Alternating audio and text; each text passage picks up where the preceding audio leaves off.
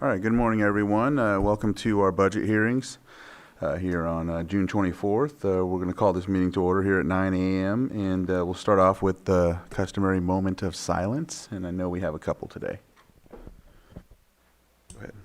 All right, thank you. I will go ahead and start. I don't have a specific date, but I believe it was about 2 weeks ago. A gentleman by the name of Rick Rice, a well-known veteran in the area of Lake County, who was part of the United Veteran Council of Lake County. I believe that's the name of the team he was a part of. Rick Rice, I met him probably 15 years ago when I first came to Lake County.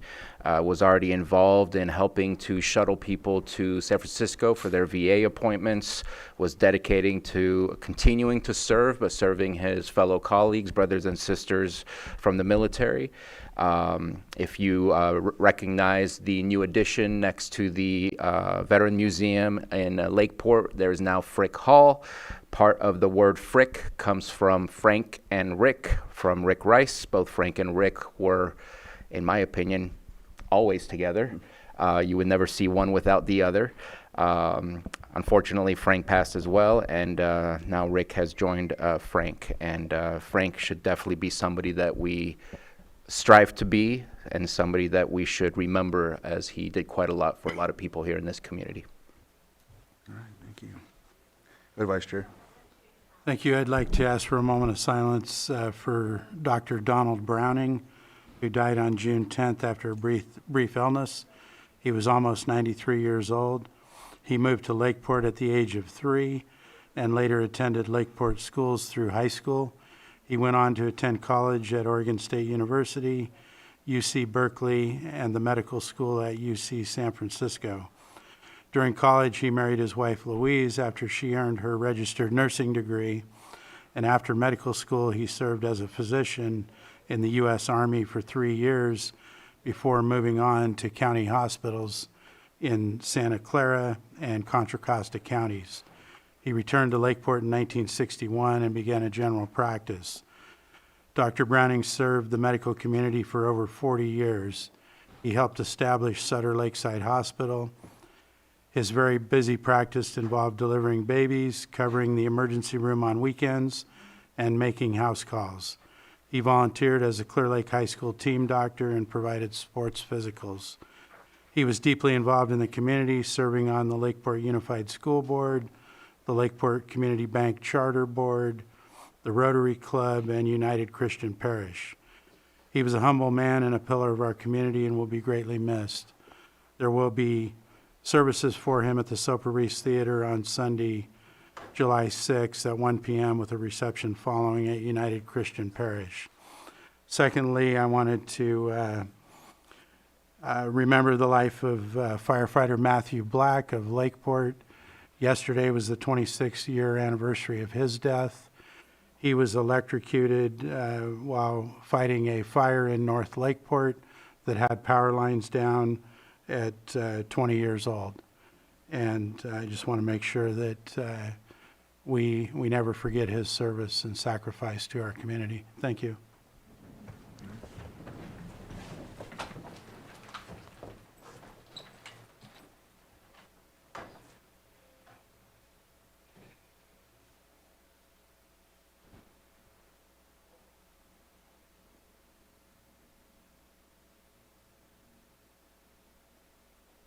Vice Chair Rasmussen, can you lead us in the pledge?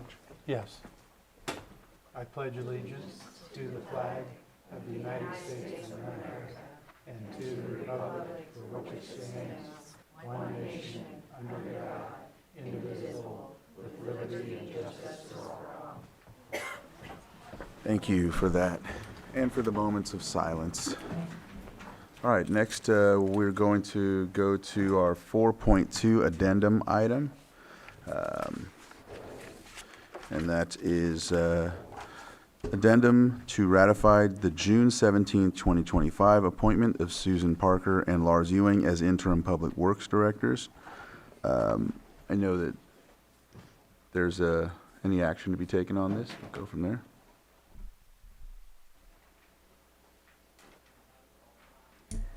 Read a public comment.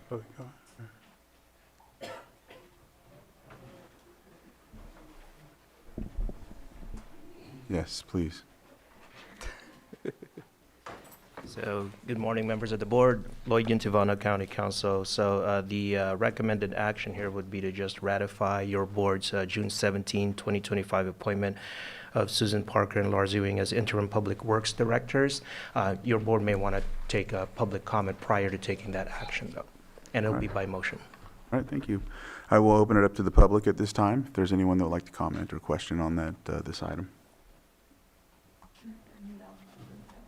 All right, I'll bring it back to the board for action. Mr. Chair, I move that we ratify the June 17th, 2025 appointment of Susan Parker and Lars Ewing as interim public works directors. Second. So I have a motion and a second. All in favor? Aye. Any opposed? Motion carries 5-0. Next, we will move on to 4.1, our public hearing, consideration of recommended budget for fiscal year 2025 and 26 for County of Lake and special districts governed by the Board of Supervisors. I will give the floor to our CAO, Susan Parker. Thank you, Chair. Good morning, Supervisors. Susan Parker, County Administrative Officer. It is an honor to present the fiscal year 2025 through 2026 recommended budget for the County of Lake and special districts governed by your board. Developing a structurally balanced and responsible budget in compliance with the County Budget Act requires significant collaboration. We are very fortunate to have a highly dedicated group of department heads and staff committed to serving the public by preserving the fiscal health of our county.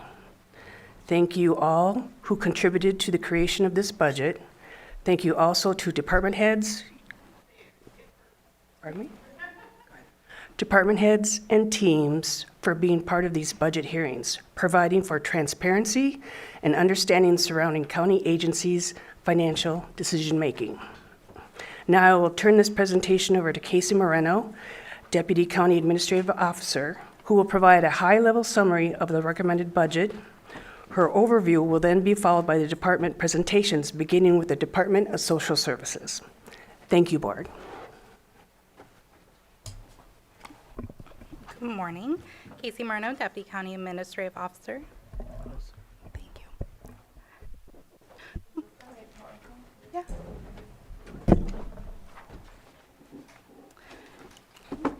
So our budget priorities are to maintain a structurally balanced budget, preserve the general reserves, avoid reduction in service levels, avoid layoffs, furloughs, and benefit reduction, and to serve the public through efficient use of taxpayer dollars. Next slide. So an overview of the county budget. General fund went down by a couple million. Special revenue funds include Department of Social Services, Health, Behavioral Health, various sheriff and other specialty budgets. Capital project funds include Lamson Capital Projects, RDA Housing Successor Agency, Public Safety Facilities, Geysers Geothermal, and Capital Projects. The debt service funds are at zero, and that is due to the funds being held by U.S. Bank, and the project is budgeted in the Public Safety Facilities budget, which is in the Capital Projects funds.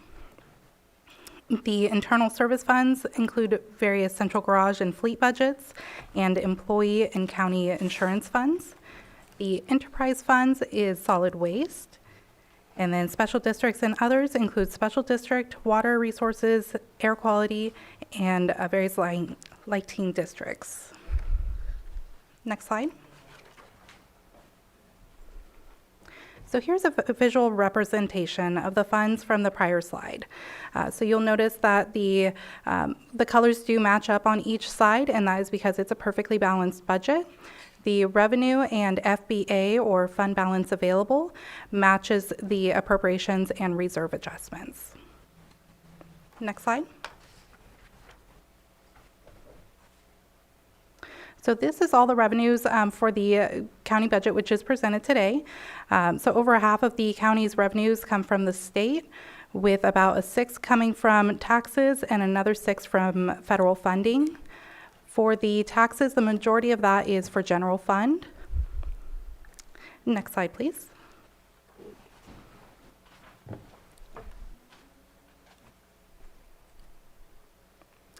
So this is all the appropriations which is presented in the budget. So the county appropriations are largely focused on services and supplies, followed by salary and benefits. Next slide, please.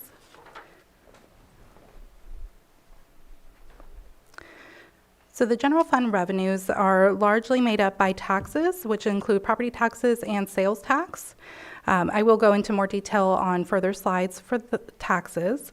And then it's followed by about a quarter of the revenues come from state. Next slide, please. So the general fund appropriations, over half are the salary and benefits for staff, followed by about a third for services and supplies. Next slide, please. So general fund's net county cost. So the net county cost, or NCC, is the amount of discretionary and non-discretionary funds which are allocated to general fund departments. The carryover or fund balance available is something we talk about a lot in final budget, and these are the unspent funds from the prior fiscal year. For non-general fund departments, this is included in their budget for this year. For general fund departments, they do not have carryover that they can automatically put into their budget. If a department does need carryover, they'll ask for it as an extraordinary request. So the net county cost was decreased this year due to an awareness of economic uncertainty, as well as it's intended to cover just ongoing expenses, not one-time costs. So departments have requested one-time funding requests. There's about $5 million which are included in the budget presented. The remaining carryover or FBA will be allocated at final budget. Next slide.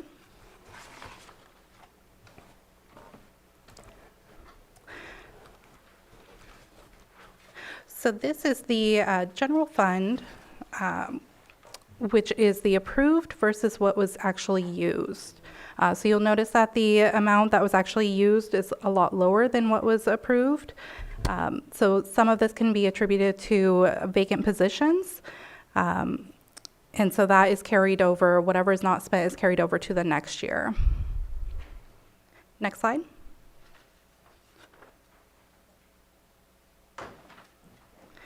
So the next two slides are position allocation changes for general fund since the adopted budget. So a lot of these positions were already previously approved by either a separate agenda item or during mid-year, but they are changes since the adopted budget, so they are included here. Next slide. And here are the remaining positions that have changed. Next slide. So one of the ways that general fund will be affording the salary increases as a result of the MOUs is by removing positions. So a huge thank you to the departments for their willingness to give up a position to help us be able to afford these increases. So the departments that gave up a position is the auditor controller, assessor, information technology, district attorney, sheriff, probation, and planning. Next slide. So when we talk about funding positions, it's always a question, can we afford it? So for all positions in the entire county, it's $127.8 million approximately. And that is for all county departments. For just general fund, it's about $54.8 million, plus the budgeted overtime, cash outs, and extra help positions. Adding in the expenses of $41 million brings us to the budget presented of $99 million. So with just the amount that we're expecting to bring in as revenue is $88 million, and then the difference is the carryover. Next slide.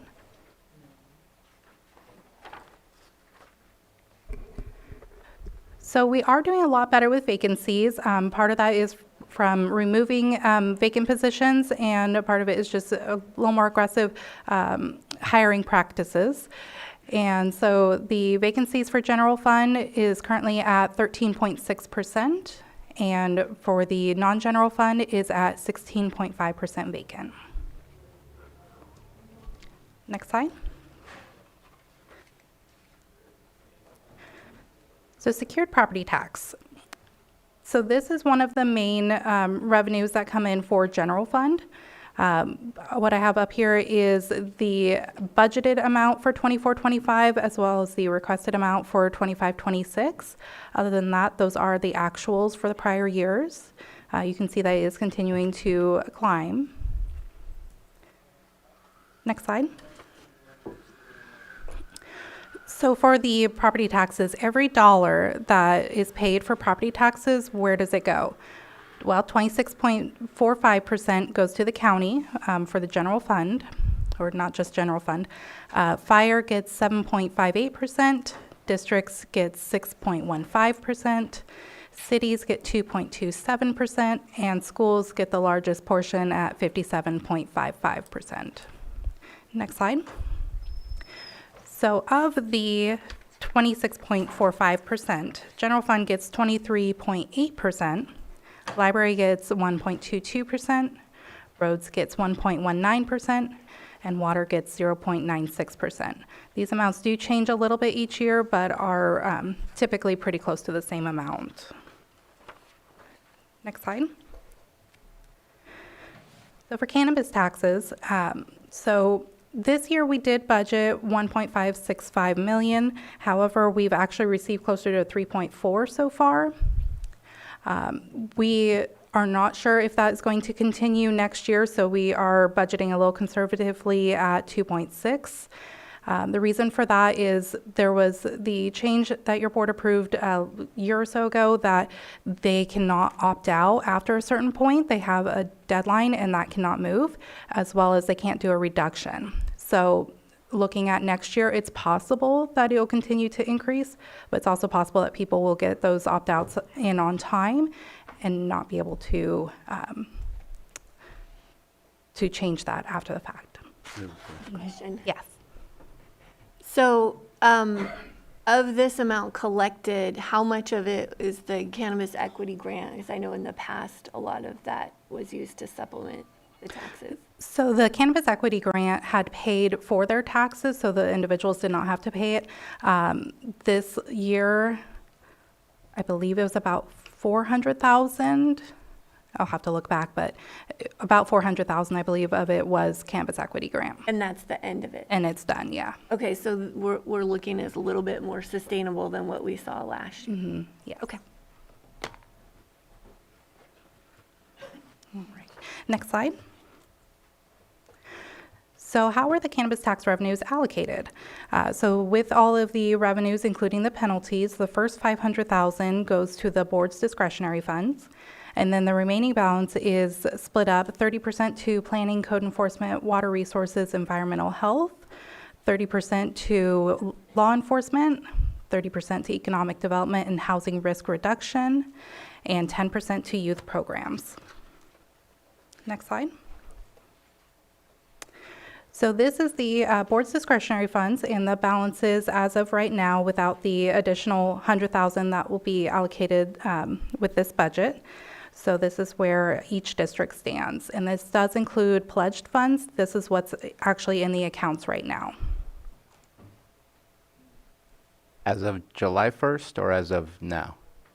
This is what it is as of now. July 1st, you'll get another 100. I'll take it. All right. So the sales tax, so we are estimating that it will come in a little bit higher, so we may adjust the 25-26 a little bit in final. So far this year, we've brought in 8.1 million, which is above what we had initially estimated of 7,775,000. So sales tax is starting to climb back up a little bit, but we're not going to be too aggressive with that. Next slide. So transient occupancy tax, we did estimate that it's going to be about $1 million next year. However, with the tax collector going after some of those renters that have not been filing transient occupancy tax, it may go up, but we would adjust that later on. Next slide. Thank you. So an overview of the general fund contingencies and reserves.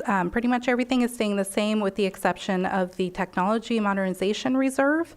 So you'll see the negative 2 million. So that is because 4 million is budgeted to go to the auditor controller's office for the workday conversion, and then 2 million should be coming back in from behavioral health.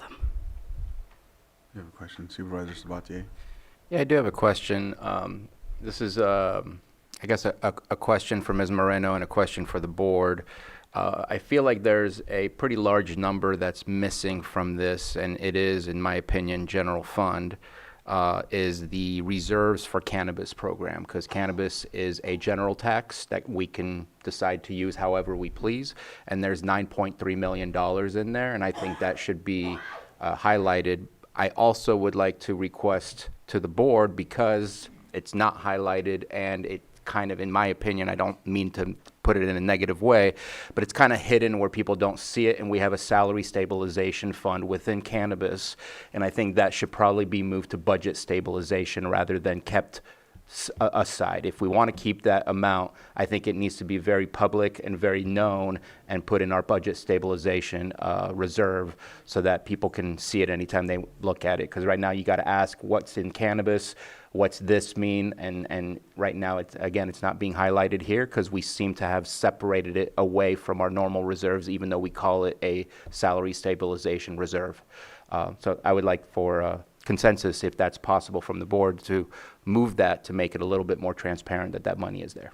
I believe it's $5.2 million or something like that, if I'm correct.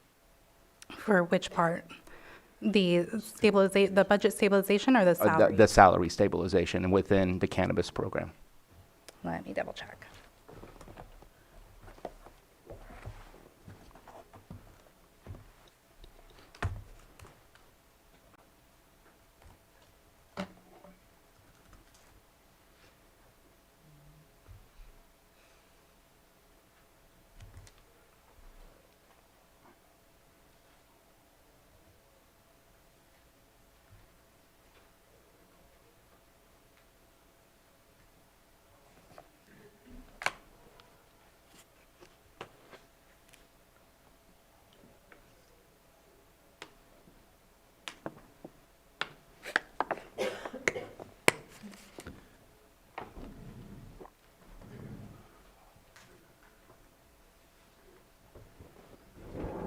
So currently there is 5.9 million. 5.9.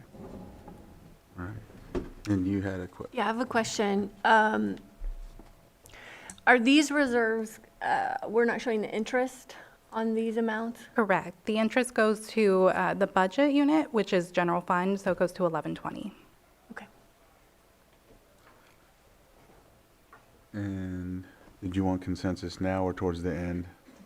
If it's possible now, to see if that's something we can bring back for the final budget to move that, to make it more transparent. Do we have a, Is there a reason we wouldn't?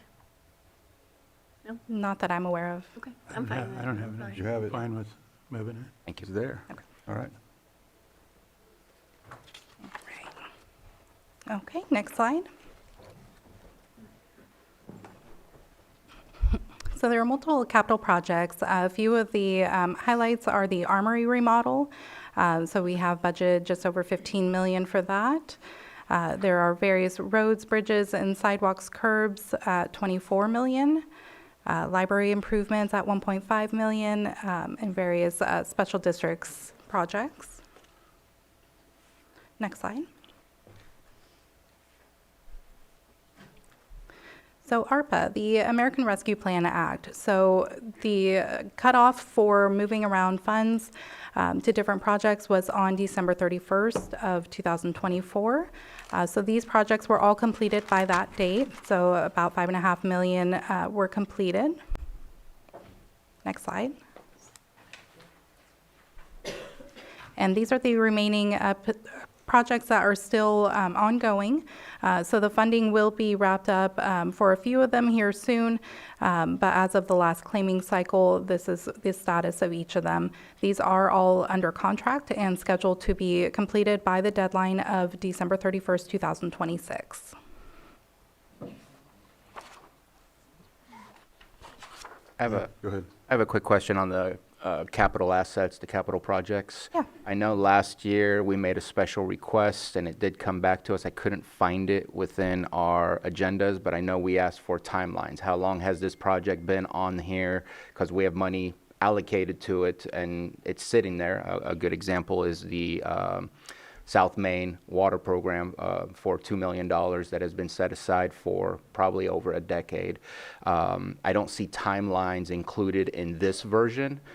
It was asked for last year. Are we getting a timeline for final budget? Or are we getting another special agenda? It would be nice every single time we get a capital asset list to know, is it, because I'm having to go back and forth. Is this a new project or is this the same project? Are we accumulating funds or are we depleting funds? It's hard for me to understand where things are and where we're going. Or if things are on hold and we need to discuss if that project's even still a viable project. With your board's permission, if we could bring that back at final, that way we can ask the department heads for the timelines, we can definitely bring that. Please. Okay. All right, so anticipated needs from the general fund. So the new courthouse, so the state currently owns the 4th floor, so we will need to start saving for that to purchase it and then renovate it. The compensation study implementation will start on July 1st. So any increases to salaries have not been included in the budget, so we're going to be working with departments to ensure that their funds are available for that. And then the Board of Supervisors chambers and 1st floor bathrooms remodel, that will be coming soon. Next slide. I just wanted to throw something out there real quick. We did an exchange of a property for the armory. Is it a possibility of looking at any property that the county owns to do an exchange for the 4th floor so we don't have to dish out any dollars for the 4th floor? And maybe we can work with the state on a housing project similarly to what's happening on 18th and Phillips.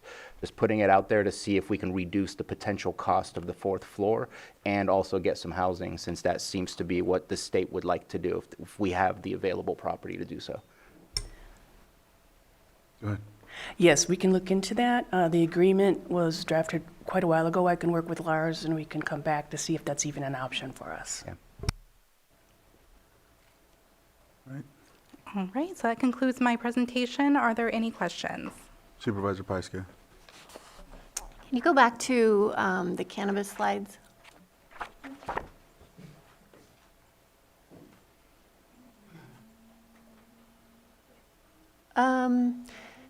Yeah, we can start with this one. Just noticing how much the revenues dropped from the time, and then go to the next one. Perfect. I think we need to reconsider the 500,000 that's allocated to the board. And when we were at 8 million, maybe that made sense, but I propose that we cut that in half. And I think 50,000 each is more than adequate for our projects, given the reduction in revenue over the years. And one of the things that I'd like to propose is we have 10% for youth programs. Those are for the library. But one of the things that we're trying to expand right now is our recreation program, because we've not had much recreation in this county. We've had clogging over the years. And I know our public services director has been looking at expanding. Last summer, we had summer camps for the first time. I think this is something that the people of our county could really benefit from: youth, seniors, all kinds of programming. I think taking $250,000 from this, from the board to public services to invest in recreation program would be a lot more beneficial. We see, can you go to the next slide? How much money is just sitting there? There's a lot there. And I think we can still do what we need to do with a smaller amount, and it's much more responsible for the benefit of all of our residents to consider this. Supervisor Sabatier? if we didn't have a $9.3 million reserve in that specific category, I would say, let's have that conversation. But I think that's what the reserves should be for. Only some of that is reserved specifically for what we've asked for. The rest, I haven't seen a request. I would make requests before we start cutting anything else out. Well, reserves are one time, this is ongoing, given that we continue to have ongoing revenue in cannabis, but those reserves are set aside to be reserves and for projects, for capital projects and for park projects. And this is a time that we shouldn't be dipping into the reserves, and we need to hold strong on all of our reserves. But we have all this available revenue coming in each year that we really need to be investing in our people. Go ahead. I think that a lot of the monies for these projects, they are investing in the people, in all honesty, as far as pet projects for the people. And prior to actually this coming up, I just asked Bruno, just what are you saving for? And he said a skate park for the kids. I'm So, aware, yeah. I think that that's pretty worthy. Well, that's $600,000 that's been sitting there. This is going to be year 6. Oh, Yeah. So, I mean, I know this is potentially controversial, but I don't feel right taking this much money. Can we go back and show what the proportion is that goes to the board rather than to programs? Go back to Go back the, to the other one. yeah. Yes. We take $500,000 right off the top. and those discretionary funds can go directly to those. You have the right to put them into those programs. We do, and I will. That's all I'm saying. The other thing that I'd like to consider besides programming, recreation programming, is investing in our internship program, which Vice Chair Rasmussen donated. Did you put 25,000? It ended up being a little under 20 with the So, final cost. but yeah, we had, this year, because of that, we had internship positions for museum, HR, admin, and library.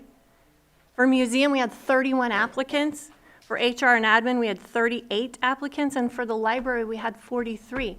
This is where we can expand services for our youth that want to intern with the county, that want to know more about our government and contribute as public servants. So, I will cut mine in half, and I just would encourage the rest of the board to think about this, because this is a lot of money to just be sitting there at the will of one supervisor. And we can really invest this in our people and our youth, our seniors, and our students, and start to see some big differences. Supervisor Sabatier? I'm going to move on from that topic. Appreciate the request. Well, I want to hear from, Part of Other people. part of why I disagree, and I think it's written in, maybe it's the next portion of this presentation, so I don't want to steal your thunder, but we do not spend the money that is available for us to spend very much every year. I have a bid out right now for the skate park, so my money's about to disappear entirely.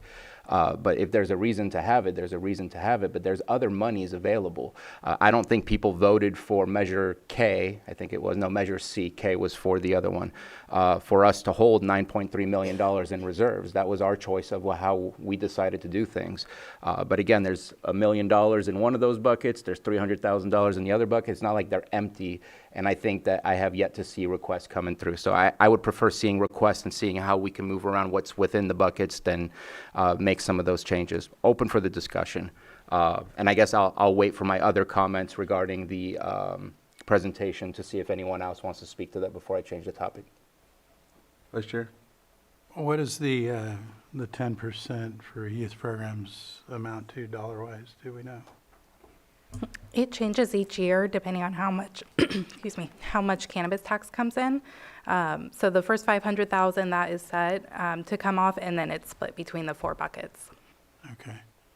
Well, I'm open to thinking about it more. I'm not ready to make a decision on that today, but I do think that the youth programs are one of our most important things that we have going on, and that's why I, have put some of my initial money towards the internship program to make those programs available. So I'm open to thinking through it more.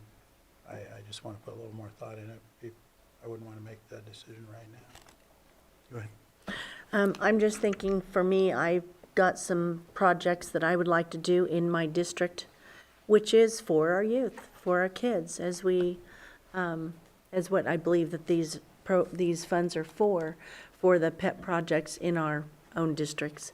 So for now, I haven't spent any money. I've got some allocated out where I've promised it to the museums, to other areas, but I'm looking forward to being able to do something within our district that is meaningful in the Lower Lake and the Middle Town and those areas. Well, I know I've pledged mine to specific initiatives. Like one is the cameras, the license plate readers. That's an ongoing cost.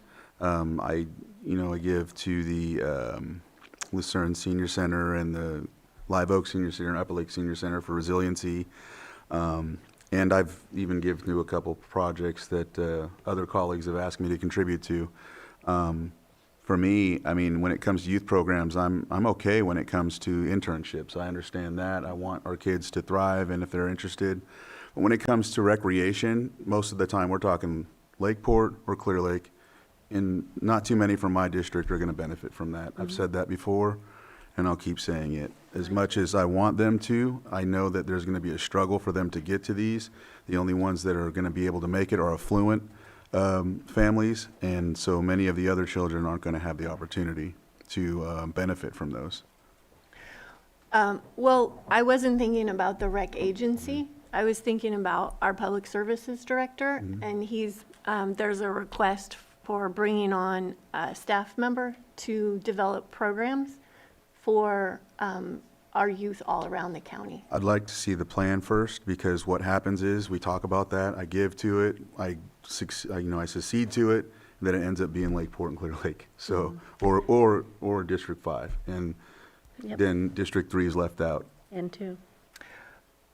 Well, we can talk about it more, and I think that maybe that discussion can come up when Public Services has their presentation, but I have felt like it's board heavy on this for a long time, and I'm glad we're having this conversation. I still think that this is too much for us to be taking off the top every year, and I hope we can get to a point where we're looking at funding some other things. And I'm glad that you're open to having that conversation. Go ahead, Supervisor Sabatier. So just some of my comments. I mean, right now it says that the budget is balanced. You did talk about at the end that there's some incoming issues, which we just approved over $5 million in change of salaries. So in a way, it won't be balanced as of July 1st when we start paying off based off those salaries. We'll have to make some adjustments. So we're already kind of $5 million in the hole in the sense of how the budget looks today, knowing that we approved those MOUs. If that's the case, that means that we are pulling about $82 million out of reserves. We have $135 million in reserves. That's a huge chunk in order to balance that. And that just goes back to, I know you're going to be saying that we have been spending very much below what we say we're going to spend. And so to me, we have to figure out a way to tighten our budgets to be more realistic. I think our budgets are very fluffed, which if they were more realistic, a little tighter, then there would be more money to be able to move around and work with some of the programs that we're talking about right here. Also, positions taken out. I know you mentioned you took out 9. Our fault over here, but we need to do a better job because we're still seeing an increase of about 14 or 15 positions compared to last year. And with the increase that we just did, that is not sustainable in the long run. And I think that we need to have a harsh discussion about what the vacancy looks like and how we reduce that vacancy, not lay people off, but how to reduce the position allocation to be realistic, especially after signing a 4-year contract with our unions. And so I think that we need to have a deeper dive discussion about position allocations. Some are going to be of value to add, and some are going to be of value to get rid of. Again, not layoff, just vacant allocated positions that still are there and that hold money within our appropriations of our salaries that I think traps, especially in the general fund dollars that could be used to serve the public in better ways. And that's been something I've been seeing again and again in our budgets, that we have these positions, but we don't even fly them sometimes. And I just think that that's money trapped and money lost that we can be spending on the people in providing services or providing physical things in our community like parks or whatever else might be. So I think we need that deeper dive. And I hope that we will have that deeper dive. This has been a discussion about reducing the number of position allocations that we have, and 9 is not enough. Go ahead, Casey. So on the reserve adjustments, I show an adjustment of 9.5 million. I looked at your reserve fund summary, and it says we have 135 million. And then overall, if we're spending $418 million with the revenues showing 341 million, then we got to get the money from somewhere. And I'm not seeing the fund carry balance for every single one of them, because that's not necessarily specifically identified in each budget sheet. But when I see we're getting 341 million and we're spending 418 million, I start getting concerned that that's how we do our budget. And the only way to balance it is to make sure that we have the reserves to cover it, or the carryover balance. I'm still not seeing the reserves that you are. Is it on the, on C5? As far as what money you're using to balance it out, I don't have the specifics. Okay. But what I do have is you have a fund summary of the reserves, and it totals $135 million. Stephen? Stephen Carter, Assistant County Administrative Officer. The 86 million is FBA, fund balance available, so it's what you guys would call carryover. There's only, and if you look at the fund summary, you can follow down the spreadsheet. The reserve adjustment's only about 9 million. So 86 of it is carryover / FBA from the prior year. And there's a lot of large departments like social services that are front loaded in June for the first quarter in the next year. So it's not necessarily apples to apples like, oh, we just have a big pot. Now, everybody is different. Exactly. Because of where their funding comes from. But again, that number you just stated as a carryover is a rather large number. I heard a microphone. Oh, okay. All right. Any other? And so if there's no other questions, I'm going to open it up to the public. Lloyd? Okay. Is there anyone from the public that would like to comment on this presentation for this initial budget discussion?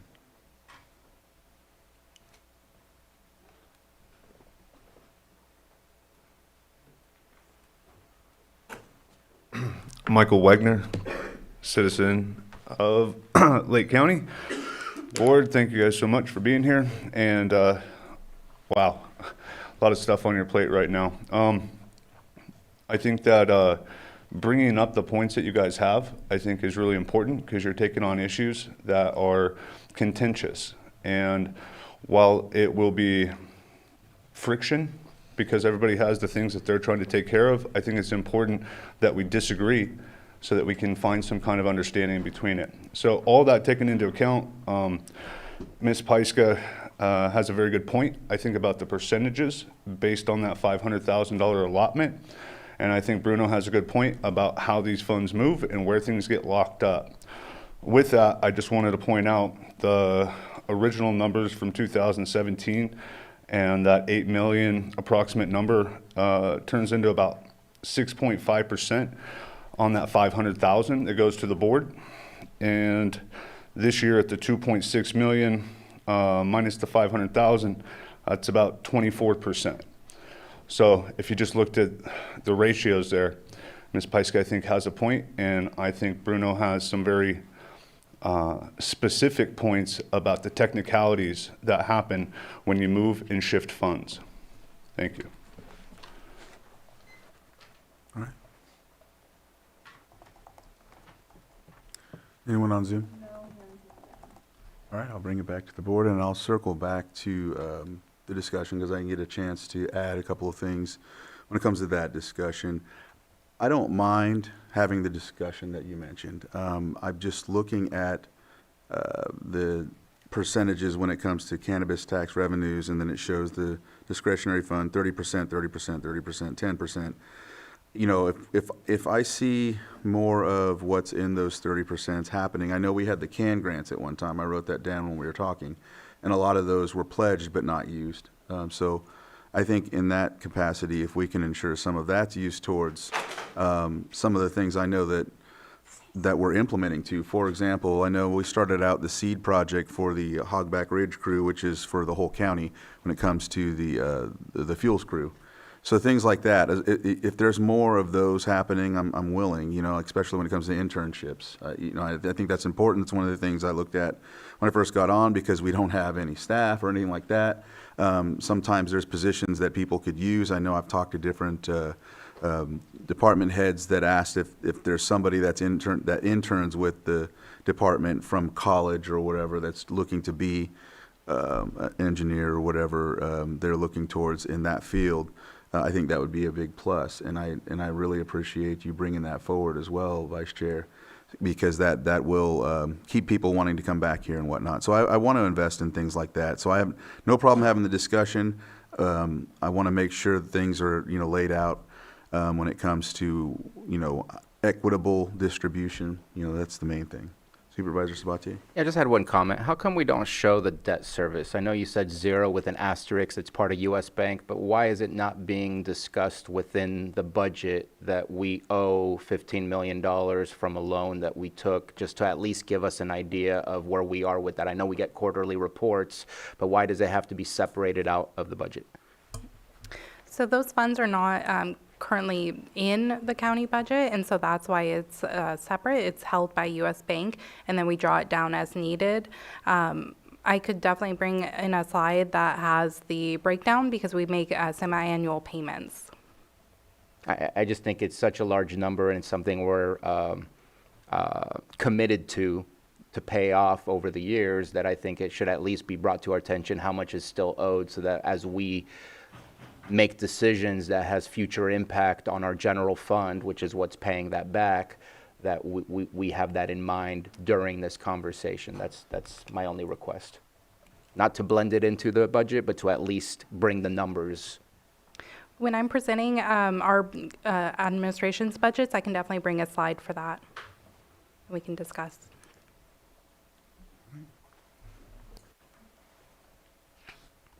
If there's not anything else, we can conclude this portion of it. We do need to vote on accepting, or we just move on? Yeah. We're good? I'm just making sure. I move forward sometimes, and you're like, hey, you didn't vote. All right. Let's move on to the next portion, which is our social services. Yes, so we have Social Services with Director Rachel Dillman Parsons, starting on page D242.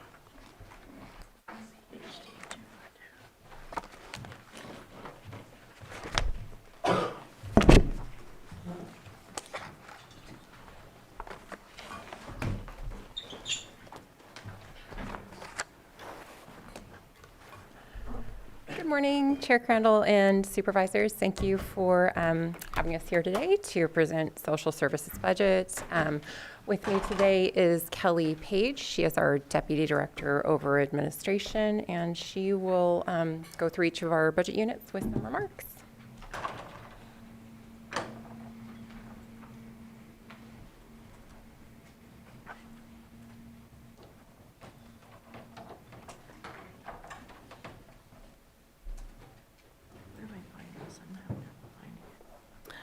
Good morning. I'm Kelly Page. I'm the Administrative Deputy for the Department of Social Services.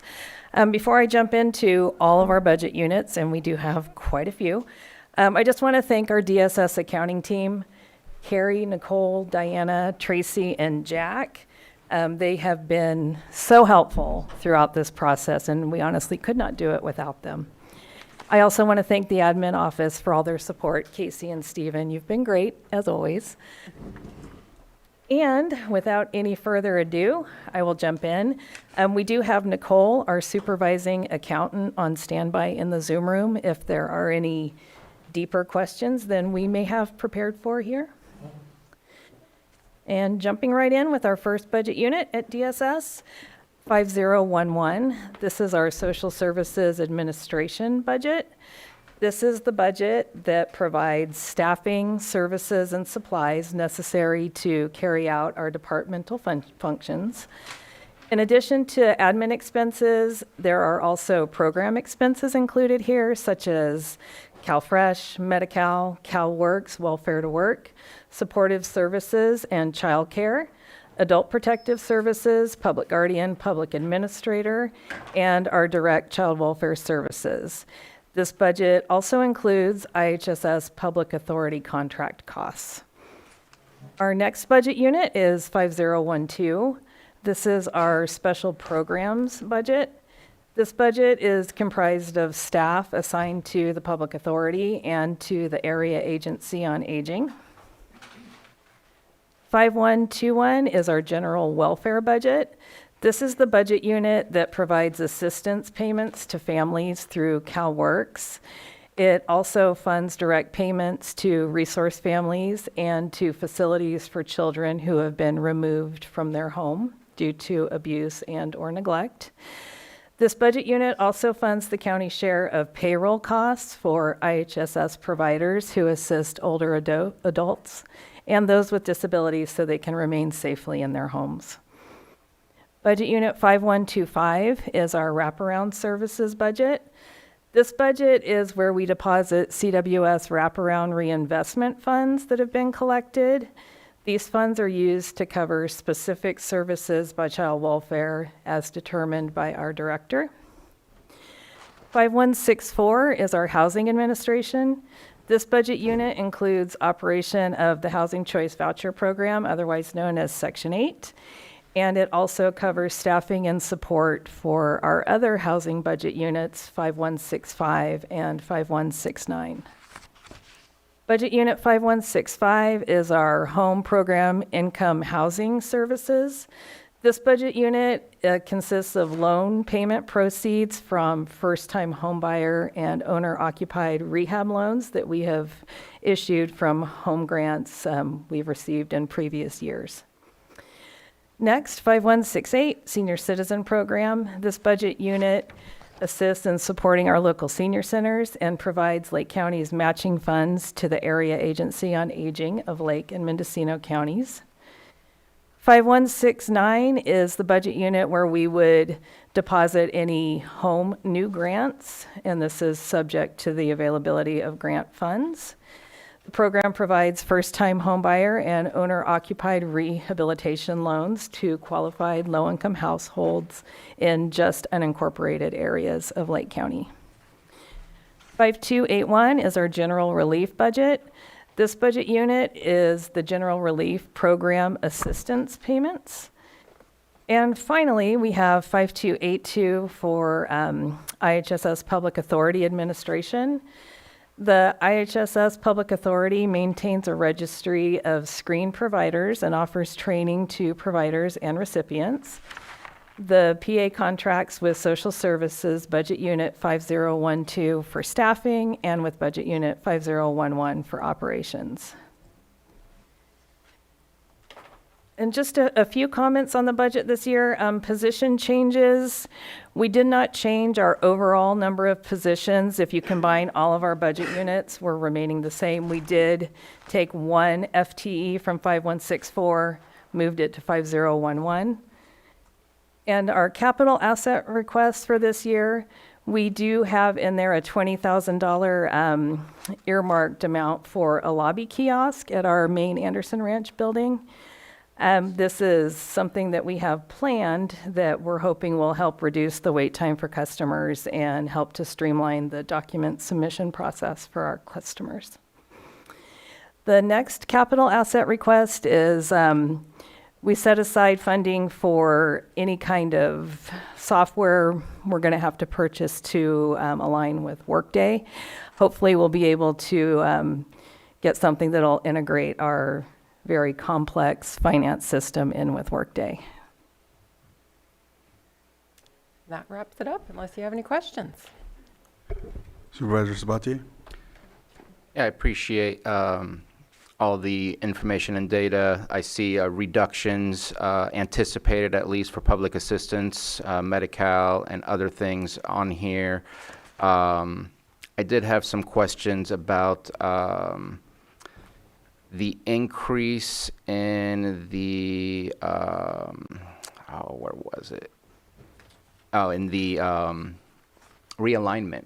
One of them, you expect an increase in realignment. Another one of your budgets, you expect a decrease. Are you just taking the same number you receive from realignment and just appropriating it indifferently, or are you anticipating a specific decrease for what's covered by that budget?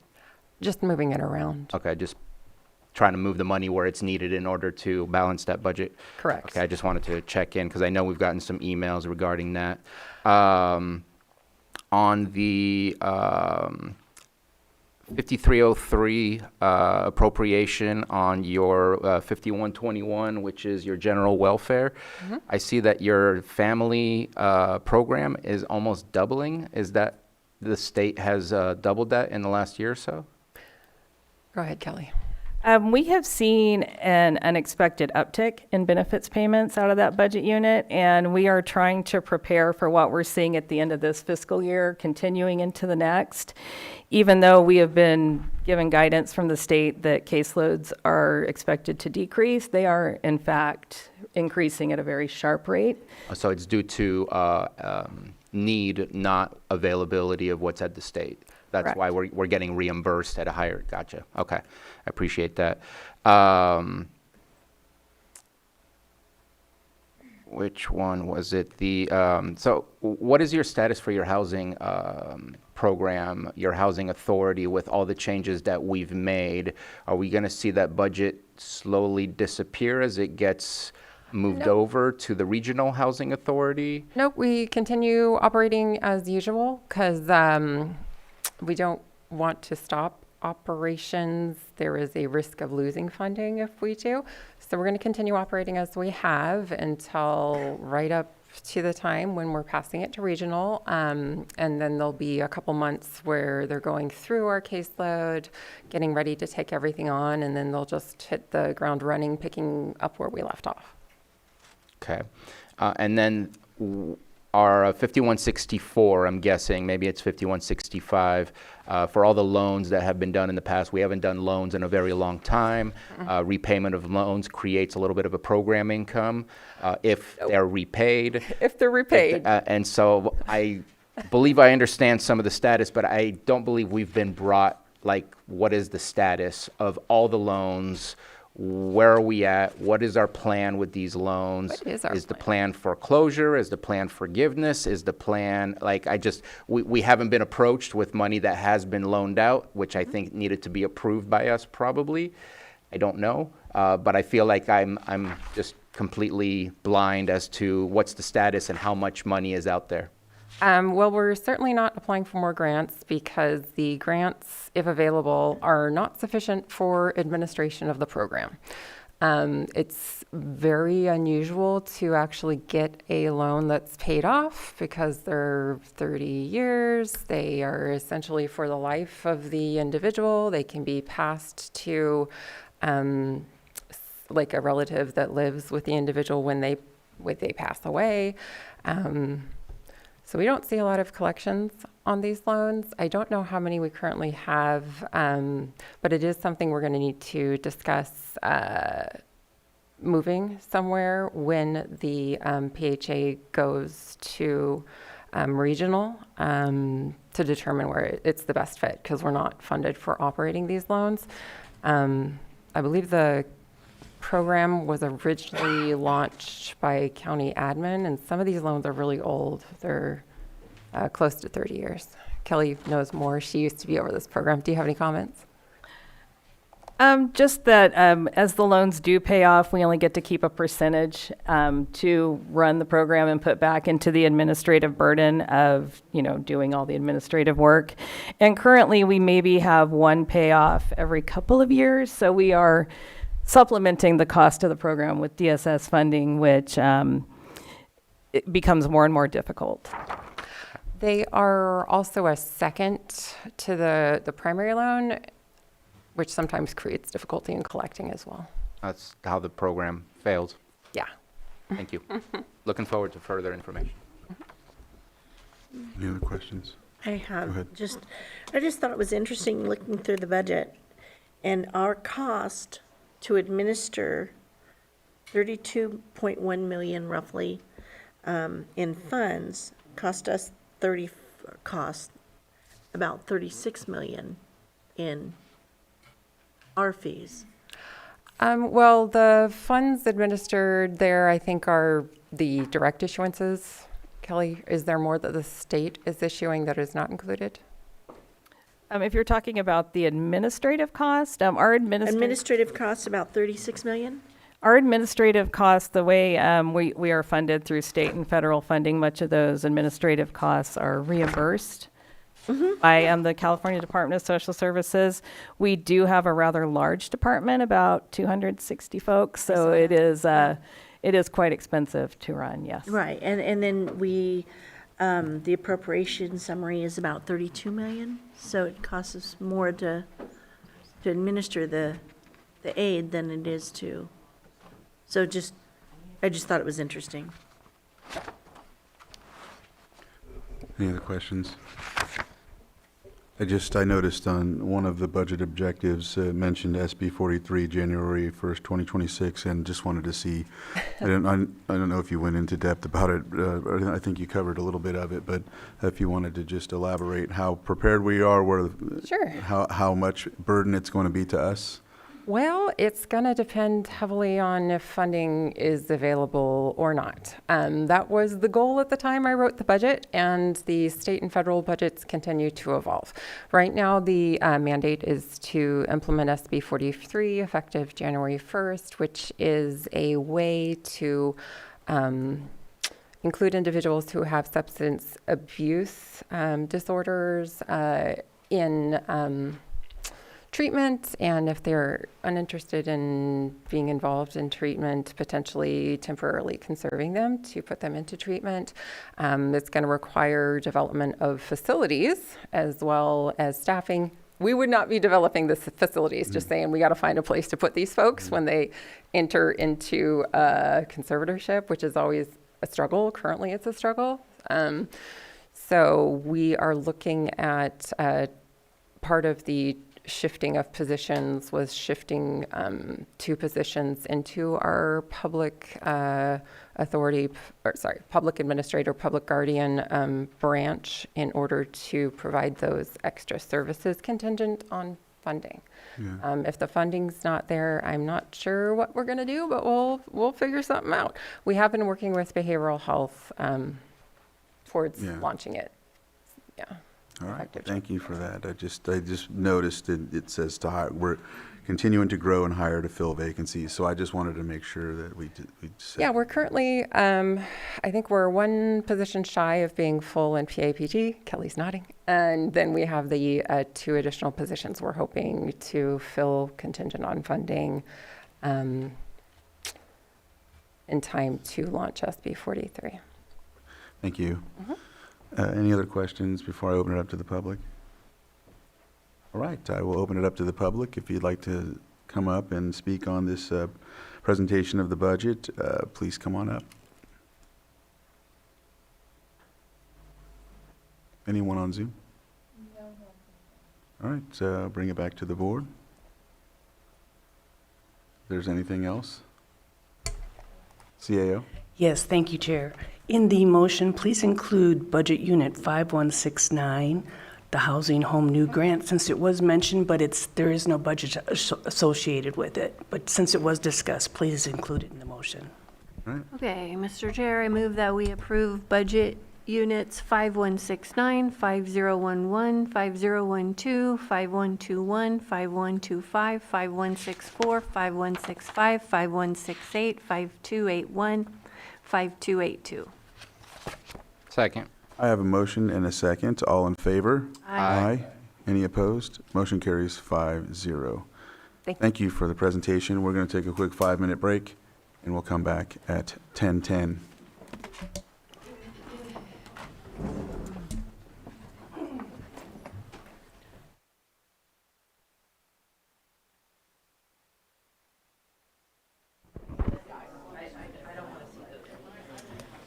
The harshest one in Disneyland is Space. All right, welcome back from our break.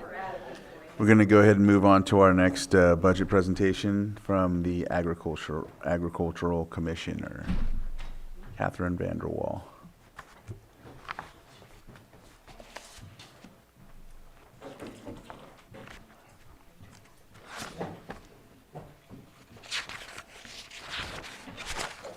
All right, welcome. Good morning. Is this on? Yeah, should be. Thank you, Board. Catherine Vanderwall, Agricultural Commissioner, Sealer of Weights and Measures. Okay, good.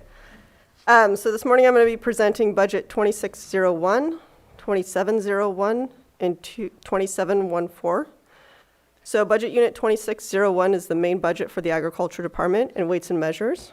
So the department is responsible for ensuring fairness and equity in the marketplace, protecting and promoting agriculture, the public, and the environment through the various programs that we administer. Some of these programs include our insect trapping program, which is critical to our local producers in safeguarding our environment and ag industry. This also allows producers to export their commodities out of state and country. Other programs include overseeing the safe pesticide use, farmers markets, inspecting incoming plant shipments in agricultural parcels. My department also tests all commercial weighing and measuring devices, and this ensures that the consumer is getting what they are paying for, whether it's filling up at the gas station or buying groceries at the store. There are no significant increases in our budget for 25-26. Does your board have any questions for this budget unit?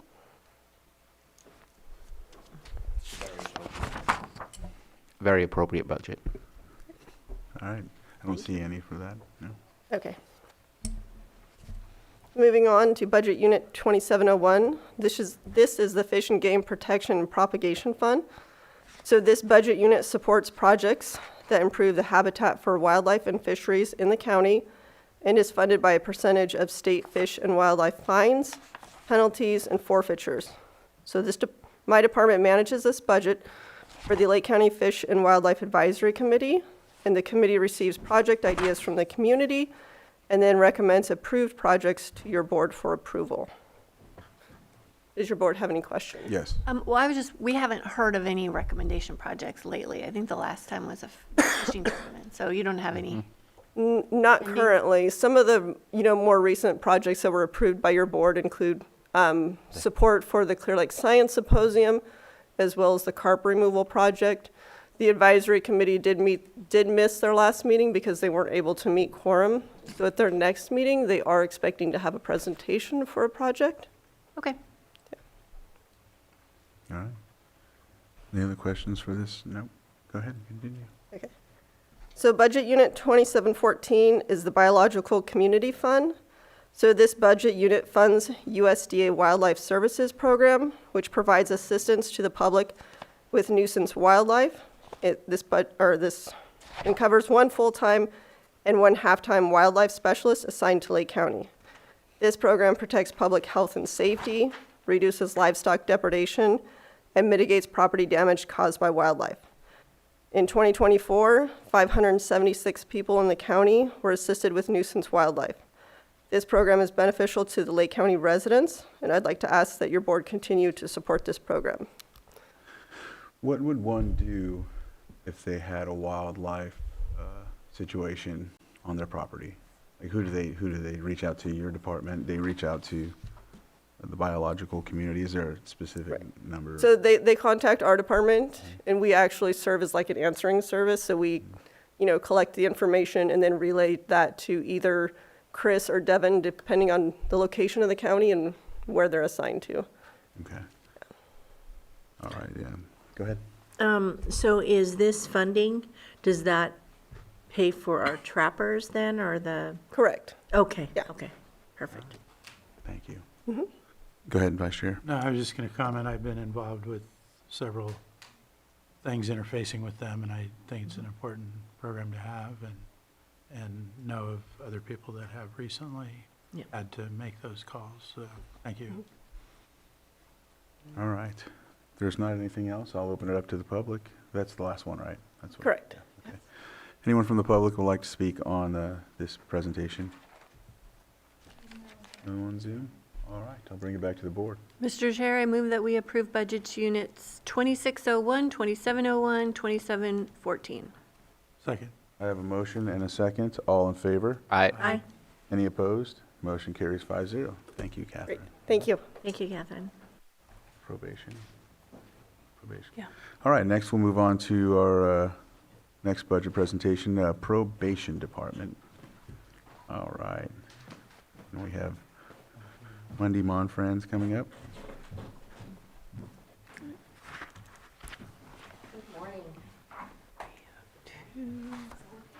Yes, you just got to speak into it a little more. Oh, yeah, maybe press it. She might There have we turned go. it off on you. Now we got it. All right, Good good. morning. The probation department has one budget unit, 2302. And as you know, we're responsible for dealing with all juveniles and adults referred to the justice system.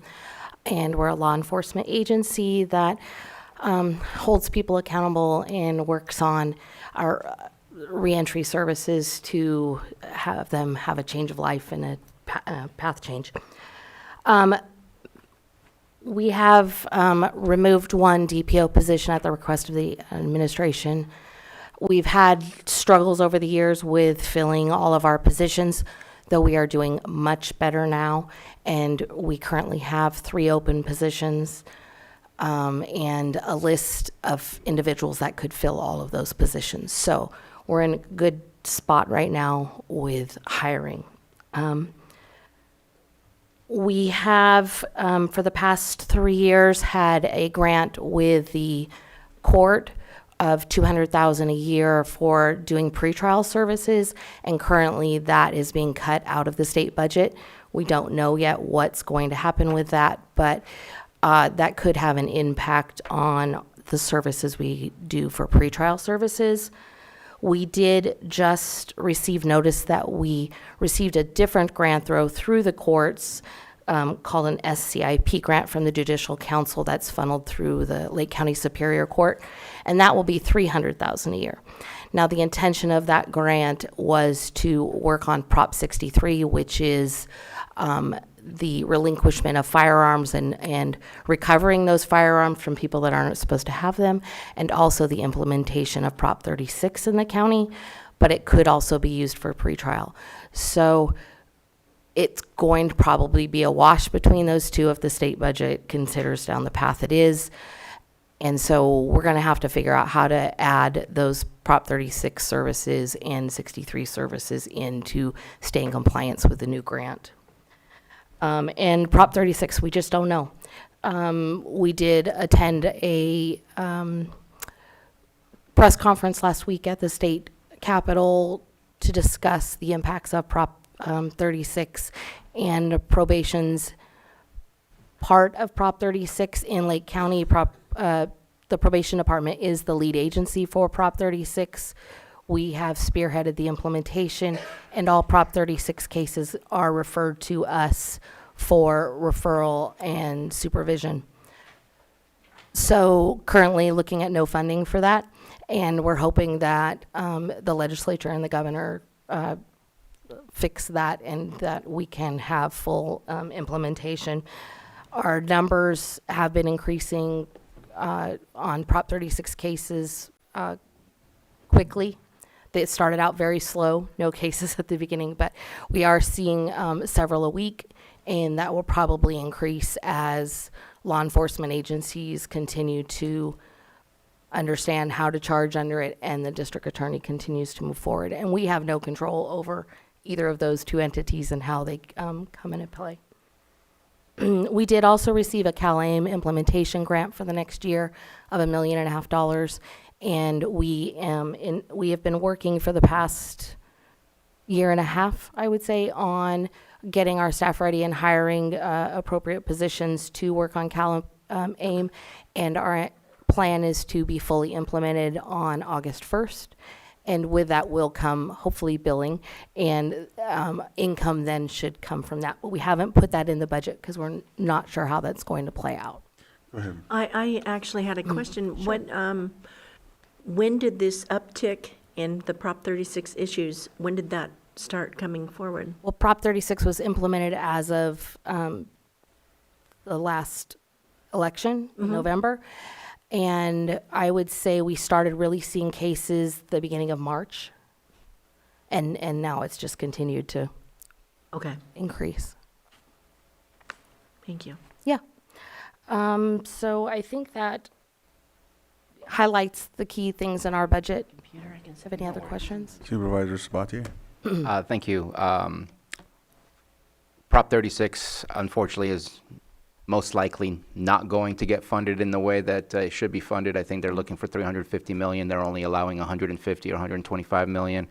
Whether they go through the treatment route or the jail route, incarceration route, you're still involved no matter what. Okay.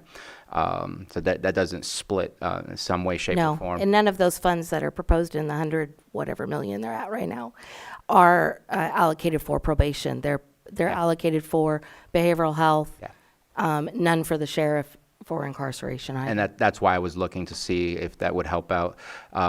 And also, unfortunately, at this moment in time, most, at least from the numbers I've received, are not taking the treatment route if given the option. That does not seem to be the case, at least statewide. I would not say that's true for us. That's good. Last numbers I pulled were we had 42 that had availed themselves to an evaluation and treatment. So I was pretty pleased with the number. Okay. At the last CSAC review that we had of Prop 36, that was not the case. I know that's especially true in maybe the things larger are changing. counties. I don't know. I think also Lake County, we have a great teamwork between all of our agencies with behavioral health, probation, the law enforcement, the district attorney. We've been working hard on making sure that individuals know the services are there. 2 weeks ago, I did a presentation for all of the attorneys in the county on the services that are available and how we're implementing Prop 36, because not all of the public defenders were aware of what we could do. So I think that also helps too, is the teamwork we have between all of our agencies. Yeah. Thank you. All right. If there's not any other questions, we'll open it up to the public. None on Zoom. I'll bring it back to the board. Mr. Chair, I move that we approve Budget Unit 2302. Second. I have a motion and a second. All Aye. in favor? Aye. Any opposed? Oh, that motion carries. Thank you. 5-0. All right. Next, we have Child Support Services.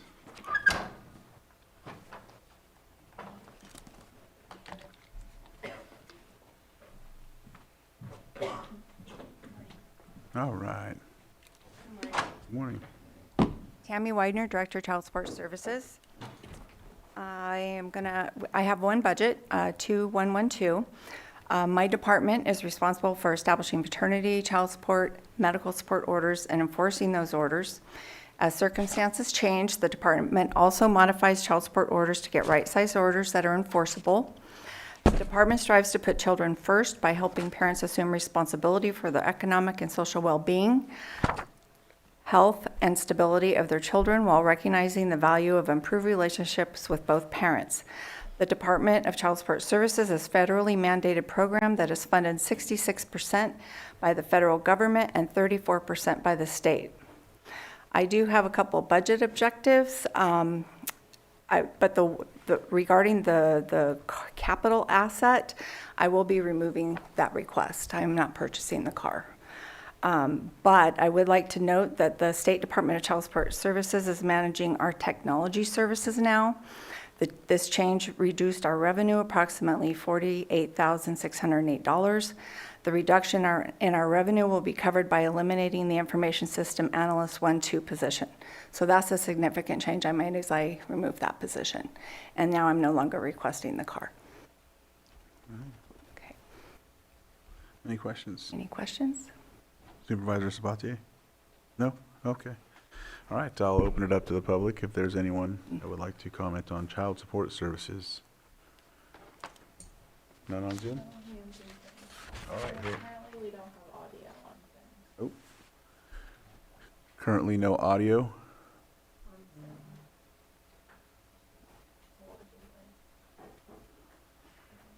All right, well, I'll bring it back.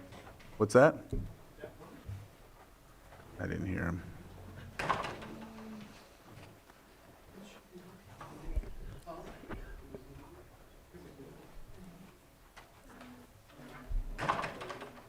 Just 1 second while we figure out the audio situation. It's working, all right. So let's bring it back to the board for action. Mr. Chair, I'll move that we approve Budget Unit 2112. Second. I have a motion and a second. All in favor? Aye. Aye. Aye. Aye. I do have a question about that motion. Do we need to make an amendment to the capital assets list or leave as is with the statement made?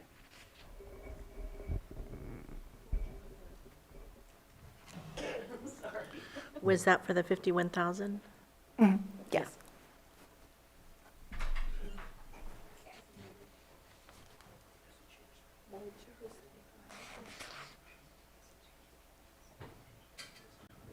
It does, Yeah. as amended. All right. Modify the motion to approve Budget Unit 2112 as amended. Second. All right, I have a motion and a second. All in favor? Aye. Any opposed? Motion carries 5-0. Thank you, Board. Tammy. All right, next we have, let's see, mental health, 225. behavioral health.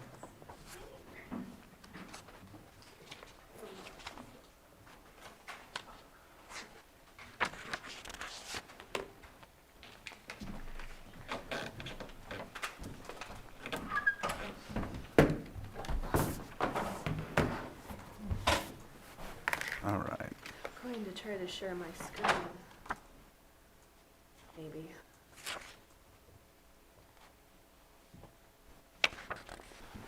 Thank you, Board. One moment. I'm going to share my screen. I hope. All Is that available?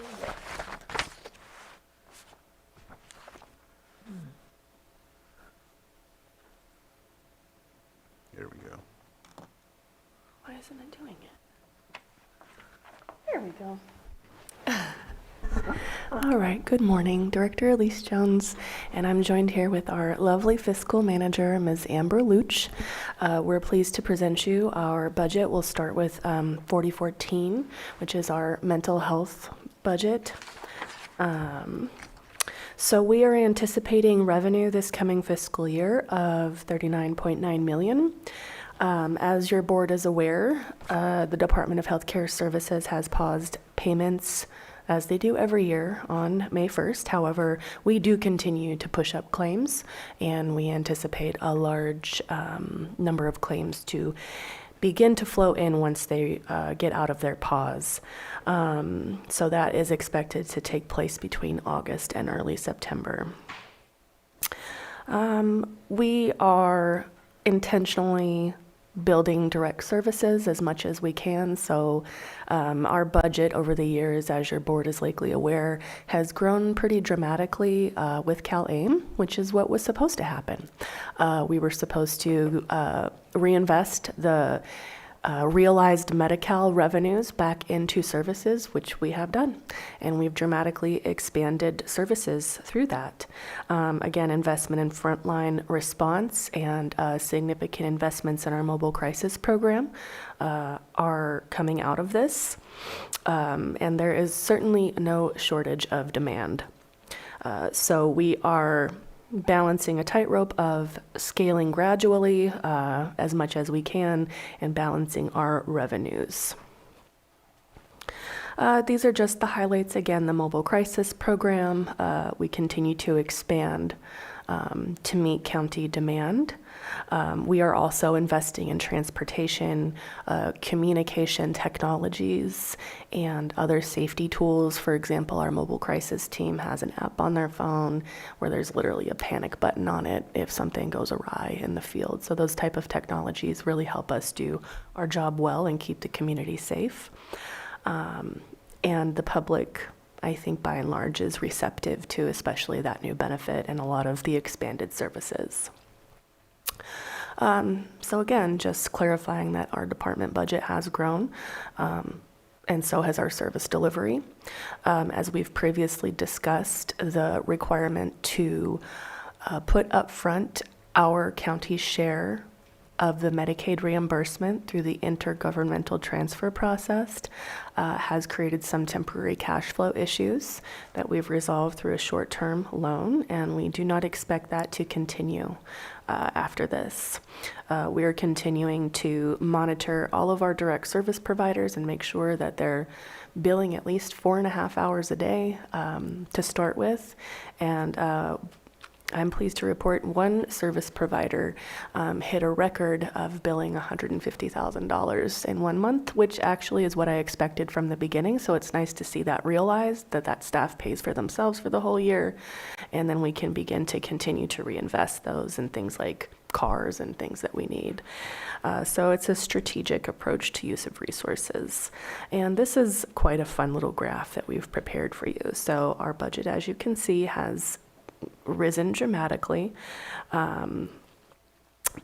both revenue and expenditures, and we do anticipate kind of leveling out here hopefully soon as we approach, 50 million almost. Again, the state payment delays that happen with CalAIM payment reform are slowly being resolved. Our IGT cash flow situation is being resolved, and I do want to reiterate that despite the pause from the state in processing claims, we submit claims continuously.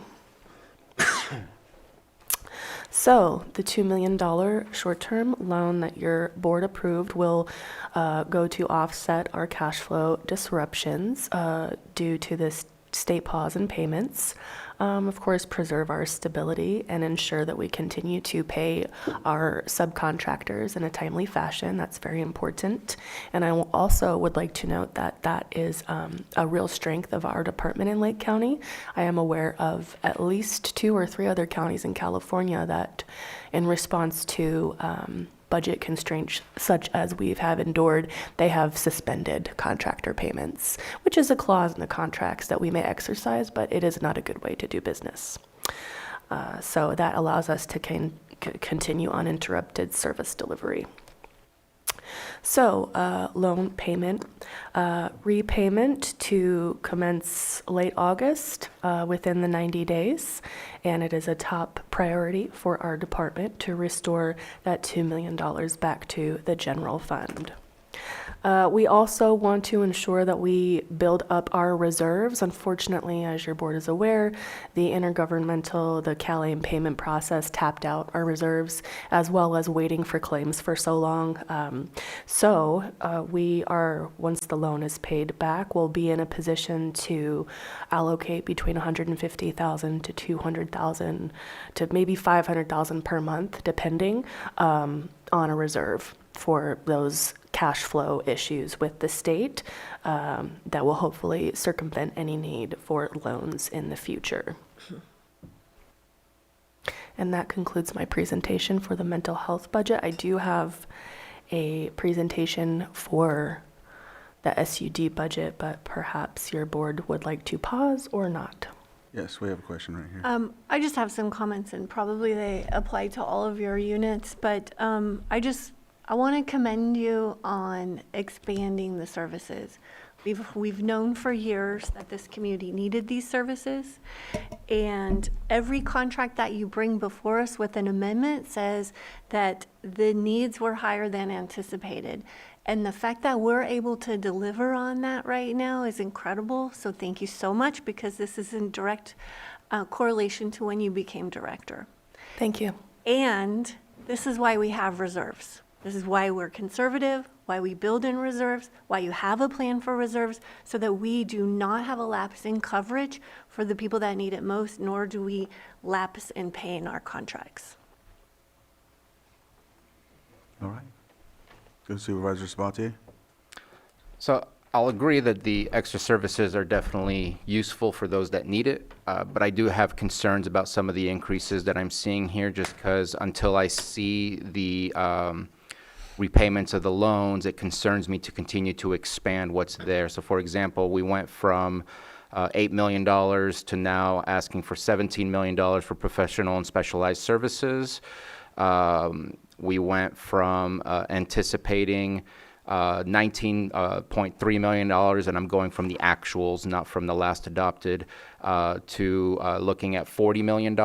And I just don't know that the $40 million is 100% to be there, and I'd hate to get ahead and providing those services and then reimbursements being changed at a time where we're not going to be able to capture those dollars. Again, I said it last time, I have very little trust in the state and the feds to care about us and the people we serve versus making sure that they are secure with what they're doing within their finances. I get it that there was some carryover balance, but seeing a higher appropriation than there is anticipated revenue, and seeing that the anticipated revenue is believed to be higher, I don't know that I feel comfortable with those numbers. In September for the final budget, I'm hoping that it might be a different situation, since we have those 90 days will be over by August. And I'm hoping that that will change how I feel about looking at this budget at this moment in time, because what they're doing within their budgets makes me nervous about the ability for us to carry on as we want. If I may comment, Centers for Medicaid, the federal Centers for Medicaid have clarified that the core behavioral health services, including mobile crisis, that fall within that particular waiver remain intact, and the federal government has no intention of removing those services. So our core mobile crisis, medication management, therapy, those all remain intact. All right. You want to continue? I think that was... Yes, thank you, Mr. Chair. All right, let's see.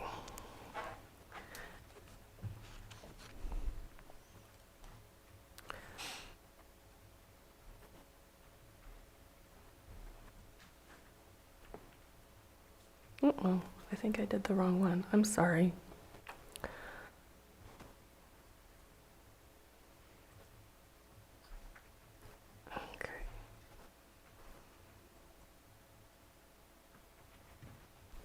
Very good. Okay.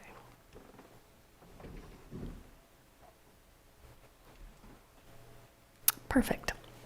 Okay, so this one maybe feels a little less scary. This is our substance use disorder fund. And I do want to foreshadow or actually acknowledge that the department now operates under an integrated contract with the Department of Healthcare Services. So we have actually one agreement with the state for both of these budget units, just situational awareness. So we project our revenue at almost 26 million. We project our expenditures at a little over 19 million. We have a fund balance carryover of 543,000, and our reserves are at 7.3 million about, which is mostly opioid settlement funds. So I also want to foreshadow that we will soon be coming before your board for contracts related to the opioid settlement funds. We are pleased to have issued 4 awards as of this date, and the contracts are they're going through the process. But it's very exciting, especially because one of those is leveraging behavioral health Continuum Infrastructure Grant monies for our behavioral health campus in Lakeport. So expansion of low barrier medication-assisted treatment services remains a priority for us. Street outreach, we've heard the community loud and clear. They want us to come to them. We're continuing to do that. Lots of naloxone distribution, overdose prevention, infrastructure. These are all tied to the use of those opioid settlement funds, and I'm very pleased with how that is shaping up. This is very exciting. So big shout out to Richie Okino. He really deserves the credit. Some of you are familiar with him in our schools, as well as his counterpart, Daniel. And so they are doing a Friday Night Live chapter. I think we came before the board before. And so we are continuing to, there's a lot of interest, by the way. Like the districts are very excited about this. So we kind of, I don't want to say we're having a wait list for Friday Night Live, but kind of. So that is part of our budget and is very exciting. Transitional housing partnership. So as Chief Probation Officer Wendy Monfrans discussed, we have a really great partnership, and we're looking how to build bridges for our justice-involved population who often struggle with substance use disorder treatment issues. It's important to note that our mobile crisis response is an integrated benefit, so it also serves people with SUD. I just want to remind everybody, if you feel like you're at risk at relapse or struggling with that, that's a valid reason to call mobile crisis, and they will come and help you through that. Workforce investment. So we've been recognized actually by the state of California and California Mental Health Services Authority for being a leader in peer-led services. So we're going to continue to strategically fund our workforce pipeline, which starts with a volunteer and could end with a director, right? Integration are lots of stuff with the electronic health record. That's an ongoing saga for any healthcare agency, but making sure that it is sufficient to meet our needs and allows our clinicians to not work so hard within the electronic health record. And we have done a lot to try to expand culturally responsive services for tribal and rural communities through this as well. And that is, that's our SUD budget, which again, hopefully feels less scary. Supervisor Sabatier? So I know you mentioned you're going to bring us some contracts. Will we be able to have a discussion as well? I'm hoping we can have a discussion about the overall opioid settlement. I know we have new supervisors here. I believe we kind of made some, I don't even know that we made decisions, but we got the plan. I forget what the exact name of it, the expenditure plan in front of us back in November or December after that was all done with the community meetings. Wondering if we can take a look at what the projected use of those funds are outside of those 4 contracts, just to kind of get an idea of what we're looking at and what we're planning to do. I'm hoping that that will be a part of that if possible. Yes, thank you. I am happy to bring back, I would like to, after those contracts, bring an item to the board for a general update after those are executed so the community can see where the dollars are being expended, as well as we have a section of our website that's dedicated to that because we want the public to have great understanding. And of course, any one of you may come to me directly to ask questions. All right. All right. No other questions? All right. Does it covers it all? I hope so. All right. I'll open it up to the public for any comments or questions. None in Zoom. I'll bring it back to the board. Mr. Chair, I move that we approve budget units 4014, 4015, and 4018. Question, you said? I'm asking if it's possible to separate mental health out. Sure, 4014. So this is just a vote I'll on- just do, Okay, 4014? yeah, approve 4014. All right. Oh, second. I have a motion and a second. All in favor? Aye. Aye. Any opposed? Nay. All right, motion carries 4-1. Mr. Chair, I move that we approve budget units 4015 and 4018. Second. I have a motion and a second. All in favor? Aye. Any opposed? Motion carries 5-0. Thank you. Thank you, Elise. Thank you. All And right. Amber. Next is Registrar of Voters.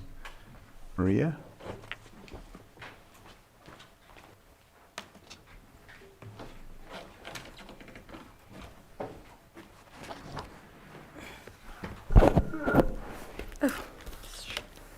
morning. Good morning. Maria Valadez, Registrar of Voters, and I'm here to present the Registrar of Voters budget.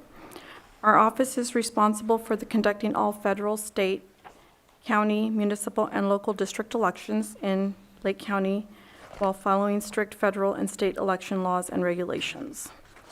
We're responsible for all components of election management and administration, including voter registration, poll worker recruitment and training, locating and reserving polling places, as well as ballot creation, voting system security, ballot processing, and vote tallying, community outreach and education, and candidate services such as candidate filing and campaign finance filing. We also oversee petition filings for any state and local filings and signature verification. For this upcoming fiscal year, we have 2 scheduled elections. The November 4th, 2025 consolidated district election, which is just for the Scotts Valley Water Conservation District, where there's 2 vacancies for 2 of the divisions. And then the June 2026 statewide direct primary, which is the gubernatorial, will have some state offices as well as some local offices and 2 supervisor offices on the ballot.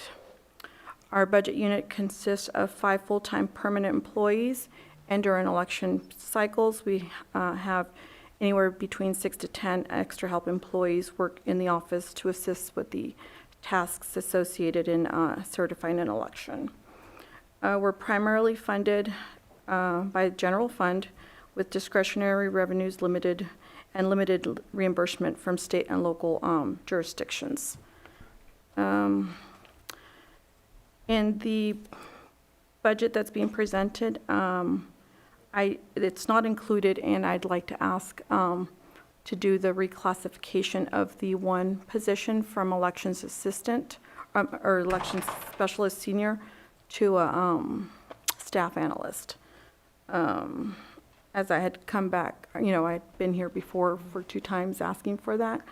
That was not included, and, hoping that I could still get that half-time position included in the budget as well. Well, extra help plays a vital role. As I said, it's really hard to hire extra help employees. We currently, we're recruiting for an extra help position during the summer where I'm a little short-staffed, and we have left messages out for 3 people, and none of which have called us back yet. So we're having a difficult time finding the extra help that, will be on call. So I'd like direction from the board, if possible, to include that in our budget.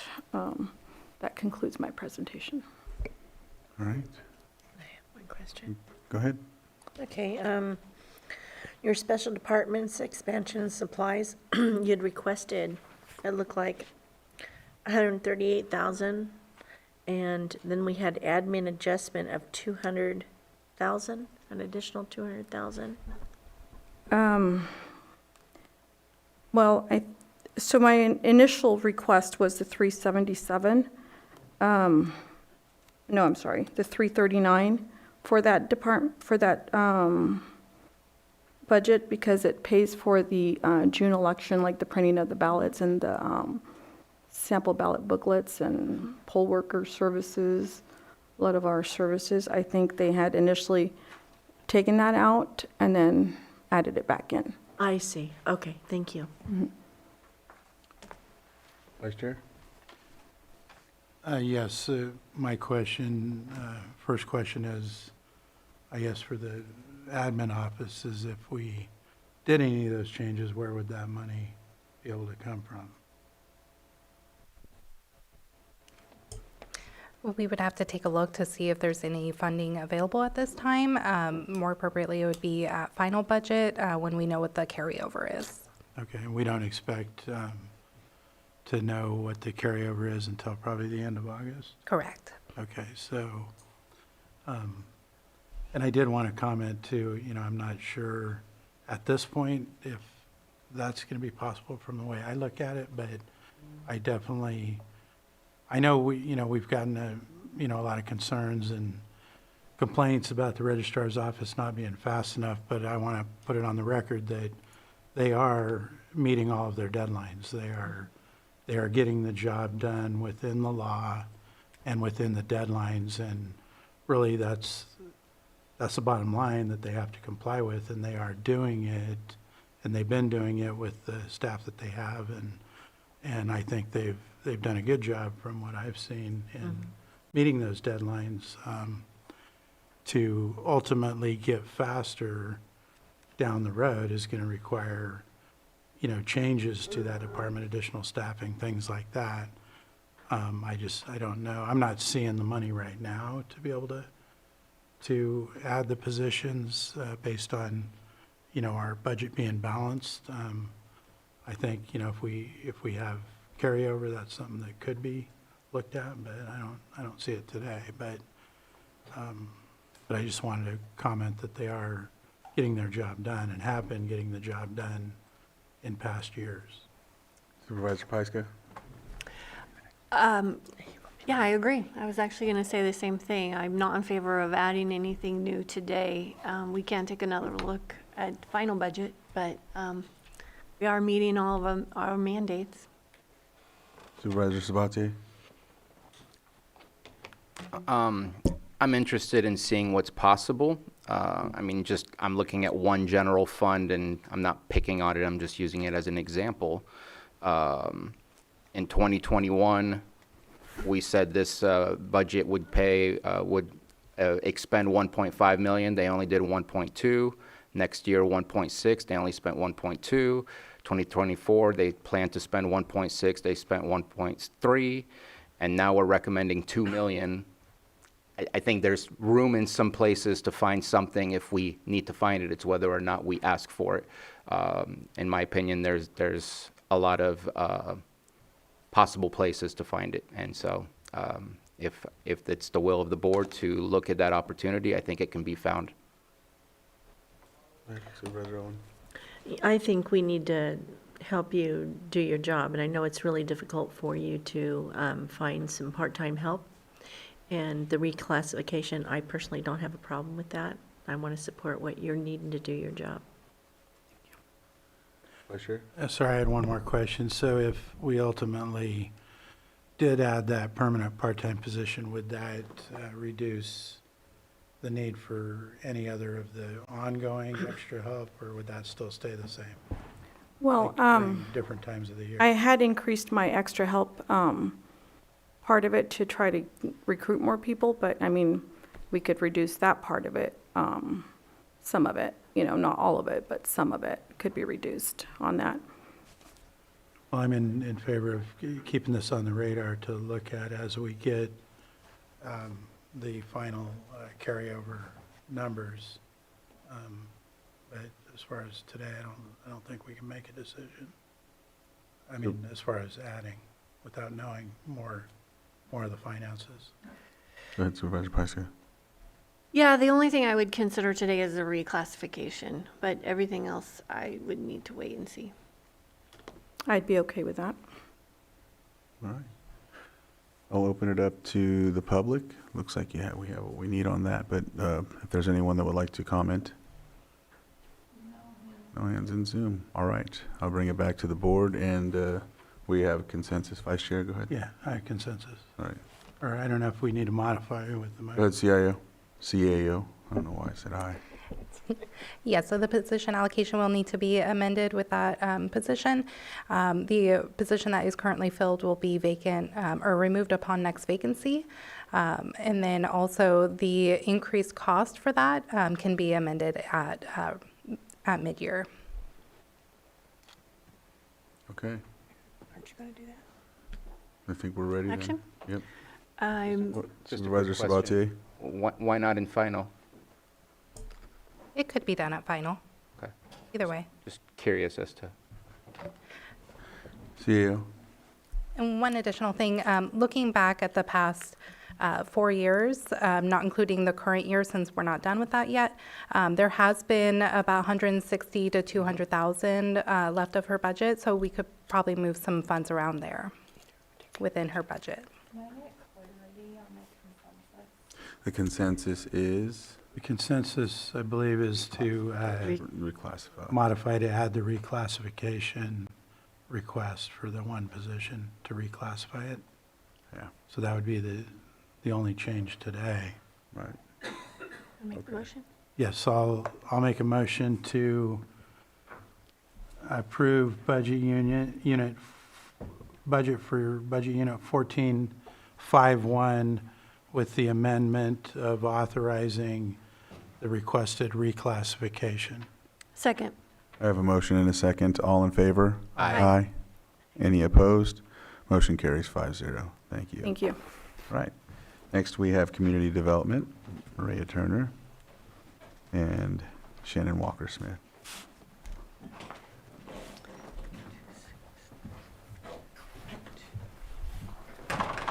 Good morning. Maria Turner, Community Development Director. Community Development has 3 divisions: Building Safety, Code Enforcement, and Planning. The vision of our department is to provide superior public service through 3 priorities: recruitment and retention of staff, professional development of staff, and to pursue fiscal sustainability for code enforcement and planning divisions. I would like to highlight a few of the position allocation requests, and then Deputy Administrator Shannon Walker-Smith will take us through our 5 budget units. In code enforcement, we have a request for a new position, which is program coordinator. This reflects the increase in capacity and programs within our division, including but not limited to hazardous vegetation, as well as management of body cameras and drones. We request 3 positions of program coordinator with the intent of moving 2 of our code enforcement officers into this position, as well as moving the current program supervisor into a program coordinator position. Also in code, we've been awarded a CDBG grant, a 3-year grant that will fund 2 positions, one for hazardous vegetation and one for substandard housing. We intend to fill one of these 2 roles from within, moving a current code enforcement officer into this new grant-funded position, and will hold that position unfilled as we consider the effect that the recently approved MOUs will have on our overall budget. In planning, we have a request for 3 senior planners. The purpose of this is to have 3 of our most experienced planners assist with mentoring the rest of our planning team, as well as to handle the ongoing demand of our more complicated projects, including Lake County 2050 General Plan Update, as well as what we plan for the upcoming zoning code update, which will be comprehensive to reflect the General Plan Update. We also have ongoing projects of policy updates for our cultural resources, our ongoing AB 52 consultations, as well as our normal project load. And because I can hear Supervisor Sabatier asking in my head, when are we going to see the body camera policy? That is ready. I will work with the administrative office to get that scheduled on an upcoming board agenda. Before I hand it over to Shannon, I wish to express my sincere appreciation to our finance team. They have been working together now for about the 3 years that I've been here with new additions, and every year they seem more rock solid, and the budget process, which is always crazy, has just gotten smoother and smoother each time. So I do really express my appreciation to our extra help, Gloria Ramirez, as well as our accountant, Daniel Espinoza, and our new accountant tech, Ruby Baker, and especially the guidance and input from Deputy Administrator Shannon Walker-Smith. I will turn it over to her to cover our 5 budget units, and we do also have our finance staff available should the board have questions. Thank you. Good morning, board. Thank you. To review Budget Unit 2602, Building and Safety. Not too much changed between 24-25 and 25-26. We are anticipating slight increases in revenue, and we have worked to decrease staffing just a little bit. The main objective of this budget unit this year was to increase reserves in this budget, which we had mostly diminished over the last couple of years, working to kind of stabilize staffing. And now we are working to get money back into reserves for the building budget.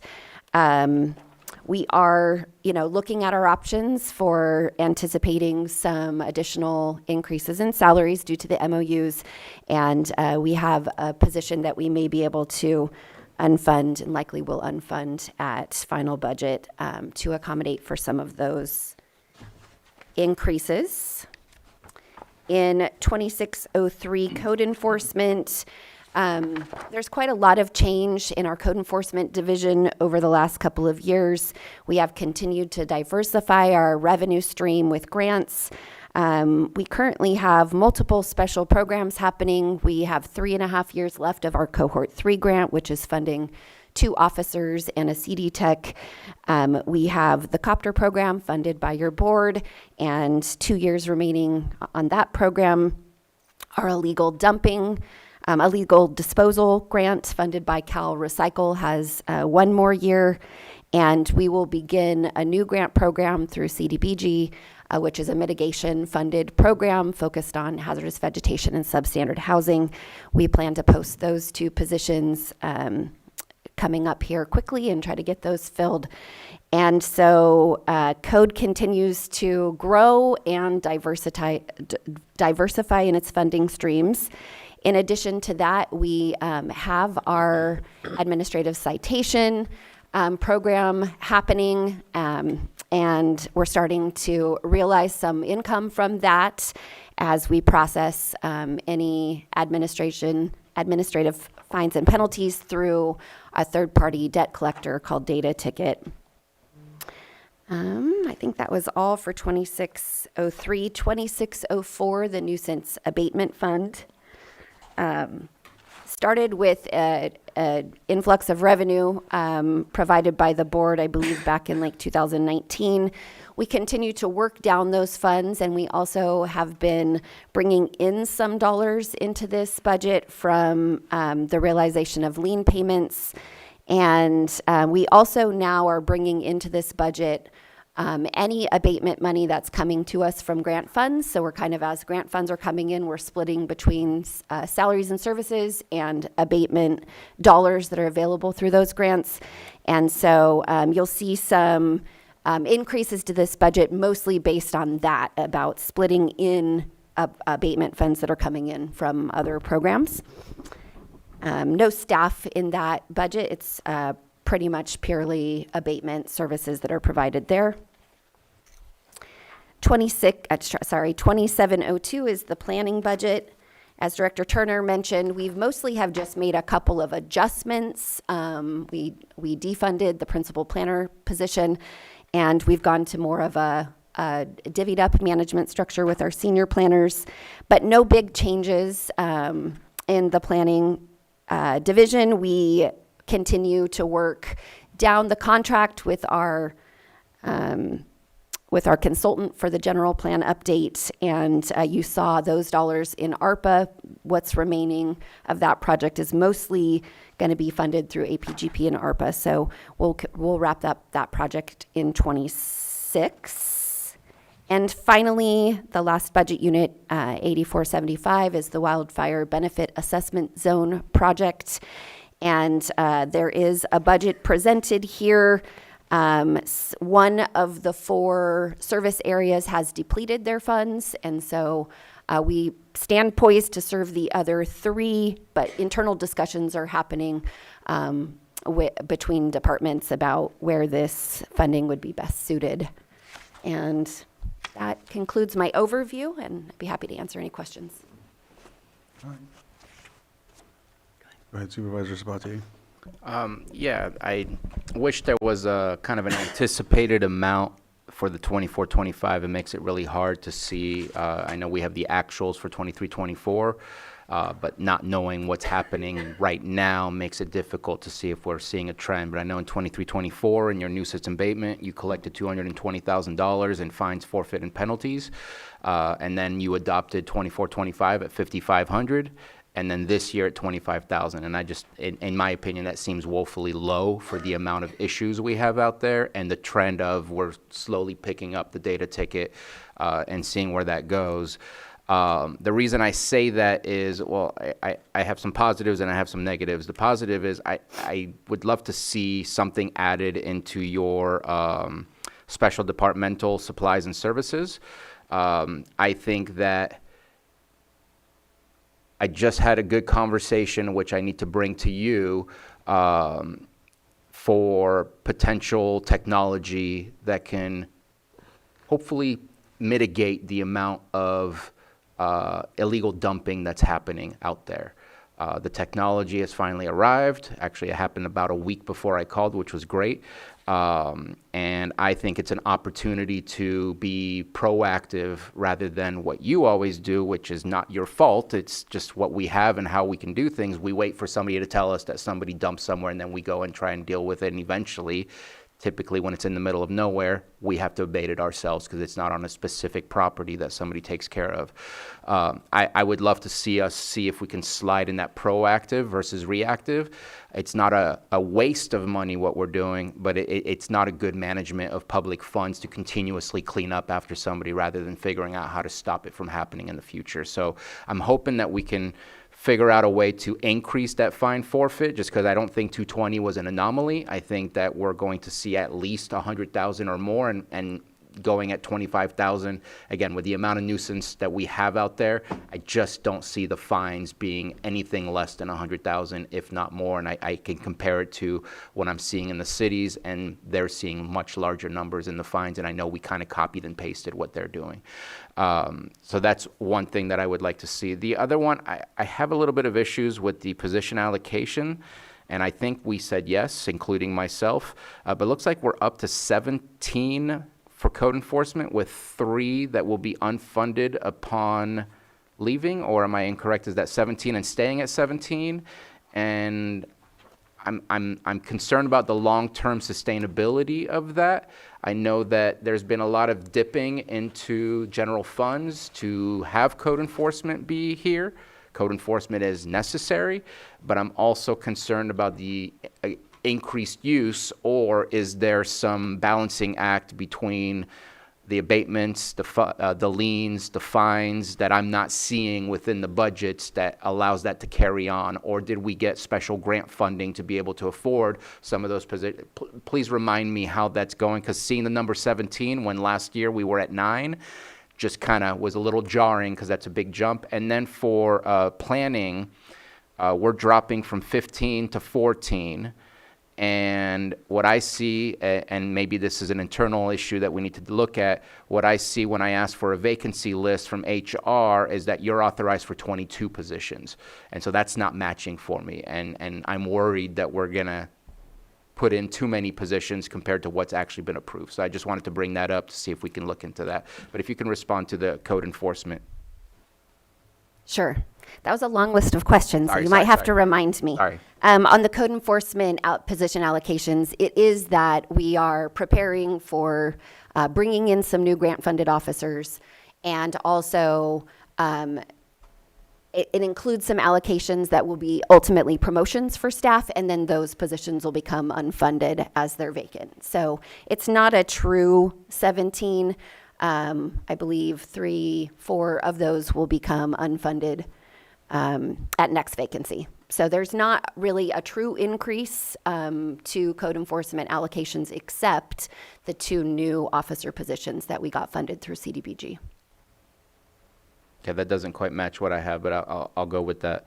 And also having, it was proposed, it's here. I think it's, in my opinion, too top-heavy. I want to see more code enforcement officers than not supervisors, but whatever the coordinators. I would like to see people out on the street dealing with things, and it feels top-heavy in the way that it's being formed. to clarify, program coordinators will continue to serve as officers as well.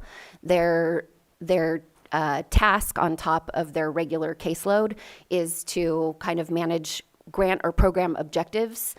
We now have 4 special programs in code enforcement, and that takes somebody's eyeballs and somebody kind of making sure we're always meeting the objectives of our funders. And so those 3 coordinators, like as Norman Valdez does now, he continues to provide direct services as a code enforcement officer and oversees programs like AVA and the illegal dumping grant now. We plan to make 2 more officers in that similar role. Well, they'll have extra duties of helping us meet grant objectives and keep our eye on data and service provision. To answer your question about, it was your first one about illegal dumping. The fines and the Yeah, movement. and fines. So the 23-24 fined revenue, we're still kind of trying to sort out. So lien payments also come into this budget, and there was a year of a big influx of those. We're still working with admin and auditor's office to kind of get the level of detail about which liens were paid out, check those off our list. So it's an unpredictable, it still is a very unpredictable revenue source, as is fines, because we don't have quite yet a year into issuing and then receiving payments on fines. So it's difficult to budget on, and we want to be conservative. So that's the reason for that low number. But after we have a good solid year of issuing fines and payment collection through data ticket, I think we'll have a much better sense about what we can regularly rely on in terms of fine revenue coming in. We are scoped to present to your board an update on the illegal disposal grant, and with that we can have the conversation about next steps, about the next year of that grant, what we want to focus on, and we'd be happy to talk about the technology that is now available. I'm not sure I answered all your questions. I would just add that with that update on the calorie cycle grant, you'll also see that we're continually looking for other ways to address illegal dumping in a proactive manner, one of which was going out into the neighborhoods and having free dump days, which gathered over 1 million pounds of trash before it could become illegally dumped. We are definitely receptive to any new technology and ideas that you may have. Thank you. Supervisor Pyska? Yeah, just generally, and some of these more than others, we want CDD to be completely self-funded, and you've been very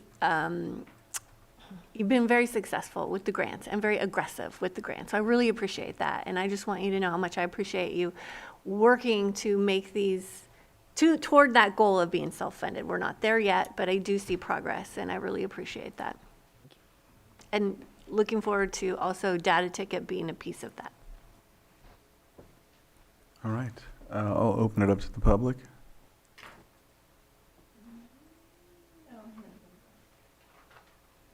All right, I'll bring it back to the board. Actually, you covered one of my questions, so we're good. All right. If there's no further discussion, I'll move to approve budget units 2602, 2603, 2604, 2702, and 8475. Second. I have a motion and a second. All in favor? Aye. Any opposed? Motion carries 5-0. Thank you. All right, next we have special districts. Special Districts Administrator Robin Boré is coming up.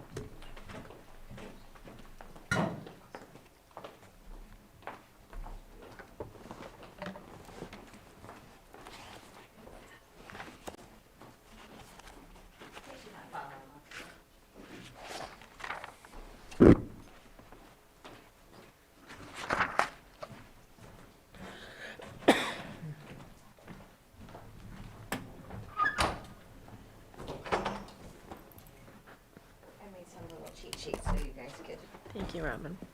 help digest some of this Oh, thank you. multiple. Thank you.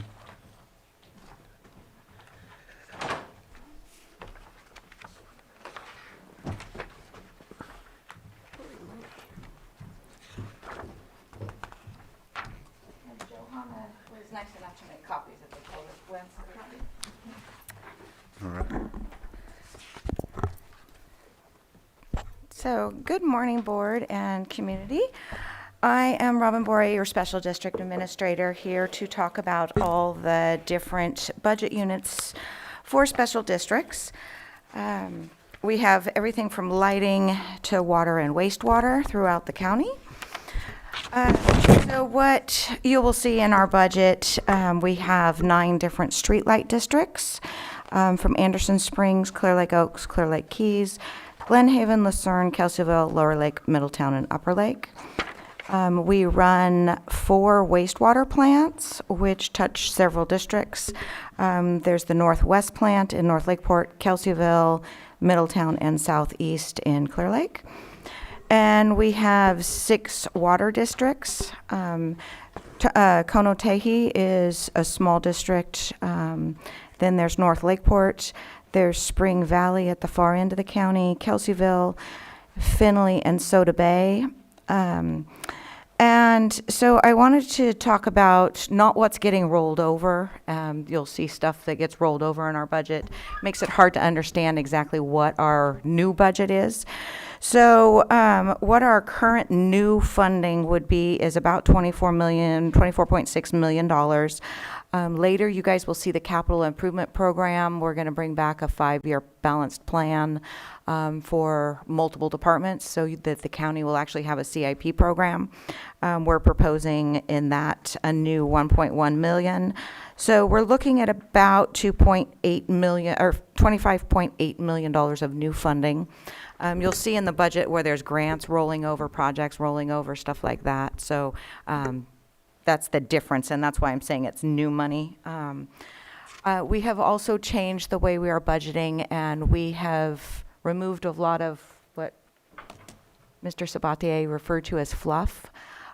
We have taken out a lot of funds that were traditionally used for special projects or if just in case kind of money, and brought that down to a more manageable amount. If we run into a big issue, we'll come back either at mid-year or as a special item so that it's much more transparent and we can get a true understanding of where we're going and be more proactive instead of reactive. We are asking for 2 new FTEs. They're analyst positions to help us with the finance of all of our different districts. We have a lot of new rate studies we need to do, which requires a lot of financial analysis. We are in need of more capital project management on the fiscal side, making sure everything's going through the DIR process, prevailing wage, all that kind of stuff, project accounting. We also are anticipating some heavy lifts when we integrate with Workday. And so I don't know if they'll actually end up being 2 new full-time employees or if things will get shuffled around, and so you may see at mid-year where we eliminate 2 positions or 1 position or something like that as we shift stuff around. In this budget, we did plan a ballpark for salary increases. So we did account for, I believe that Jesse put in 15% just as a just-in-case holding place. So we will be adjusting that, but the increases that were just passed won't be such a devastation to our budget because we've already planned for that. We are in the process. We have just hired a CIP manager for our capital projects program. That's going through the process. He has accepted the position, and so he's filled out his paperwork yesterday and will be going through background. And any potential grants, in the past they had, if they anticipated or had applied for grants, they had budgeted for those. And I am not budgeting for what if scenarios. So if we get awarded a grant, we will bring that back and accept it and appropriate it accordingly, instead of having what I would consider fake projects in the budget that aren't really funded. We have several vacancies throughout the department. We are intentionally holding them vacant due to we have 6 seasonal employees doing utility work. And so a lot of our utility, as you know, we've just had one that just quit like a week and a half ago. We had another one that went to the sheriff's department. So we have some various openings in our utility department, and we're hoping that we're going to be able to fill them with some of the seasonal guys that have taken the initiative to take a part-time job and kind of show us what they know and move forward with that. They've already been through the background process, which is also another cost saving. So that whole crew is working on what we call I&I, but they're doing smoke testing and the SL rat stuff where they can check the lines for blockages and manhole inspections and identifying where improvements need to be done. They're finding a lot of cleanouts, property line cleanouts, and other things that aren't capped. So in the wintertime, when things flood, you know, those areas usually have a lot of intrusion since the cap's not on. So they're fixing a lot of that stuff now, which is a big bang for the small price of adding a cap. Our budget units, we have different reserves. So we have operation and maintenance reserves, which industry-wide, we would try and target 50%. Some of our districts are really close to on the verge of not being solvent, so we don't have 50% in all of them, but that would be our goal. And then we have what is called capital capacity reserves and capital improvement reserves. Some districts treat both of those as kind of the same thing for infrastructure improvements. Others are for just specific for capacity improvements to increase the flow that can go through a lift station, or expanding pipes from 8-inch to 10-inch. Those kind of things versus capital improvements are existing infrastructure that has reached the ends of its life, or stuff like that. So like if we're going to refurbish a lift station, if we're going to replace 30-year-old pipes, stuff that's already existing with more like to like versus the capacity increases. So I wanted to touch on the rest of this is pretty much leveraged on what our existing projects are, where we're at with them, and kind of what we've been working on. The first one is our I&I reduction. We have a countywide grant for that. They've been doing, that's where we have the seasonal employees working with full-time employees. We've purchased additional SL rats, so each district will have their own for future line detections. We are looking at getting additional dog bowls there. They look like little snow saucers that go inside the manhole. And so then I&I can't come through the pick hole or anything. It catches any rainwater or stormwater that would otherwise go into our system. It'll catch in the dog bowl and then not penetrate into our system. And we're doing smoke testing. So they started in like the Nice, Lucerne, Paradise Cove area, did Tokay, Konotoke, and now they're almost done with Lucerne. They'll be moving over to Upper Lake and Nice and all the way around to North Lakeport. Kelseyville is a pretty well shored up system, so there will be some spot checking and some routine stuff that needs to be updated, and then we'll be moving to Lower Lake and the county unincorporated area, and then into the city of Clear Lake once that is done. We are asking for an extension on that grant, and we'll have a better idea of how much of that money is actually going to roll over once Jesse comes back and we actually close out the year end. A new project that you guys will see, which is going to be a mass improvement to operations and our response times and fully understanding what's going on with our system, is to upgrade our SCADA system. Right now, the SCADA systems that we have, if you want to see what's going on at Southeast Wastewater Plant, you literally have to go to the plant. There's one technician that has some accessibility on his phone, but if the superintendent is on vacation and another superintendent wants to check in, they literally have to go to the plant. And that's kind of how it works at all of them. They're not on their own network. They're not accessible remotely. So that is something that we will be looking at doing, and we will not be putting it on the county network due to hacking risks and kind of some of that fear of what could happen. So we'll be creating our own that just does water and wastewater, so that all of our operators and our technicians can actually see, oh, well, an alarm went off. Is it a real alarm that they need to respond to, or is it, oh, the communications failed, so it didn't, run its test? Or if it's a high wet well, they'll be able to get that area wide and be able to respond in a more proactive way instead of waiting for somebody to call us or on their patrols. Some other projects that we're working on our water model and our capacity improvements. We have $100,000 from ARPA, and the engineers have been working on that. We expect that to, we have an ETA from the engineers of fall to winter of 2025 to have the majority of that done, telling us, and that'll tell us, it'll not only we need to make more water or we need more storage tanks, but if we upsize pipelines and other capital improvement projects to improve our overall system, that's the point of doing these kind of analysis, to identify where we're at with our current stuff, what capacity we have for new stuff, and what we could do to improve our existing stuff. On the wastewater side, we have another $100,000 for ARPA. We do have concerns about Southeast Wastewater Plant and the capacity there.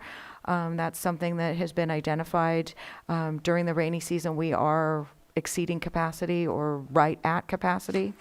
We're, shoring up as much as we can. We've sealed several lift stations. We have several other ones in the process. We've rerouted some lift stations to alleviate all of the flow going down directly to the lake. So what we could pick up, we've sent through another lift station and to the force main. So trying to adjust the capacities through the system. And that's what these models help us do. They tell us, where there's pinch points, where, if we add another pump to this lift station, it will increase the capacity and that kind of stuff. But we are watching Southeast very carefully. We are very concerned that, and we don't want to have to issue a moratorium, but that just kind of the preliminary information we're kind of hearing, and we may run into that. So everybody should be aware. But we do have some capacity increasing projects that we're looking at doing.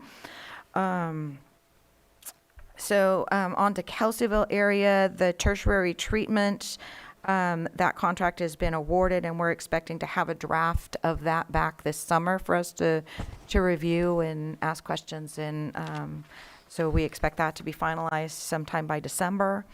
The Full Circle Affluent Pipeline, that's the earmark money we have from Congressman Thompson.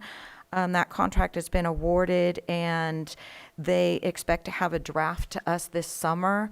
I have discussed it with the Geysers people, and they want to look at the draft as well to see if they see anything good, bad, or otherwise before we then put it out for everybody to see. One thing that we, due to some other grants and some other information that has come up, we may be looking at another alternative of taking this through the Soda Bay area, depending on what happens with, we have a lot of septic systems out there and some very small water systems that have some issues.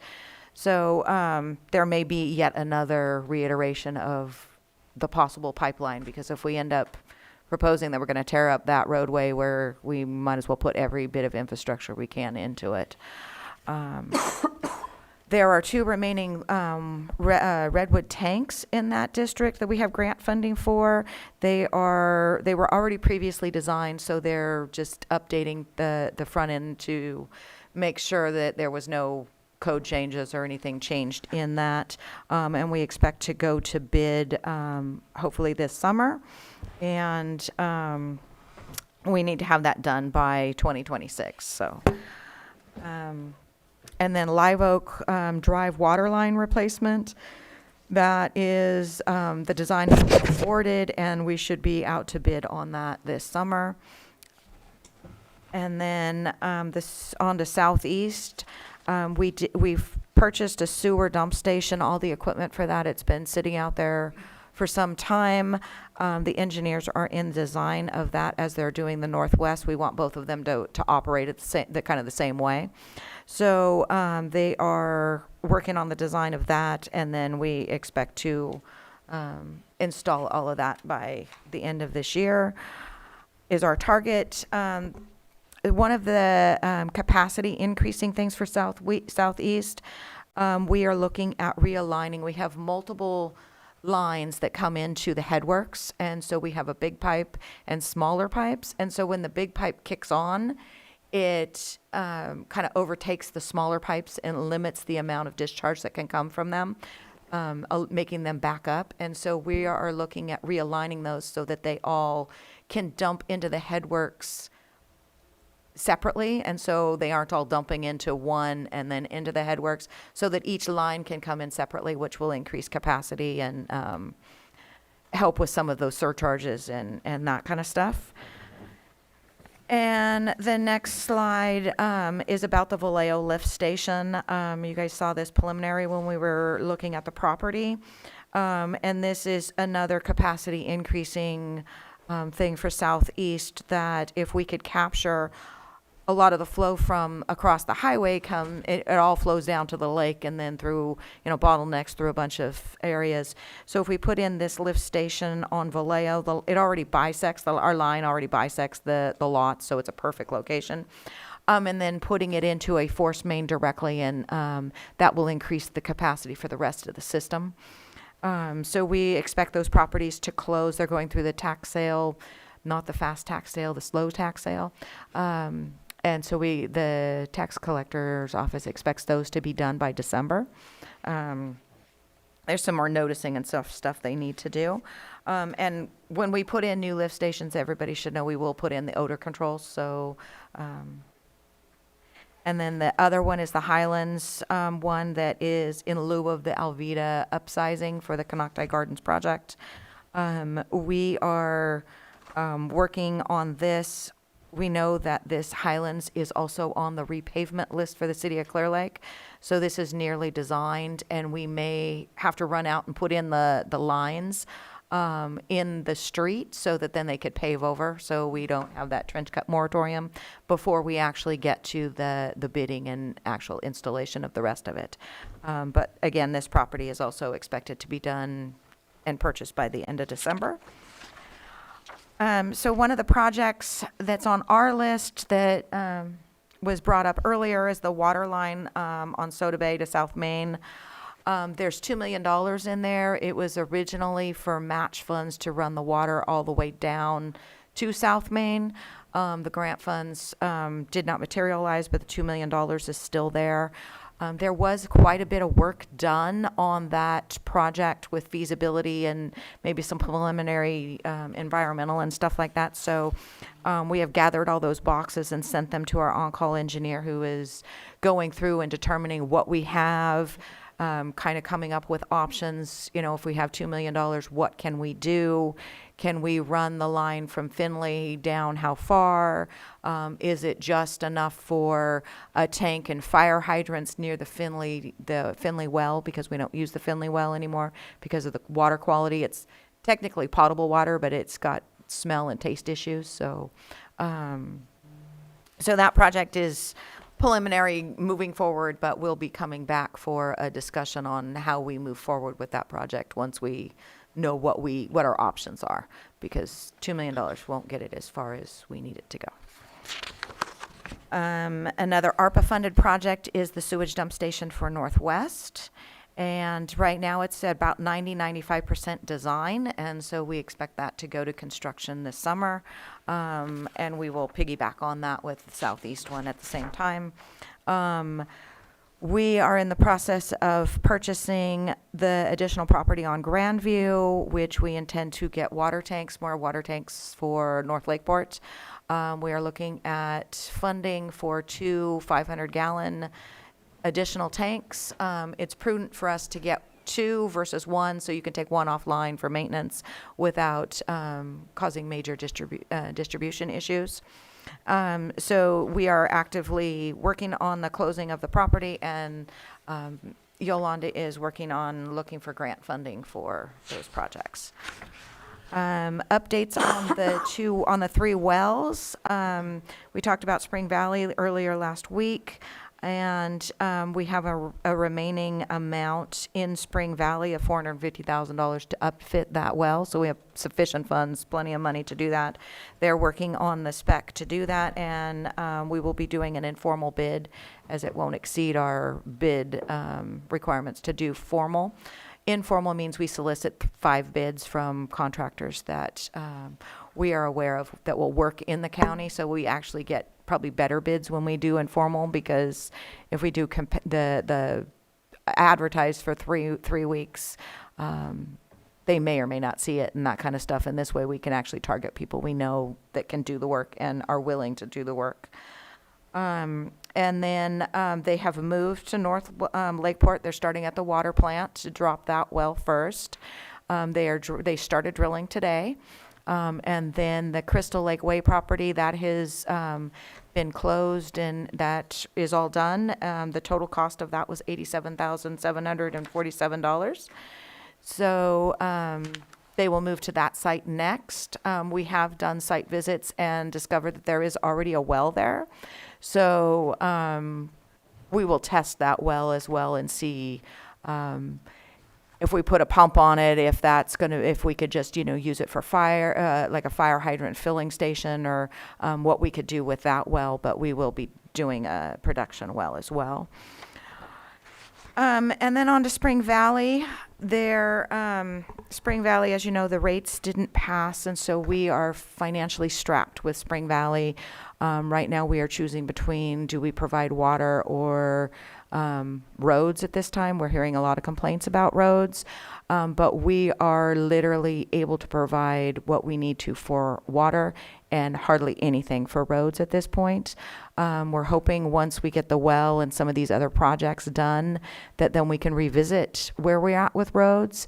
But doing a new rate study for Spring Valley is quite some time off. So we are scrunching down our budget as much as we can to ensure that it stays solvent, to provide potable water to everyone, and doing that. Right now we have a distribution study going on.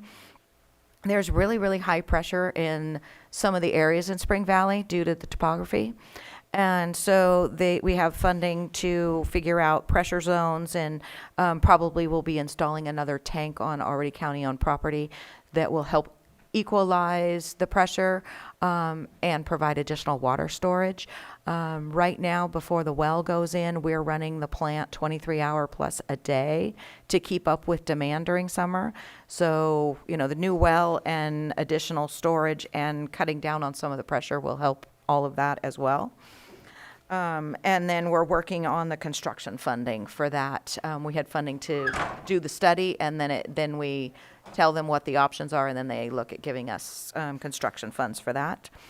The Spring Valley Community Center, the parking lot, we just got the approved grant agreement back. So we will, we're looking at getting that bid either this summer, fall for construction in early 2026, or if we could get it all done, we will get it to bid and construct it this summer. But it's going to depend on workload and that. But we do have sufficient time to deliver that project. I know that they need it. They need the pavement so that they can use the community center for power shutoffs and warming and heating Resilience centers and community stuff. So it's on our radar, and we're moving. It's not a big project to design, so we're hoping to have that out to bid soon. And then some of the other projects that you guys are going to see, just to give you a highlight, we're looking at more smart meter. We're looking at a pilot program to check out new meters that work better in our topography. Right now we have a lot of radio reads that we have to manually go read because the signals just can't get out, and stuff like that. New technology that's come out. We do have in the Spring Valley budget, as a emergency just-in-case funding for a backup generator. However, we are seeking grant funds for that. We don't really want to spend all of the district funds on a generator, but if it fails, we have budgeted just in case. Because that is a critical area that we would have to have a backup generator for. Right now, the current one is sufficient and working, so, and Yolanda's looking for funding. We're looking at security cameras in North Lakeport to help with vandalism and seeing how that goes. We're trying it in North Lakeport first. In Kono-Tehi, we're looking at some tank upgrades and well number 2 upgrades, as well as resealing the asphalt at tank 1. GAC is the filter media for North Lakeport. That periodically needs to be replaced, and it's going to need to be replaced this year. And then in addition to the other projects in Southeast, working on the headworks, rebuilding the screen and some improvements there. There are 2 projects that are not in our budget that are currently in Public Works, and they're the bridges for Spring Valley, for Upper and Lower Wolf. At some point, we expect that they will be coming back to us, but we do have huge cash flow issues with those projects. So we will be working with Caltrans to see if they can advance the funding. They do have programs where they advance funding to disadvantaged communities where we can't cash flow it. You know, the grant is fully funding the bridges, but the cash flow, last time we had to borrow money from Southeast, and that's not really how we should be doing that. So we're looking at advanced funding on those projects so that we can move those forward. But they're kind of in transition right now as we're working with Public Works on that. We did get our rate study back, and so that will be coming, the award of that will be coming to you guys in July or August. The first things that we're going to be looking at are user fees. There are a lot of fees that, like for plan check for development projects, inspection fees, some of those kind of user fees that are more like development based need to be adjusted and or do not exist now. So we're going to do that first. And then we need to look at Lands End and Corinthian Bay. Both of those are, we spend more on the City of Lakeport contract due to their rates than what these districts are paying, so they are working at a deficit, and so we need to adjust those rates or figure out what we're going to do with those areas. Lagos Sand Southeast is another one that needs to be updated. These plans haven't been updated since 2010, and traditionally rate studies are done every 5 years. And so we're significantly behind on some of these. Kono-Tehi is another one that we need to look at doing. And then we're also looking at several consolidations. Findlay and Kelseyville are technically consolidated piping-wise, but they haven't gone through the formality of being consolidated into one district. So we are going to be working with LAFCO on that, as well as looking at Corinthian Bay, Lands End, and Kelseyville, consolidating those. And then Clear Lake Oaks and Clear Lake Keys lighting districts. And we have applied for 2 different grants. We were reached out to by the state. One of the water companies, the small purveyors in the Soda Bay area, has been tested for PFAS. And that's the forever plastics that is a water district's worst nightmare. Mm-hmm. And they are still coming up with how they treat that, how they get that out, what their options are. So we, in our grant application for consolidation of the Findlay and Kelseyville Soda Bay, we are also adding in the possibility of all of those small districts. It's not in Soda Bay, it's in Canocti Bay. Yes, well, past, sorry. The Buckingham all the way out to the highway, there's a whole bunch of these very small ones. Topography-wise, connecting them is a fiscal nightmare, as well as them trying to all run on them. So we're looking at the feasibility of what if we consolidated all of that into what we would consider Kelseyville, into the large district. as well as doing the same thing with the septic tanks. That is the primary concern of where people think the PFAS are initially coming from. And Soda Bay, there is no sewer out there at all. So that will Soda also... Bay, Canocti Bay. Yeah, Soda Bay, Canocti Bay, all the way around, Bay. and consolidating those. So we have applied for grant funding for that. Those kind of projects are the state's #1 priority, so we do expect that we will at least get feasibility funding for those. And then, if we do that, then that's when we will look at, is that a prudent place to put the geyser pipeline, as it would be taking the Kelseyville affluent, and if we're going to tear up Soda Bay all the way around to the highway, then it might be prudent to put all of our infrastructure in the same trenches. And so those are my highlights, and I know we have 26 different units. So I'm guessing you have questions. Yeah, just real quick, you mentioned the wells, really good news about the wells in Spring Valley. I wanted to check in and see how that will benefit the actual facility for, the Spring Valley Water Treatment Center. Will that help with that, and will it also help with lake recovery? I know that we've been working on lake recovery for a long time as a, secondary backup, basically. Are the wells going to help both of those, or is it something separate? The wells will definitely help the water plant. If we truly get 300 gallons a minute as what they're projecting, that's more than the water plant makes in the water plant can make 190 gallons a minute. So that's a significant improvement in our secondary water source. So we won't need the lake as a secondary water source. And it will help with, electricity costs and treatment costs and stuff like that. We won't have to pump as much out and pay Yolo County for the water that we pump out, and calculate how much we're getting from our, because we have some rights to the water, and so there's calculations that go back and forth on that.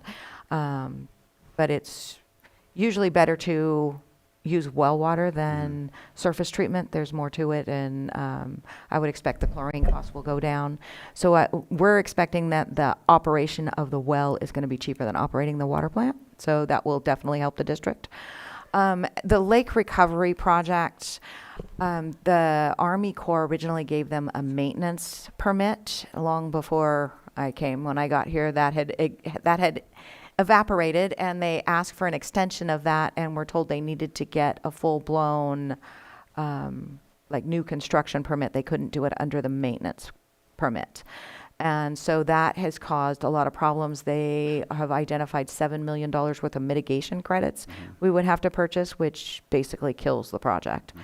And so we have reached out to the Army Corps again to see what our options are. They're not being very responsive, but we are hoping to get a final yay or nay. Is this project ever going to be feasible? So that, because right now the mitigation, to put the lake back the way it is, the mitigation credits are just way too much. And all of the work and funding and resources put into that lake recovery are just now on hold, and the funding that's left over, it might not even, by the time we get to where we need to, it might not be enough by that time, and have to look for other funding sources. Yeah, correct. Right now, what they're saying, the funding that we have, there's no way we can do the project.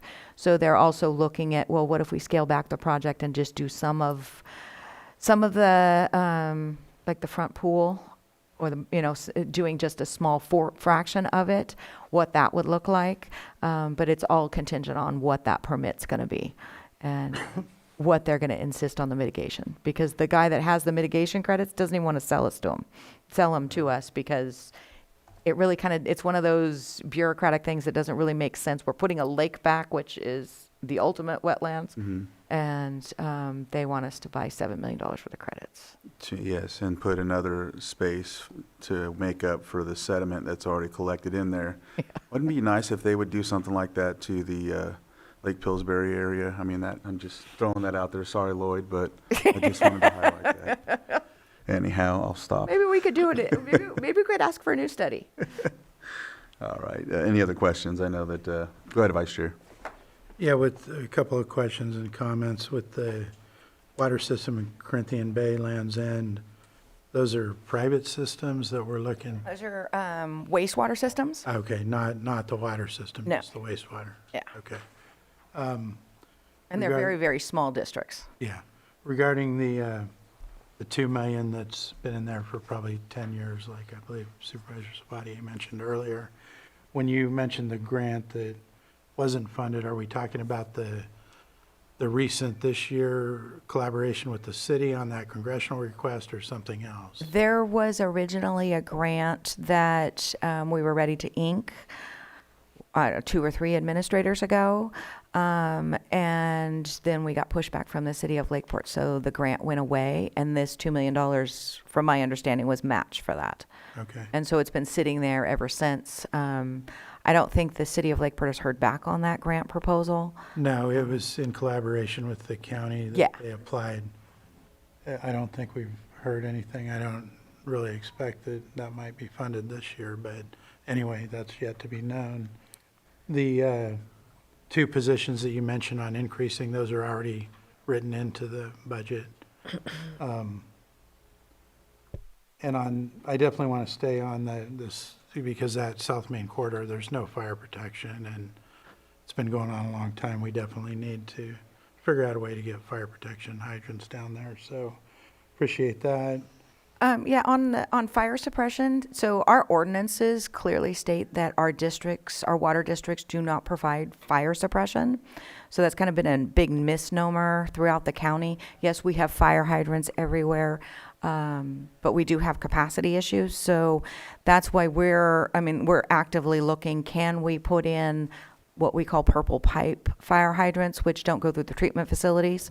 We have located a well it's actually at the Soda Bay water plant, just right outside the fence. There's a well that they drilled, I don't know how long ago, but we're testing that, and we may be able to put, a small tank there with places for the water tenders to be able to fill up that are outside of our system, so that we can start providing, helping with the fire danger around the lake in a more proactive way that doesn't use the very expensive treated water that, and that kind of stuff. So that's why we're looking at the Finley well as well. And there's another well across the street from the Lakeport water plant that may be an option as well. And these are already existing things, as well as the one on Crystal Lake Way that we may be able to, they're not going to go through the water treatment facility, but they may be options for water tenders to fill up, and that's what we're actively looking at.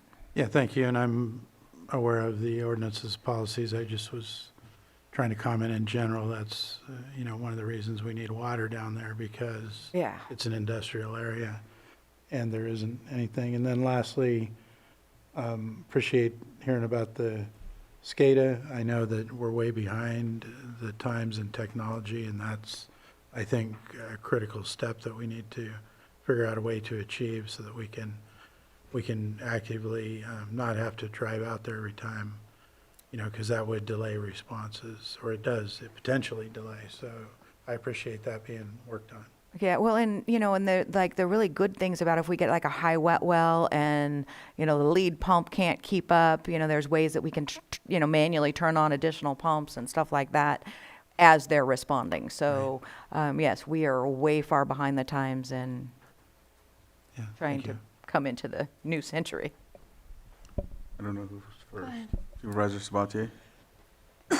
So I apologize, but I'm a little bit at a loss and baffled, kind of stopped listening after expect the Southeast plant to be at capacity with potential connection moratorium, and I will die fighting on that hill to not let that happen.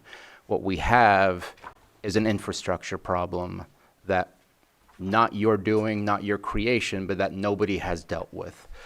We know that we go from 1.7 million gallons a day during the summer on average, at least that's what the website says, to 7 million. That is a huge amount of rainwater that infiltrates, or groundwater that infiltrates. We have to make that happen. So you mentioned and we've talked quite often about this, about the smoke tests.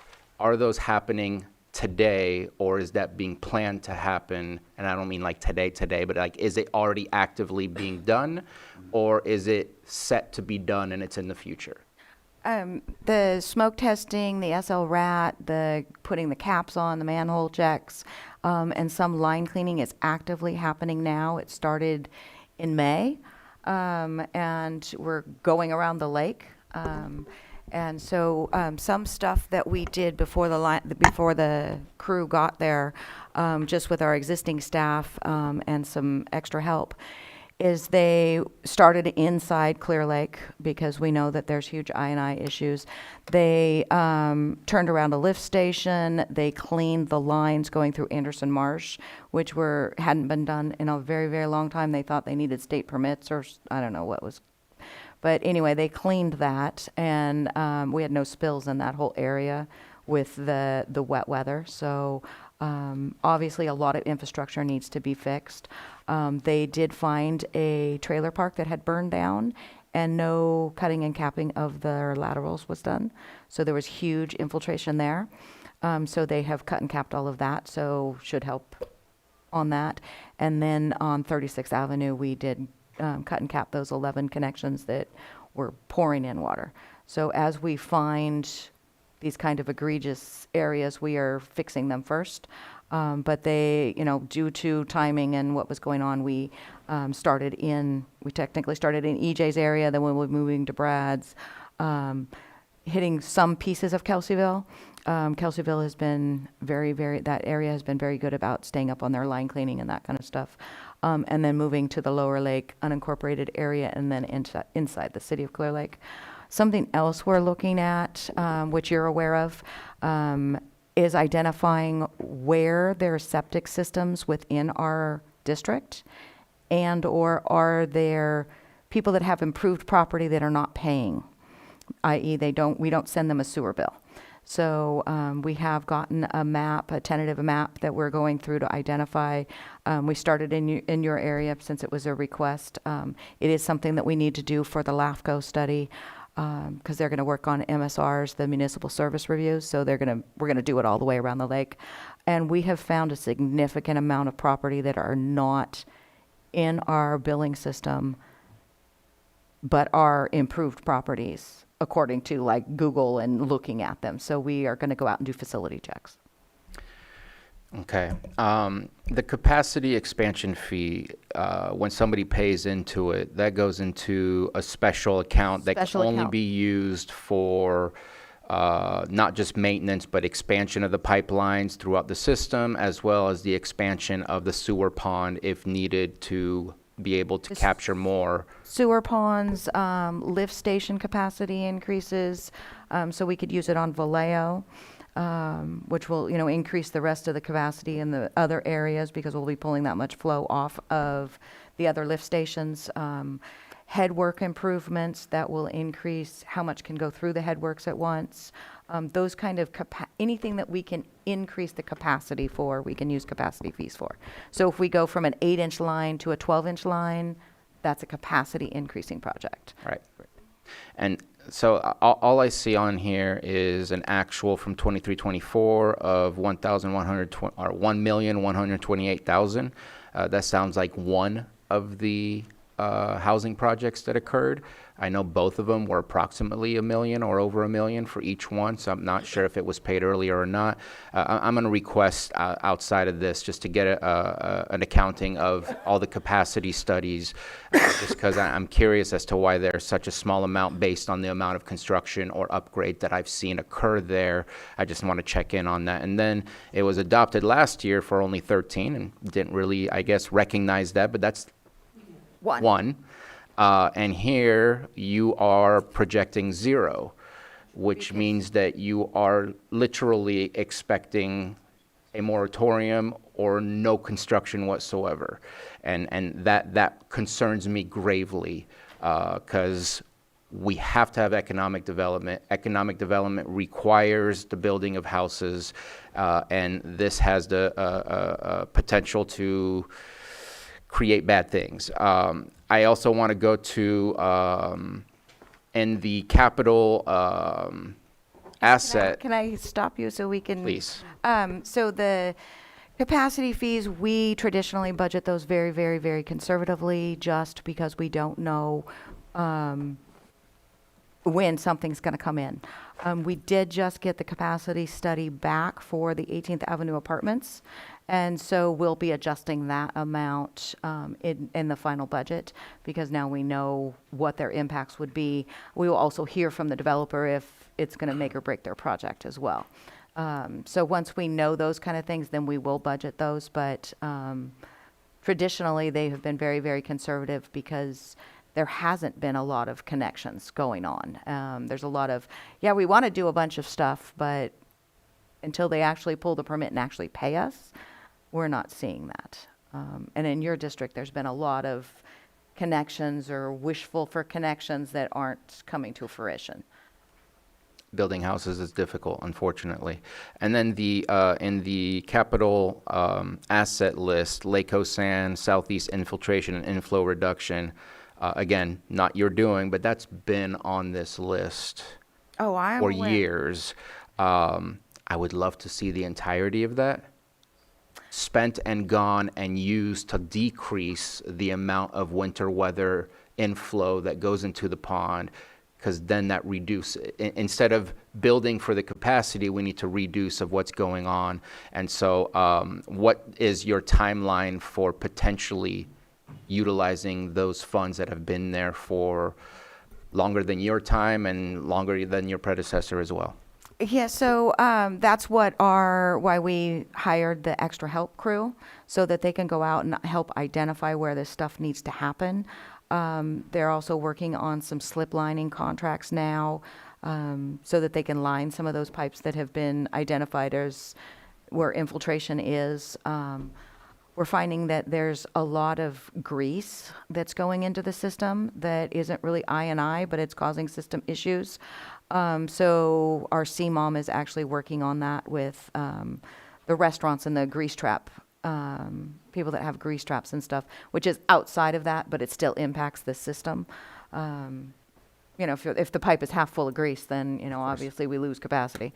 And so we have a bunch of lift stations that they've identified that need to be, they pull everything out and they seal them and then put everything back in. They've identified several in the southeast area that water is literally just pouring in. So one of them they've done. They've got a couple more that they're working on the bids to go do that. That's not something staff can do. And then the dog bowls, putting those in, a big portion of southeast has been done, but the rest of the county hasn't been. And so it's a global all the way around the county, and it's just old infrastructure. And we are looking at what we can do proactively to do the most reduction for the lowest cost kind of stuff. So, yes, we are asking for an extension on that funding, because it goes poof at the end of this year, and we're going to ask for an extension. Okay, I have two more things. One, here it says utility relocation and adjustment City of Clear Lake road projects for $83,000. Not forcing you, but just in case it does end up with an agreement. I know you have a current bill. I want to make sure to add that in there just so that it's available for you to pay, because right now that would not cover what's there. And so just want to make sure that you're able to fulfill. Yeah, so I'd like to increase that to 250 if possible. Well, the current bills that we're talking about are going through the outside meetings that we have on that. The money that we've got in the new CIP was based on what they were proposing for their projects. So when we reach agreement on all the other stuff, that will come back as a separate item, because currently that money is not budgeted. And that's what I'm asking to do. That way we don't have to come back and redo the budget and do anything like that. It's just available if it's needed. That's my request. And the last one is, I know you borrowed $1 million from Southeast. Was it $2 million? Is that what you're asking for, an extension to go further? Because I thought that got paid back. That was to cash flow the Cache Creek Bridge, and it's my understanding. Well, I don't know if they've actually made all the transfers and everything, but it's. Because I just don't see it on the budget itself for. There should be an in and out in there somewhere. But Jesse is aware, and that loan is until the end of this year.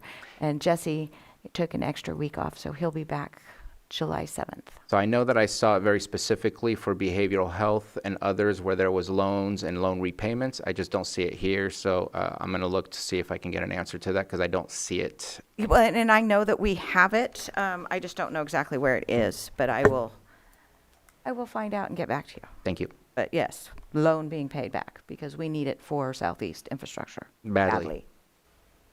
Did we just say that at the same time? We did. Yes. Go ahead, Supervisor I'll make Presley. mine quick. Just looking at all the CSAs and the lighting districts and the impact of the utility costs and how that's a really burdensome amount and can't really continue at this rate. So I just want to say that I'm encouraged that we're going to be having the conversations with Sonoma Clean Power to hopefully lower that burden and keep those districts solvent. Yeah, and that's one of the things when we need to look about, can we, because they're all on the tax roll. So, it's not just a go change your rate. It's a different process. Consolidation will help with some of that. But yes, and we may need to, maybe we don't turn the street lights on from dusk to dawn. And, maybe they're on till midnight or, some districts may have, some kind of restrictions like that we need to do. I believe that most of them have all been changed to LED. So we've done all of that. So there's no low-hanging fruit to. Right. Yeah, but. Okay. Thank you. And solar is coming along much faster. When they first came out with the solar streetlights, they worked for an hour. They didn't work very well, but so that may be something else as they get hit or whatever. We change to those as well. Lots of conversations to have this year because we cannot continue like this. We just won't have these districts. Yeah, they're becoming insolvent. Mm-hmm. Thank you. All right. No other questions. I'll open it up to the public. Margot? All right, if you can unmute. Good morning, Board. Margot Kambara. I have two questions and a comment. First question is, how is Special Districts keeping its computer systems safe from hacking and other cyber attacks such as ransom demands? The second question is Special Districts cyber security up to industry standards? And my comment is, if Special District cybersecurity isn't sufficient, then protecting the system may require budget commitment. And one option to consider, and I'm not saying it's the best option, is to move the special districts under the county's cybersecurity umbrella, assuming that the county's cybersecurity is up to industry standards. Thank you.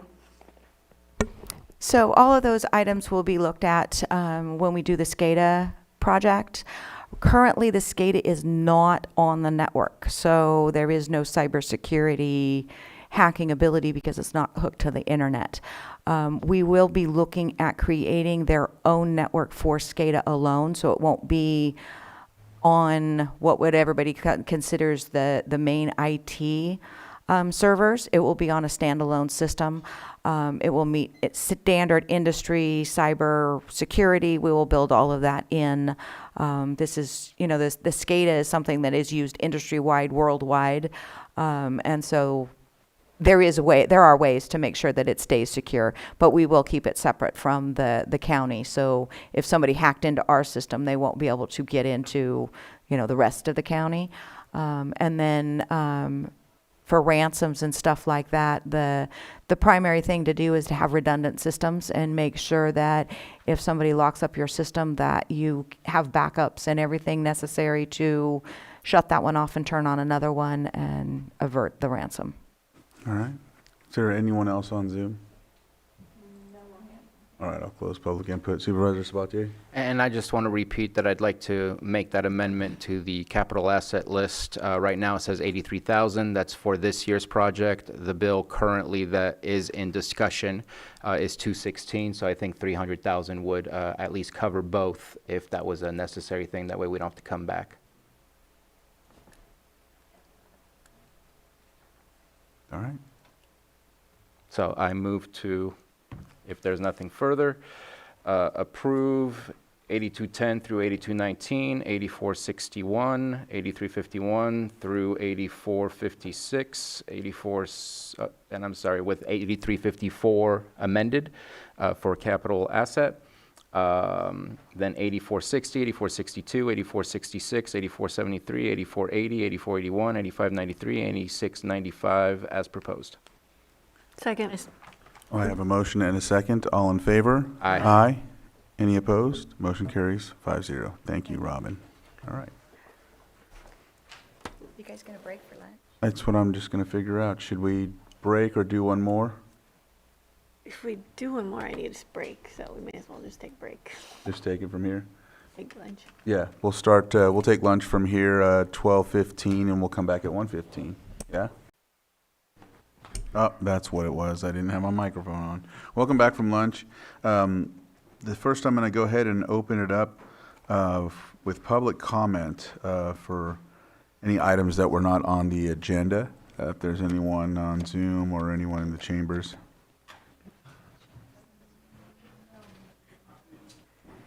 All right. Not seeing any, we'll go ahead and close that portion and move on to our next budget item, which is District Attorney Susan Cronus. Good afternoon. Well, first of all, I want to start off by saying a big thank you to the board and the county administration for the increased pay rates, especially for our victim witness office and our advocates.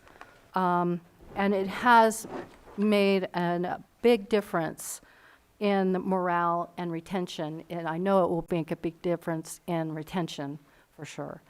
So saying that, I'll just start with victim witness unit 2113. So we were able to hire a new advocate to fill an open position that had been vacant for months. And every year we face, we still will be facing the challenge with the federal funding that goes through the federal government to the state government in terms of our VOCA funds and our victim witness funds. So the amount has been decreasing every year, and we don't know what we're going to get to from the state this year. We'll know more, obviously, when the state officially passes its budget. But we struggle with this issue every year, and I'm hoping that we won't have to worry about the grant funds for victim witness. But if we do run into that situation, I will advise the board and probably be making a request for funds to keep our victim witness office open, but hopefully that won't come to be. Now, in the terms of the DA's office, in the budget, we did give up a position for one position for a deputy district attorney and the support staff analyst. And these positions that we gave up, especially, well, we have one more that we can fill for deputy DAs that we recently hired a new deputy. We also have an intern as well, and that's helping, but that's just a summer intern. But every, all of our attorneys are very, very busy. Myself and my chief, we're in court all the time. I handle juvenile cases, I handle asset forfeiture, and my chief, he has several murder cases that he's handling because of the volume of cases. We are not able to just do administrative things that we do. We have to take cases as well. My Chief Rich Watson, he has several pending murder cases, and we do have a large volume of murder cases, including two active fentanyl homicide cases that we're prosecuting. And there are some cold cases that we are doing additional investigation on, and hopefully that will lead to charging those right now there's 2 cold cases that we're working on actively. In terms of the office as well, we are, this year, beginning January 1st, we implemented the racial blind charging law, and we did it on the day that they said we were supposed to start.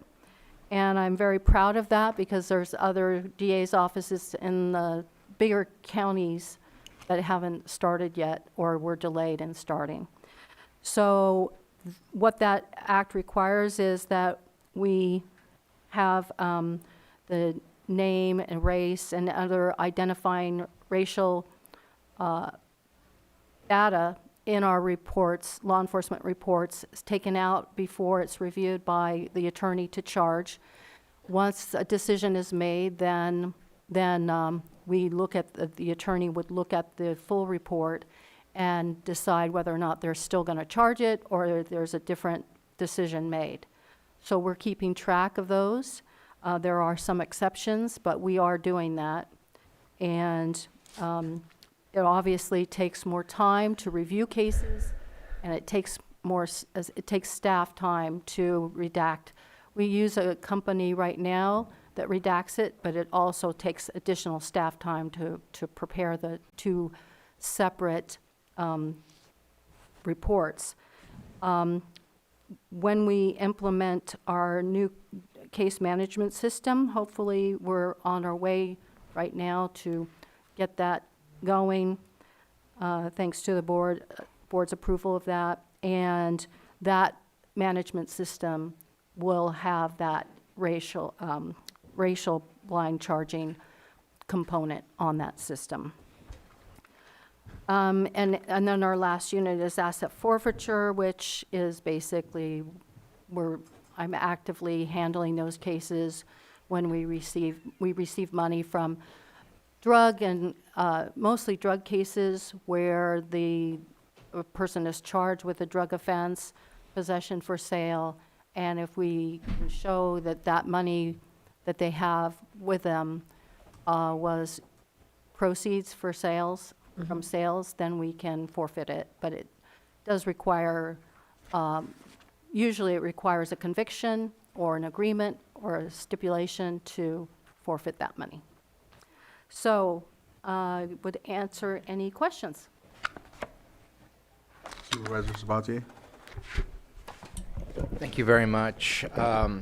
Appreciate your comments regarding VOCA and have concerns because your job of ensuring that justice is served requires victims to feel comfortable and safe to approach the witness stand or just even being able to talk to you privately and your staff.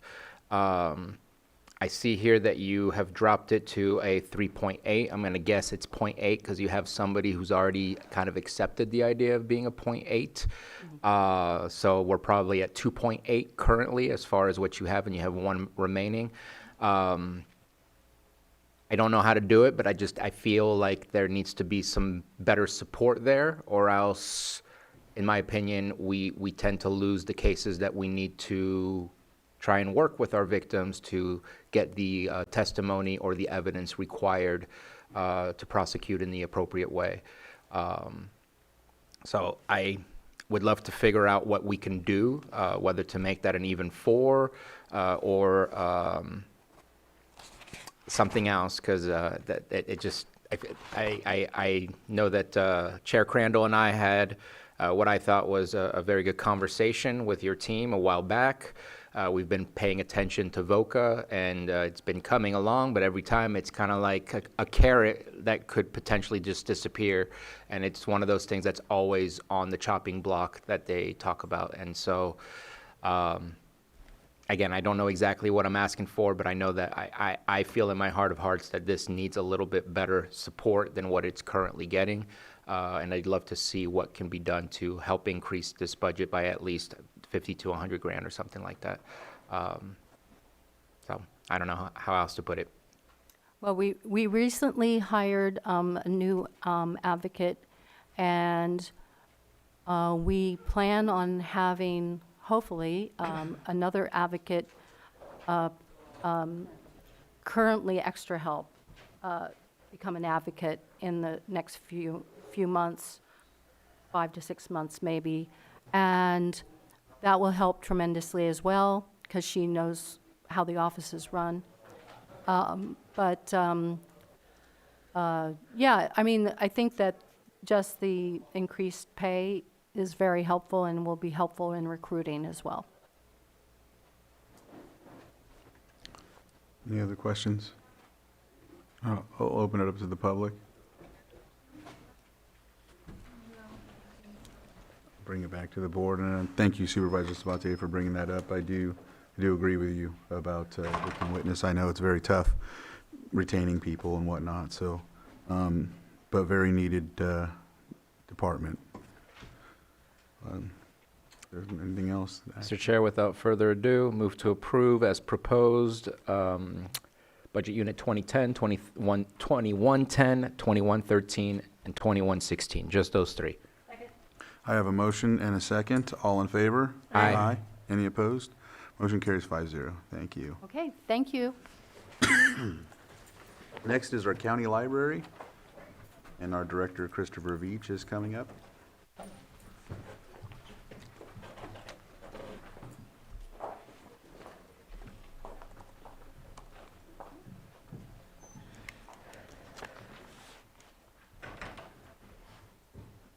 Hello, thank you, Board. I'm Christopher Veach, County Librarian.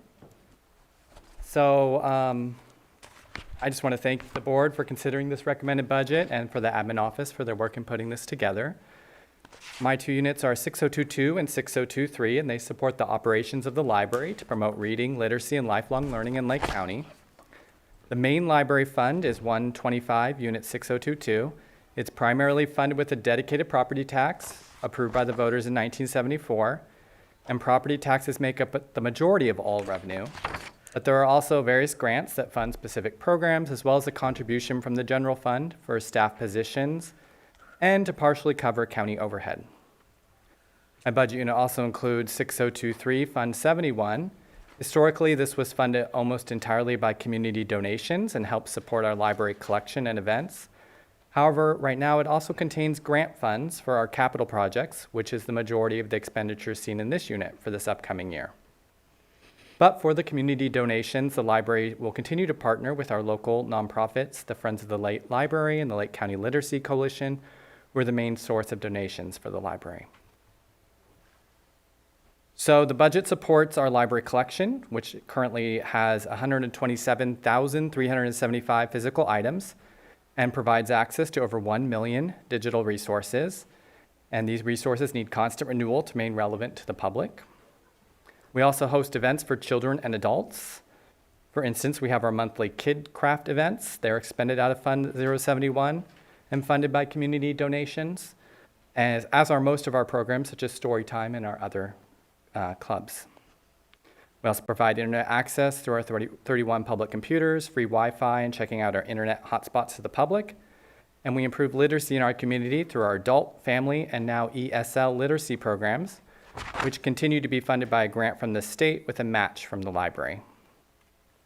Our budget objectives in the upcoming year are to continue to maintain our library collections. We want to continue to provide the digital resources we are now, as well as continue improvements for our print collection. As you've probably heard me say in the past, we are striving for our print collection to have 25% of titles have a publishing date within the last 5 years. We have met this objective at our smaller branches, and overall, our rate is 22.3% publishing date within the last 5 years across our libraries for our print collections.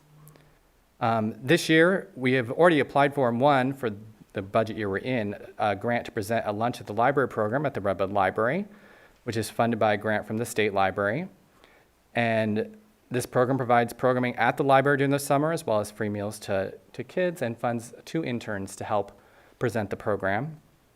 We will apply for this again in summer 2026, and that is funded through state funds. We are also close to launching a new online catalog, which we will come to fruition in this next budget year. It's how many residents interact with the library and has all of our titles digital and in print. And after the online catalog launches, we'll be working on a mobile library app, ensuring everyone has a quality experience of requesting and using print and digital resources at the library. And we're also continuing our outreach efforts to reach people beyond the walls of our library, such as our bookmobile, regularly visiting communities around the lake, and participating in community events. The main grant we're working on right now is the Building Forward Library Infrastructure Grant Program, which is a multi-year grant from the State Library. And that's the one that's reflected in Budget Unit 6023. There are capital improvements at all of our library branches, focusing on safety as required by the grant. And the biggest addition will be solar backup generation at our 3 largest branches, and work on this grant is planned to be completed in this upcoming budget year. And that work is mainly being done by Public Services. As the library will do our best to remain open to the public, but they probably will require temporary closure of either the branch or parking lots at some of our branches. I wanted to mention the position allocation. The only change to our position allocation is the removal of a vacant, unfunded branch library coordinator position that the library didn't plan to fill in the near future. So that reflection is in the position allocation already. And then I was also, I believe, asked to talk about resilience centers at the library. Not reflected in the budget are funds to operate as resilience centers for temperature events, like heating and cooling centers, beyond the library's normal operating hours. I did create an estimate on how much this could cost, and my estimate for the next year would be it could cost up to $11,300. This would be to operate 1 or more library branches when they're normally closed on Sunday or Monday, or in the evening hours. And the primary cost is overtime for staff, with up to 30 additional hours being estimated based on past climate data. And I didn't budget for any additional services beyond opening the library in this estimate. So that concludes my overview of the library budget, but I'm happy to answer any questions. Supervisor Sabatier? Just some quick questions, and thank you for that summary. Operating transfers in, I take it that's cannabis dollars coming in, as we were talking about earlier, the education fund, is that correct? It's not solely cannabis dollars, but that is the major part of it. Right. Then I'm looking and I'm hopeful, because I was thinking about your solar panel projects, I'm hopeful that your utilities will start looking a little bit better once that's complete, and maybe that will help free up some money for some other things that you can use those funds for. My last question is special departmental supplies and services. What exactly... professional and specialized services, administrative services seems to have almost doubled from our actual of 23-24 to now, and just wondering what that specifically is. To answer your questions about utilities, that is the hope, but that isn't any reduction isn't yet reflected in the budget. Professional and specialized services, I don't believe it's doubled, but those are the services that those are a lot of the services that we provide, that provide to us, the delivery that delivers material between our branches, as well as the automation services that make the whole library run, that we contract with Sonoma County Library. It also reflects some of the other services that we receive from county departments, such as from IT and from HR. Thank you very much. All right. Go ahead, Vice Chair. Do we have an idea where we would fund the 11,000 that resilience operations would cost? I don't. I imagine that there might be some other county funds for emergencies of that type, but I don't see that in the library. Or maybe we could look at that when the books are closed and we see how much is available. Go ahead. I'm also wondering, I know they had done some of this in the past, and there wasn't real big turnouts. I mean, so that's just a question. You know, if we don't have anybody showing up, which is what I was told at some of them, so to fund something where people aren't taking advantage of it, whether it's necessary. Yeah, that would be something I think your board would consider. It's hard at the library because people did come for the purpose of being at the library, and we didn't Yes. necessarily poll them at the door about why they were there when we were Sure, open for absolutely. those things. But in the past, it does seem like turnout was low, but there were some people utilizing them for that purpose. But not sure what the purpose was, yes. Yeah. Thank you. See you. Yes, thank you, Chair.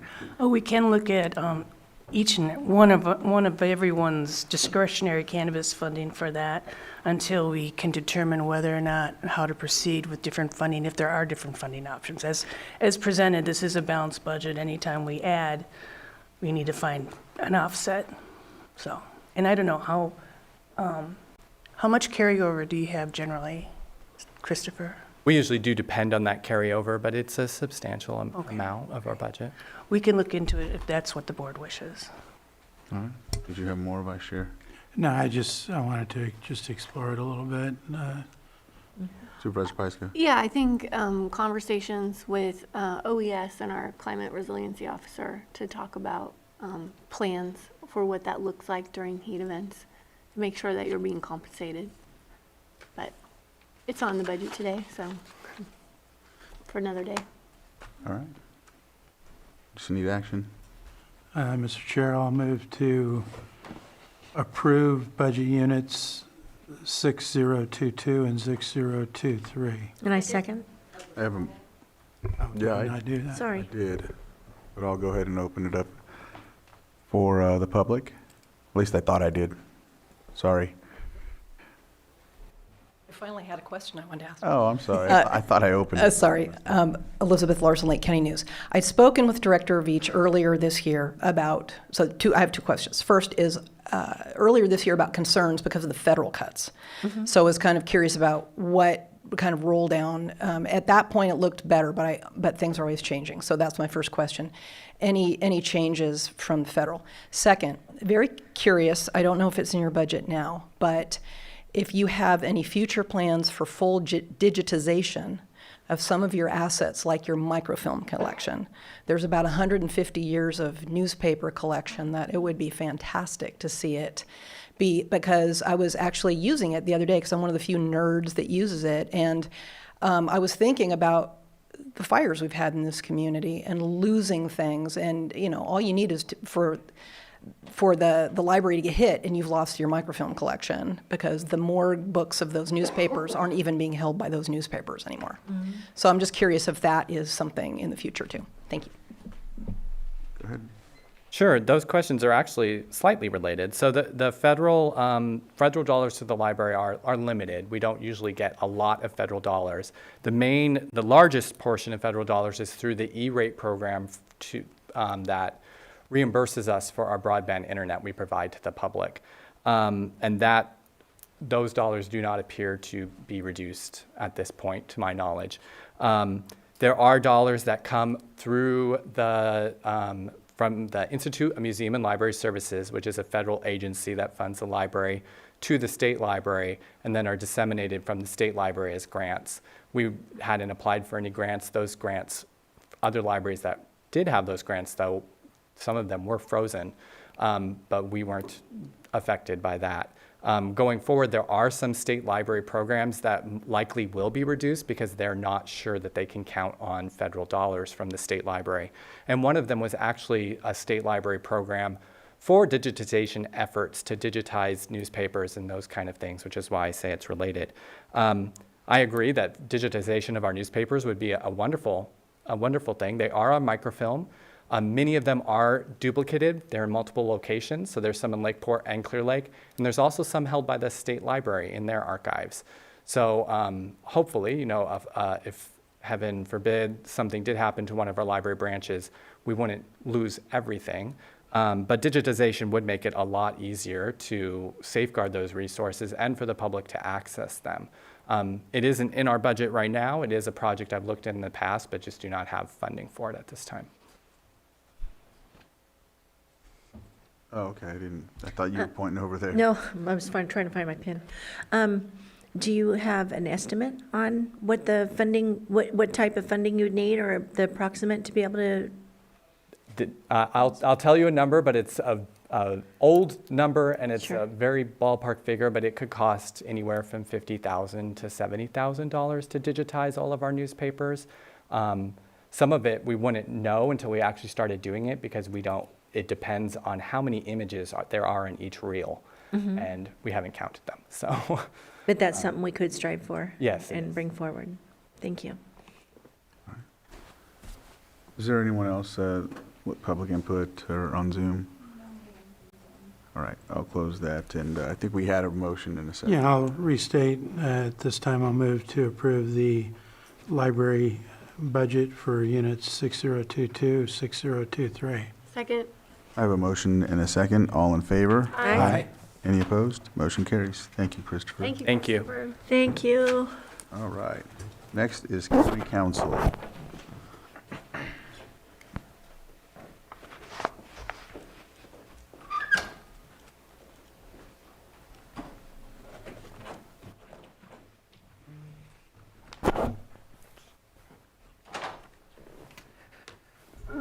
Okay.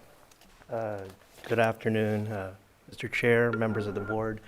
So my office has 3 budget units, and I could go through each one, and maybe I'll pause after each to see if your board has any questions. I will start with the budget unit 1231, which is our general office budget unit.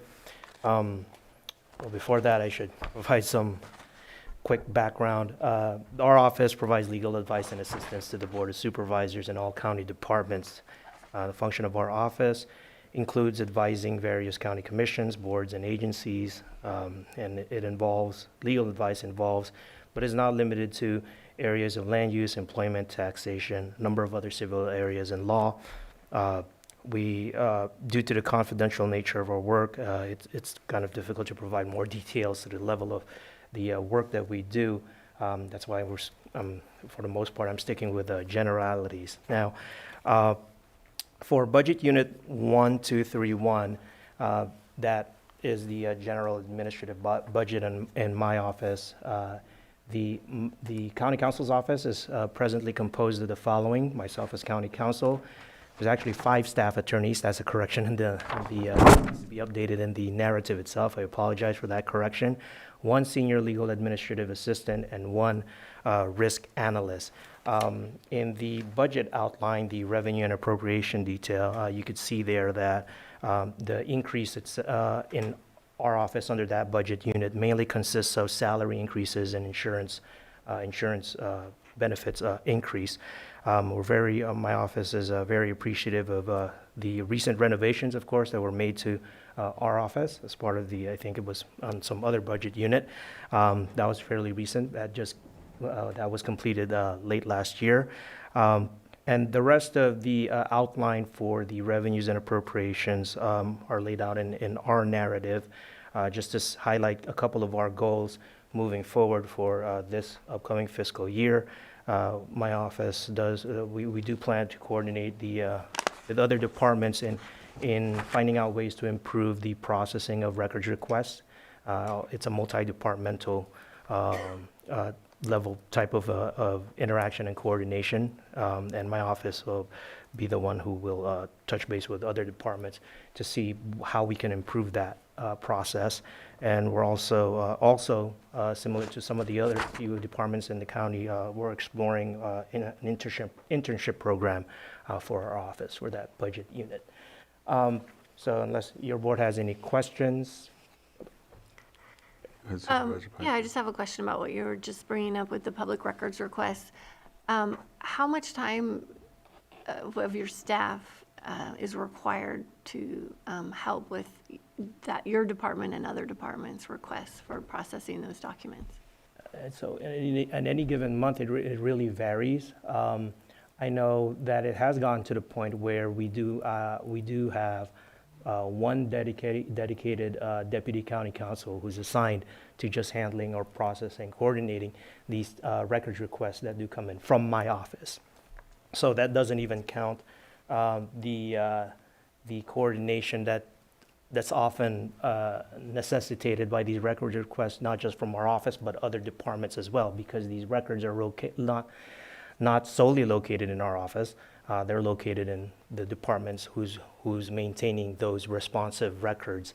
But I would say, I think the last time we tracked it, which was just some time ago, I don't have the exact figure off the top of my head, but it was certainly at any given month estimated. We are looking at around 50 hours just from my office alone. That's not just from one deputy, but from all of our office. It could go as high as that or even beyond. But it really does vary depending on when the requests come in. Is that an increase in recent years? Oh, yes, it has been. That's one of the things that we did track compared to previous years to, I think, we tracked it for as recent as 2024. And I think, we presented those figures, if I recall correctly, at the last governance workshop, but it is, it's an update to that is warranted, of course. So we're still trying to track the figures, trying to find out ways, especially when it's a request that involves several departments, finding out ways of how to track those hours better for staff time that's been used to work on these records requests coming from other departments, not just my office. Okay, thanks. Supervisor Sabatier? Yeah, thank you. Wanted to talk real quick about the, not sure if you already went over it, and maybe I'm breaking ahead, but the insurance public liability. Oh, that's under 99199. Should I wait, or? Either way. Is there a future where that might go down? Because it has a bad trend as far as what I'm seeing here, because we were as low as 2.4 in our actuals in 21, 22, and now we're anticipating 5.4 for this year, and that's a lot of money. I'm just curious if we're hitting a peak, or if we're gonna see that continue moving upward. The trend seems to be moving upward. As you can see from even the previous fiscal years, they tend to trend right around that same amount as far as the amount of increase.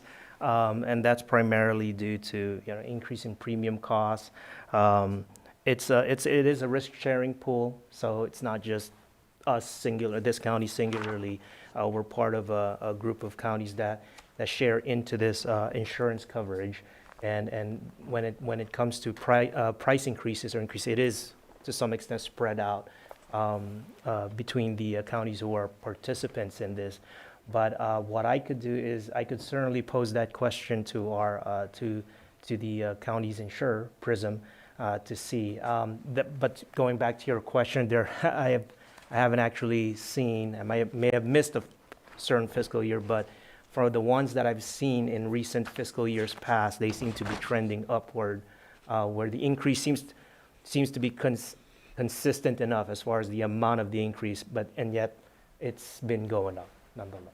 Yeah, it's not a good trend. Yeah. Is there advocacy on our part that we can do? I know it's been a long time since I've heard about tort reform, but I'm guessing that tort law is what helps keep building this up and up and up. Is that something we should talk to our representatives and see what we can do? Because insurance is killing us in every single way possible, whether it's car insurance, fire insurance, house insurance, or public liability insurance. Everything is making everything more expensive. Just looking for your guidance, because this is not sustainable if it keeps going. It's almost a 20 to 25% increase on a year-to-year basis. Yeah. And certainly we do have my office has a tentative meeting scheduled with PRISM representatives to talk about, among other things, this particular budget unit, the topics that are under this budget unit, which is tort liability. So I could certainly have a discussion with them to see what options there are as far as advocacy is concerned, and then perhaps provide an update to you and or the board if there's anything of substance that might come out of that discussion. Thank you. All right. Okay. So with that, we are in budget unit, moving on to budget unit 9919, which is the function. One of the functions of our office is to provide administrative risk management functions regarding to the county's public liability claims. That includes tort liability claims. My office reviews all claims for damages and has oversight over the third-party administrator for liability. And as you can see here, as what Supervisor Sabatier pointed out, there's a trend in an increase in the insurance premiums to that. seems to be more than, it was approximately more than at least, well, it's at least 10 to 15% of an annual increase, even if you were to go back as early as fiscal year 23-24 onwards. And our office continues to work towards increasing the number of attorneys available for assignment of cases, because once a case has been filed, it goes through, well, even before that, there goes through a claims processing review, and then if it leads to litigation, it typically, if it's a claim for damages or a complaint for damages, our office works with assigning these to outside firms to litigate for litigation and possible settlement, and that's what also plays a role with the determination of the amount of the premiums to be charged under this risk-sharing pool between us and the other counties who are sharing into these costs. So that's under budget 9919. If your board has any questions regarding that, I could move on to the workers' compensation budget, which is budget unit 9920. The function of our office as it relates to this budget is to provide services for workers' compensation programs, including general oversight of the county's third-party administrator for workers' compensation. And for this one, there's a little more movement here, although it's still an increase, not as much as the other budget unit, because there's been an effort, an ongoing effort from our office to try to bring the premium costs down through certain programs under the for workers' comp, such as the county's Return to Work program. We have a pretty robust Return to Work program for the county's employees, and that is a contributor. That does contribute to bringing the premium cost down, or maybe not increasing it as high as it could be. There is a relatively slight increase in the premium cost compared to the previous fiscal year. That is also predicated on the amount of people, county employees who are on the payroll. If there's an increase in that, typically that does result in higher premiums being charged to the county just by having more employees in the county, and potentially more employees within who go through the workers' compensation process. So that's pretty much the summary among those three budget units. Before I end, I do want to thank administration staff for helping out with this budget, with the revenue and appropriations. Also, thank you to my county council staff at the county council's office for their support. All right. Any other questions? And thank you, of course, to your board as well for the support in this budget. I'll open it up to the public. Is there any questions? No hands in Zoom. All right, I'll bring it back to the board for action. Mr. Chair, I move that we approve budget units 1231, 9919, and 9920. Second. I have a motion and a second. All in favor? Aye. Any opposed? Motion carries. Thank you, Lloyd. Thank you. Next is information technology. We have Shane French here.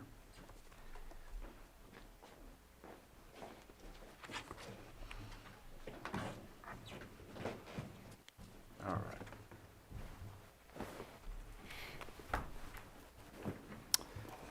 Well, good afternoon, Chair Crandall, members of the board. I'm Shane French, IT Director, and our department facilitates technology implementation and assists with departmental planning for technology projects and business process improvement.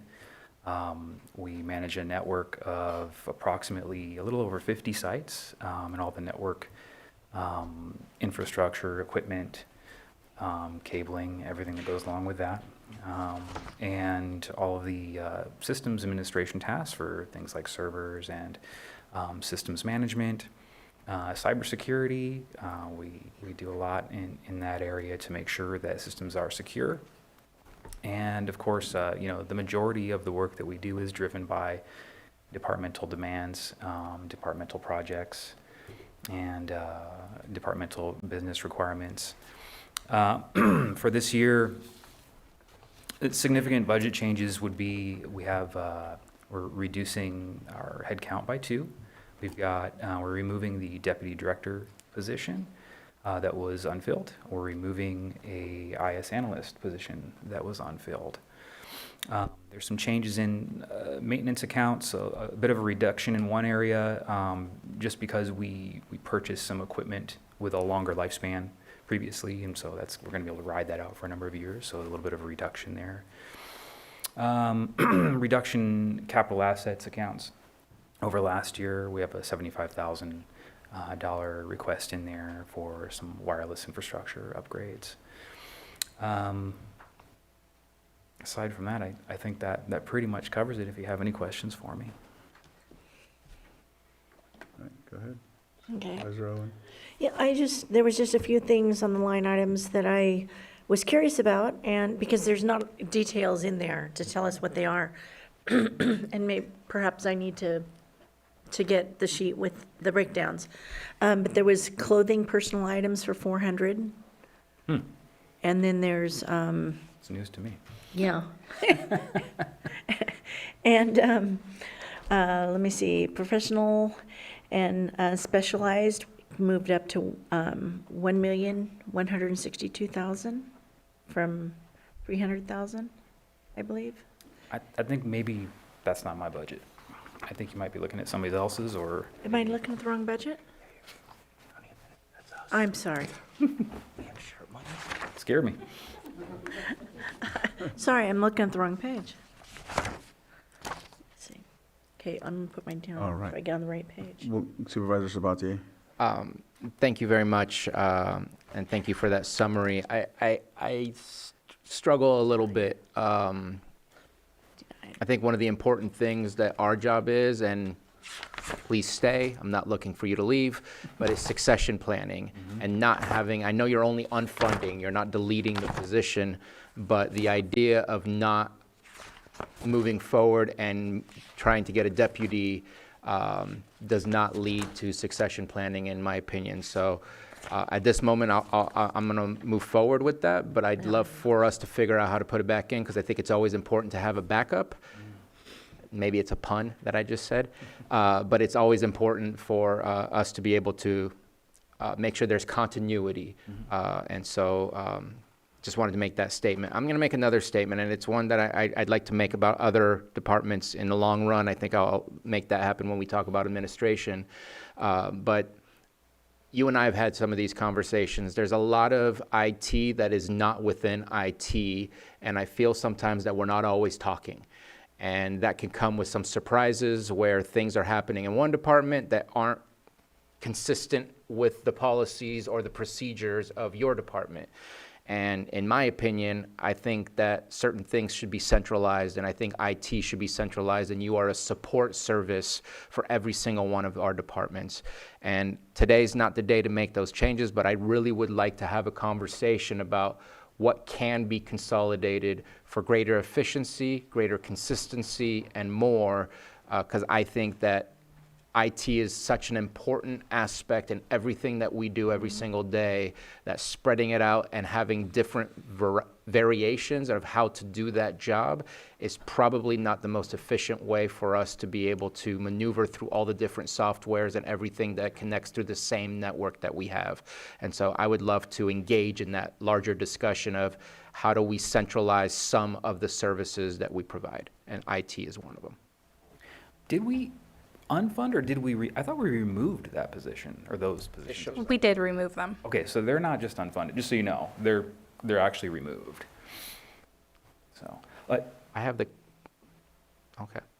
For your other question, I mean, obviously, I'm a big advocate for centralization wherever possible, and simplification wherever possible, standardization wherever possible, and I think it makes sense very much to have that conversation.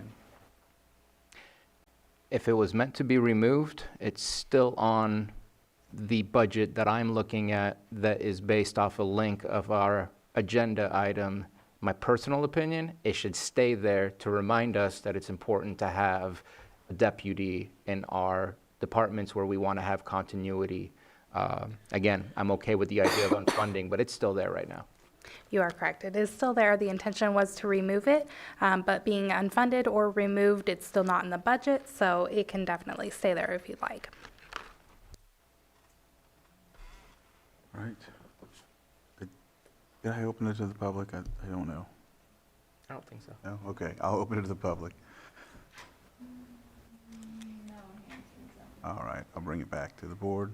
Mr. Chair, I move that we adopt Budget Unit 1904, or approve 1904. Second. I have a motion and a second. Aye. All in favor? Aye. Any Sorry. opposed? All right, motion carries 5-0. Thank you. Shane, sorry about that. I was on the wrong budget. It's okay. Next is our So auditor. sorry. Buy a shirt. All right, he's coming up. Are you gonna just do it right there, or? You can. You have another. Yeah. Yeah, there you go. Don't leave her by herself. Myself? Oh, okay, I'll go yours. Yeah, come over here. There you go. All right, go ahead, Genevieve.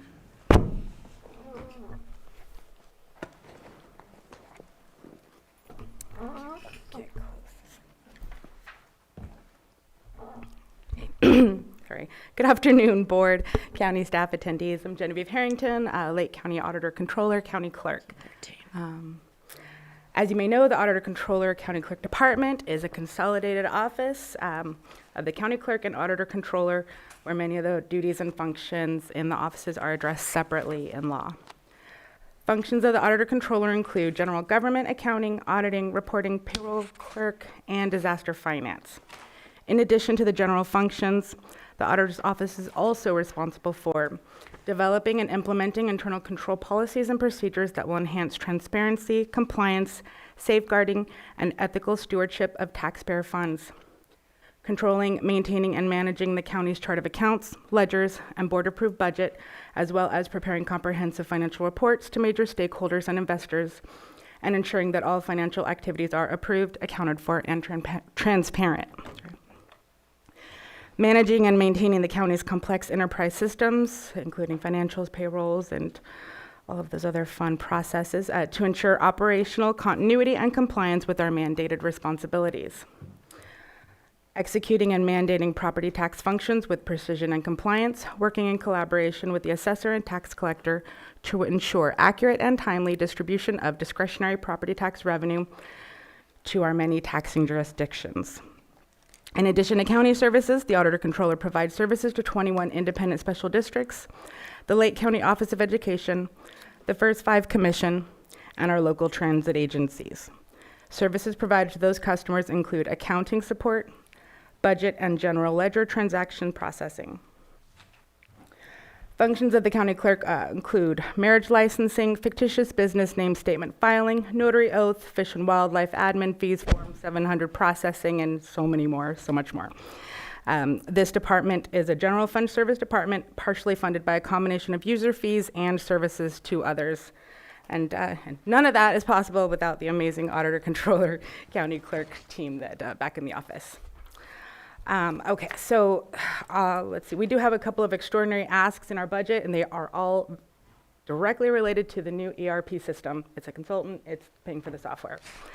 So in addition, some of our goals for this year, revise the retention schedule to match legal requirements.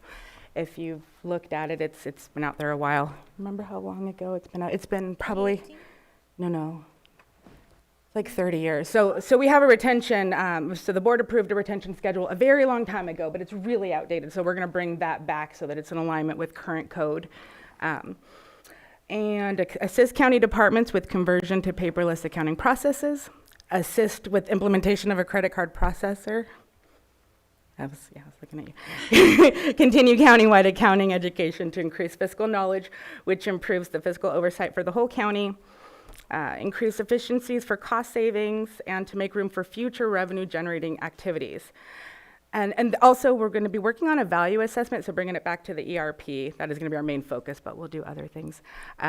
We are going to work on a value assessment, so it's something that Workday does provide, but it will take some interaction with the departments. So I'll be reaching out to all the departments. I need to gather some data on the front end, And then we'll reach back out later so that we can go ahead and measure the value that we're getting from the system. So that's something I'll be reaching out about. And let's see. Keep us at our time. All right, so the 1920, I'm going to move on to the 1920 budget unit is disaster response and recovery was established for a centralized location to track and claim the costs associated with declared disasters. The responsibilities of this budget unit were absorbed by the Auditor Controller Department in 2015, and Dakota's going to speak on that for us. So my name is Dakota Hockett. I'm the current Assistant Auditor Controller, and prior to that, I was the Emergency Event Fiscal Manager. So the 1920 budget unit is held within the Special Revenue Fund 110, and it is funded day to day through state and federal administrative payments and interest revenue. The purpose of this fund is to track and claim expenses incurred due to countywide declared disasters and ensure the county qualifies for as much reimbursement as possible. The 1920 budget unit has reserves held for audit exceptions, repayment of insurance duplication of benefits, advance repayments, and emergency funds for major disasters. The audit exception reserve is to ensure monies are available for any audit findings. Most of the events are still eligible for audit, which leaves us with about $21 million in unaudited public assistance proceeds. The insurance proceeds duplication reserve is to ensure monies are available to pay back in cases where we received both public assistance and insurance for the same exact damages. The advance repayment reserve is because we received an advance for Mendocino Fire and we were paid in full as well. The general reserve is to ensure there is money available in the case of a major disaster.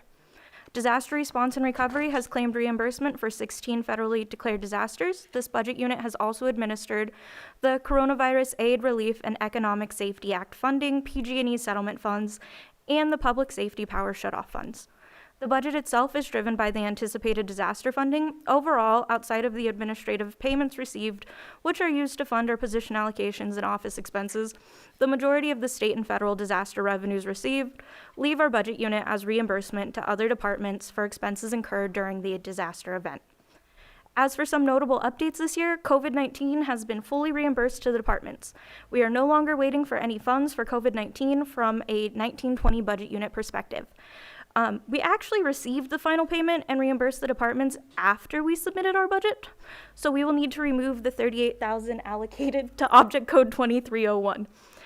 Headway has also been made on older events, and we have received final inspection reports from Cal OES for Mendocino Fire, Sulphur Fire, Lightning Complex Fire, and Cache Fire.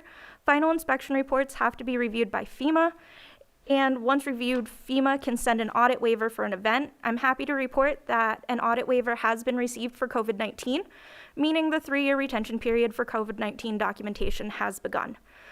Goals for the coming year include wrapping up older events, preparing for audits, remitting private property debris removal insurance collections to the state, and creating a fiscal user packet for staff who will be submitting disaster event costs. This concludes the disaster response and recovery budget presentation. Thank you for your time and attention. That concludes the department. So, but we're open to any questions. And Supervisor Pyska. You can go, Helen. Go ahead, go ahead. Go ahead. Well, I know it's going to be a big year with this migration, and I know it's going to take a lot. But also, I'm looking forward to seeing some substantial savings next year, especially going paperless, which doesn't seem like it costs a lot, but I know that it really does, especially with our paycheck papers and everything else that's very expensive to print. we've been scanning for probably 4 months now, and just going back, taking out all the staple. We've just been so paper, where your receipts taped on, and you can't feed that through a scanner. It's been, so it is definitely going to take some time and some expense, but it's a one-time project. It's worth Once doing. we're done, we don't ever have to do it again. It's worth doing. So. Yes.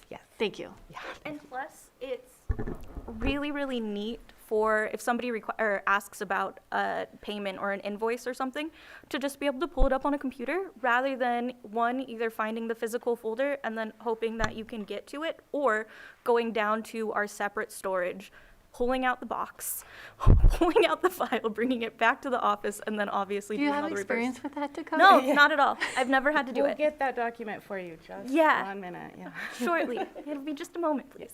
Supervisor Owen. Yes. Hey, you know what? The only thing, and it's throughout the whole budget, is backup information on a lot of this for instance, like the Valley Fire, the Canyon Fire, and people that have been here before, they're going to understand what the 23,000 or the 78,000 is for. But for me, being new to this, I don't have the information available. And like I said, throughout the whole entire budget, it's like that, where we don't have the documentation to understand what the 78,000 is for a fire that took place, a decade ago. So just food for thought on that. And then going back to the first portion of it, make sure I'm on the right budget. Look up my page number. Auditor. So that would be 13, yes. 14, okay. So proof and specialized services, professional and specialized, or professional and specialized is what it states. So I noticed it went from a couple years ago from 224,000 up to 1,282,000, and that's just a big jump. Which object code is that? Let me see, that it would be 23-80, and I'm on the right page. Yeah, no. You are. I always get the naming of 2380 and 2830 confused. Right. Well, and I think It was just a big jump. it seems that we did have an object code Consulting change. services as well. Yeah, where we budgeted in prior years, it changed, and so. It's combined or something? And then also this year, we're anticipating increased professional and specialized services just because of the implementation of the new system. That's, I believe, a big portion of it. Yeah, it's like up about $1 million. Now, but I believe that, I don't have it in front of me, because you'll see another budget, or another object code as drastically reduced from a prior year. Okay. So I want to say about 500, I feel like about 500 went from one object code to another, so I just don't have it in front of me. And then I believe we also budgeted for the potential, so we're operating off of a very old, our accounting system, we call it the AS400, and so we have a contingency, which is in that 2380, while we're implementing and switching over, just in case switching over causes any sort of problems with the current system. We can't support that in-house, and so we got this as like a one-time, just in case something happens while we're switching over, we will have the money to immediately go and pay somebody to fix it. Okay, yeah, because it looked like you guys had actually requested 282,900, so 283,000, and then admin had added $1 million, which brought it up to $1,280,000. And so I believe it was that, and then the additional consulting services that will support us through implementation. Okay. All right. Supervisor Sabatier? Thank you. Thank you for those two items. I see a lot of funding going in and then going out, mainly because of the Workday project. That'll be something to look forward to and seeing how it impacts our efficiencies. I will continue with some of what I said earlier, where I also feel that if not in your department, but a consolidation of accountants into an accountant type of department, you're the oversight of like the public, representing the public to make sure that we are doing what we're supposed to. But as we move into a new accounting software, if we had a centralized accounting area where everybody followed the same rules, you wouldn't probably have a headache of trying to figure out what this department decided to do in this process, that no one else follows this process. And I just think if we centralize the workload, it would make it much more efficient for you to be able to follow the bouncing ball of what every other department is trying to accomplish. And their good intent, right?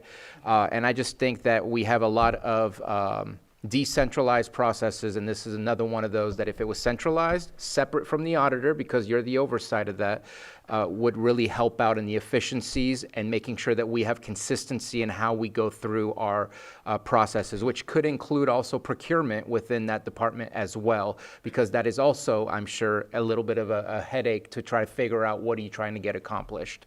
And so I just want to put it out there just because I think it's an opportunity with a new software to try and get everybody on board doing the same thing, rather than eventually seeing everybody going their own ways and then saying, hey, I need a special program to do what I need in this. which is what got us in a little bit of our mess in the first place.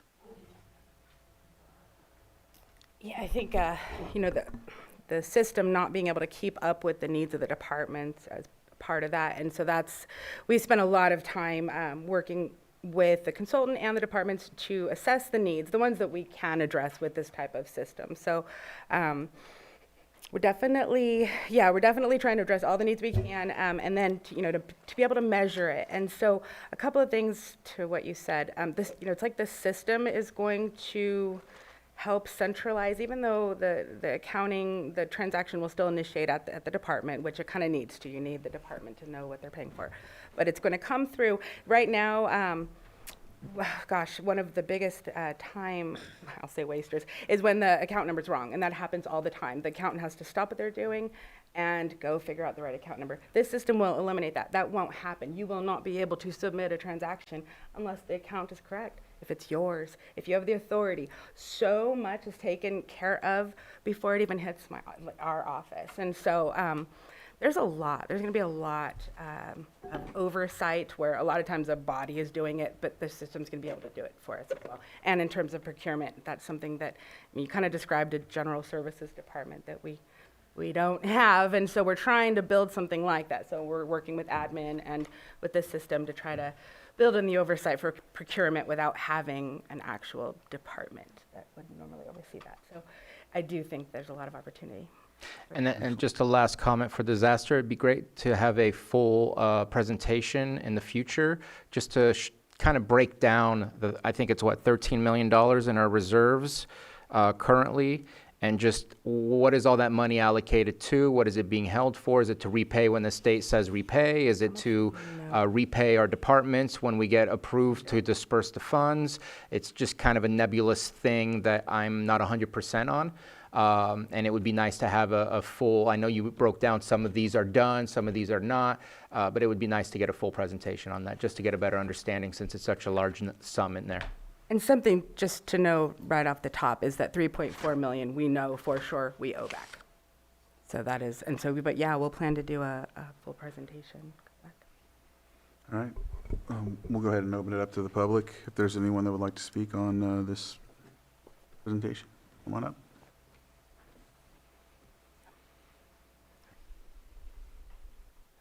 Elizabeth Larson, Lake County News. 2 questions for you.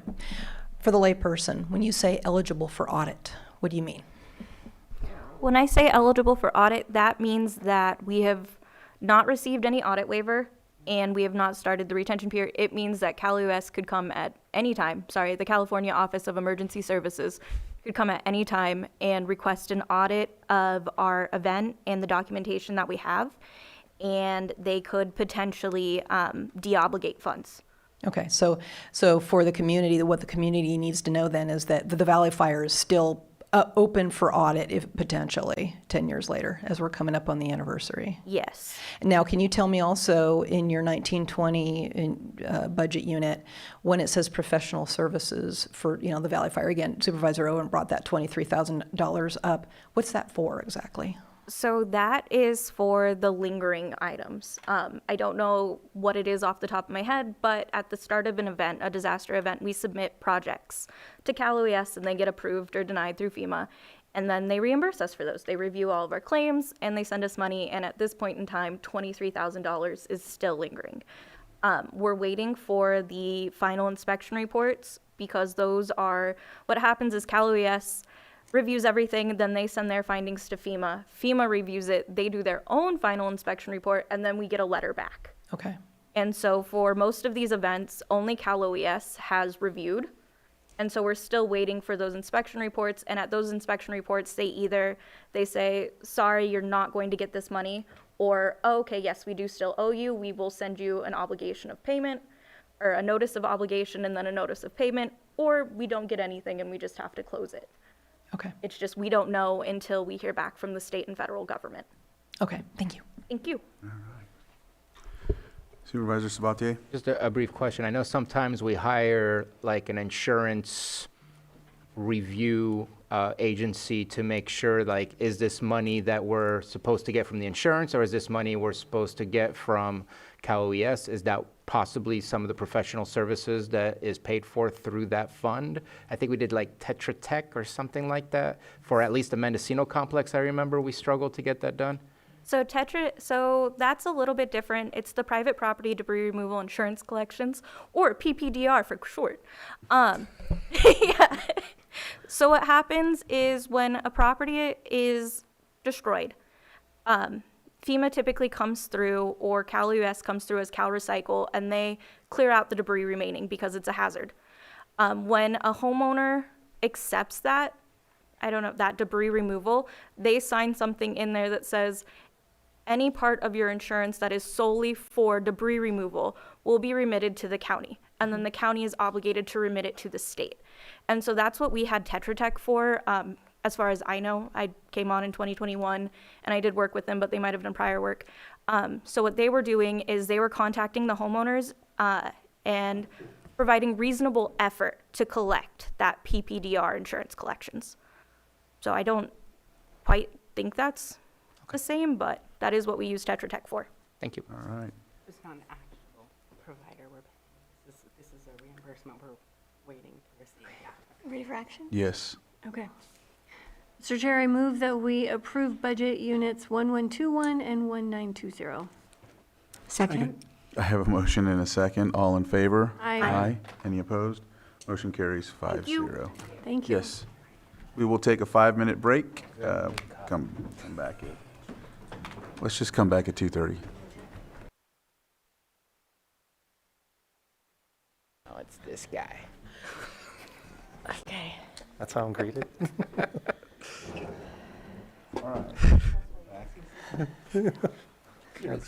We are back, and we will go on to our next budget item with the treasurer tax collector, Patrick Sullivan. Good afternoon, Board of Supervisors, Chair Crandall. Thanks for the opportunity to present today. Patrick Sullivan, Treasurer Tax Collector. I'm here with Liz Martinez, the Assistant Treasurer Tax Collector. Just the overview, as you all know, our office has 3 divisions. There's Treasury Tax, which covers property tax, cannabis tax, transient occupancy tax, any tax that the county runs. And then there's the Court and County Collections Division. It's primarily court-ordered debt, but we do collect debt for other county departments as well. And Treasury, just to be clear, that does the county's banking as well as investments. So I would just touch on some of the operations in our department right now. I think before diving into everything else, it's probably valuable for your board to know that we do have a little bit of a staffing crunch at the moment. Our vacancy rate is 10%, which normally would not be that bad for us, but due to employee leave status, we're really effectively operating at a 20 to 30% vacancy at any given time if everyone else is present. So it is at the point where it's impacting our operations. So that's difficult for us. We are hopeful that the salary increase for the accountant positions, which are the sort of the main workforce in our office, that may help somewhat with recruitment. That position is difficult, though, I think, given maybe the position people are in their career. A lot of people do have families or get married or have children, and because of health insurance, that has been an issue for us with recruitment and retention in that position. So I know that's a long-term problem, but I would just throw it out there. It is limiting our pool. Let's see. So current projects we have going on. We are implementing a changeover in custodial banking, which I think we've mentioned before. We're moving from US Bank to BMO. So that's ultimately going to save us money, but that is a large operation. Probably something we would have preferred not to have done the same year as the ERP Workday if we could have helped this, but some things cannot be helped. Other major project, TOT enforcement, which your board's been updated on before. Enforcement of unsecured property tax is something else we're doing. We were just in front of you with a contract about that. So we're hoping that these are going to help drive revenue. They do take staff time, though. But fortunately, even with our reduced staffing, a lot of the technology and upgrades that we've done are allowing us to continue with these projects. So we're trying to strike a balance in what we tackle, but these ones are definitely able to proceed. As you know, we're going through the Workday transition. Our current system, I think, as you heard from the Auditor Controller's office, really is sort of on life support. It is always a concern anytime there's updates or anything that something can so easily knock us all out of whack. So we're looking forward to transitioning to a new system that's going to be safe and secure. I want to touch on court collections. It's money-wise one of the smaller programs that we run, but it is a lot of work. It's time intensive, and it is a kind of a threat to our budget. We still retain obligations where we have to make payments to the state. We have to cover certain things. So as revenue goes down, the legislature keeps decreasing fines and fees. They've limited our ability to collect, yet we're not relieved of these responsibilities. The other issue, I mean, we're having a great deal of success with the tax intercept program, which we started this year, and that's actually the only reason our revenue is not down. Most counties are going down. We're actually staying fairly stable because of that. However, I would say a lot of the money we're bringing in now with the intercept and also wage garnishments, bank levies, we're collecting for victims from criminal cases, but victim restitution is an unfunded mandate. So as a county, we help people collect on these. We pursue the defendant and try to recover those funds for the victim. But we're doing that sort of at our own cost. So it's something to keep in mind as more and more of our revenue is associated with victim restitution. We're not recovering money. We don't take money out of the victim's pocket. So that is something we're going to have to keep an eye on as costs accelerate there. Future issues that we're dealing with, there's tax sales. As you know, that's sort of hit an unsustainable level in our office. We're looking at that low value ordinance, which will be brought back to your board. That will hopefully bring us to a more normal workload there, especially because each sale, it takes a year to prep. It takes 2 to 3 years to close them out. So as we build this inventory of sales, our backlog grows. We want to do credit card acceptance for departments. That's something that I think is going to have to wait until the Workday transition's done. We've onboarded several departments with credit cards in the last several months, which has been great. But at the same time, electronic banking, there's definitely a learning curve for county staff. We've had struggles with the rapid timelines that come in. Previously, when departments take payment by check, I guess it's more at their pace that they can bring the money in. The problem, once you integrate everything in electronic banking with e-check and credit card, debit card, the money is hitting our account right away. The department and our office have to work on it quickly. If people aren't up to speed, it creates a much larger workload in our office. And that's what feeds back to the staffing issue I was bringing up, is that transitioning these departments over, electronic banking flips some of that work back onto our office instead of the department. So that's something we're wrestling with. And at this point, we're hoping to do a master agreement where we can accept credit cards, hopefully utilize Workday's program, integrate it in if we can, and have an option to offer all departments so that we stop having departments do their own thing and get everybody working the same way. Other issue that's come up that we're not quite sure what the impact's going to be on the treasury pool and investments and budget is we have smaller districts in the county that are being approached by financial advisors pitching that they should invest their money or manage their funds.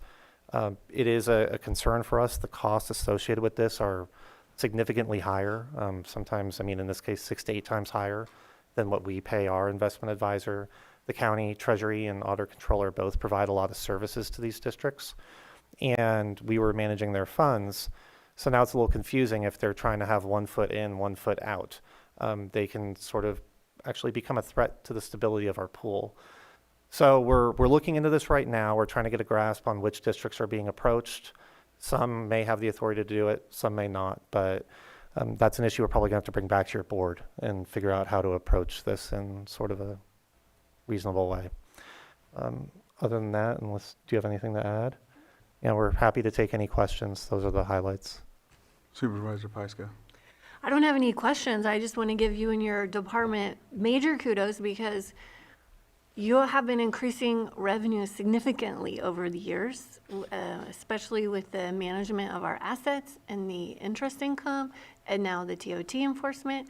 I know you have your fingers in a lot of things, but we're in a really strong financial position because of your department. So I just want to thank you both and on all of your staff. Yeah, thank you. We have a big team and everyone's been working really hard on all these projects. You have, and so it really acknowledgement's shows, and it's meaningful. putting us in a strong position. Thank you.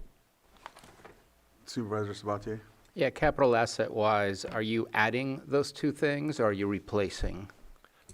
So that, I apologize, the safe and the currency counter, because I thought I remembered we bought a currency counter at one point already. so we do have a currency counter, but we only have the one that we bought in, what was that, maybe 3 years ago, 4 years? 5 years ago, okay. So the most recent currency counter we have is really the It's what? best mechanism. It's the best mechanism. I'm going to be careful at what I say. It is our best available tool to battle counterfeit bills, which are on the rise and a significant problem. We have had, both in our electronic banking, we have suffered coordinated attacks against our electronic banking. Some of these attacks have been coupled with physical attempts in bank branches that coincide with the electronic attack.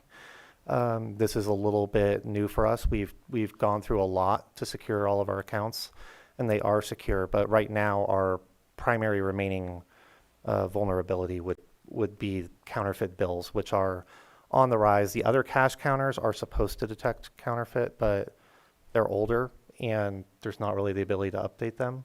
So the best thing we can do is to get new equipment. Okay. And are we still seeing a lot of cash as far as our cannabis taxes being collected goes, or have we figured out a way to go through like a community, I can't think of the name right now, I apologize. Credit union? Yeah, like a credit union, thank you. I 'Cause think I know they have a there's lot of banking always- with the credit unions. Yeah, I think banking access for cannabis industry has increased from what we've observed. And then, as far as your other questions, we could probably get into that more offline. Okay. Yeah. And my last comment is, I don't know what they're doing now. I know the transition from Bank of the West to BMO was disastrous. Their customer service, in my opinion, is horrible. The people who work at the branch, amazing. But overall, the system, I know that I had a lot of personal issues. A lot of other people had personal issues. In the city of Clear Lake, they were not able to even process their payroll at one point. So I would just please walk cautiously if that's the approach. I think you know what's best for what's needed. But I just want to at least caution you that there has been some issues with transition. And let's hope that's not the case for us. Yeah, and if they can't meet our needs, we definitely will not go with them. We're just in the early stages of implementation. And certainly we were aware of some of the issues. Custodial banking is a different branch, so as far as I'm aware, these impacts aren't present for us, but we are mindful of that. Vice Chair? Yeah, appreciate all the work. That sounded concerning with the operations at up to 30% vacancy. Do we expect that to be an extended period or? Well, we just had a failed recruitment for the accountant position that we were trying to hire, so we're posting it again.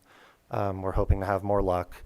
I would say the other ones, we're going to have a staff member return hopefully in August, by the end of August. So that will alleviate some of our issue, but that could still leave us with a 20% effective vacancy, which we can operate, but our ability to take on new projects is limited by it. Thank you for the additional info. Supervisor Owen? I just want to say thank you for what you guys are doing. You're doing a fabulous job. Thank you. Thank you. All right. In 3195, fines, forfeit, penalties, it went from 285K, and then now there's nothing requested. You just want to give a reason why? That makes sense? No, it's requested zero. It looks like it was put in the wrong.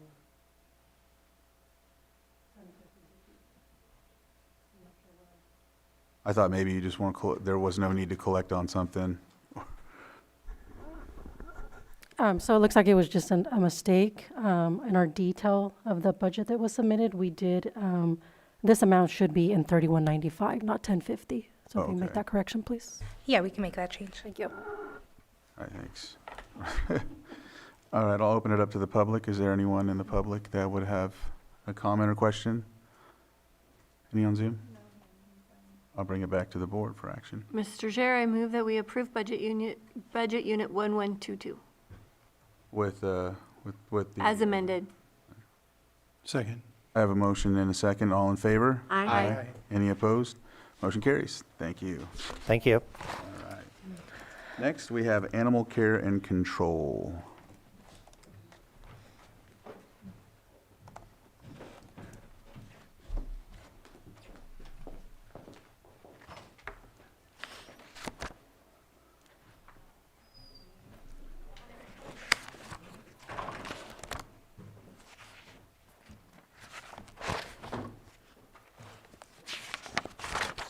Good afternoon, everybody. All right.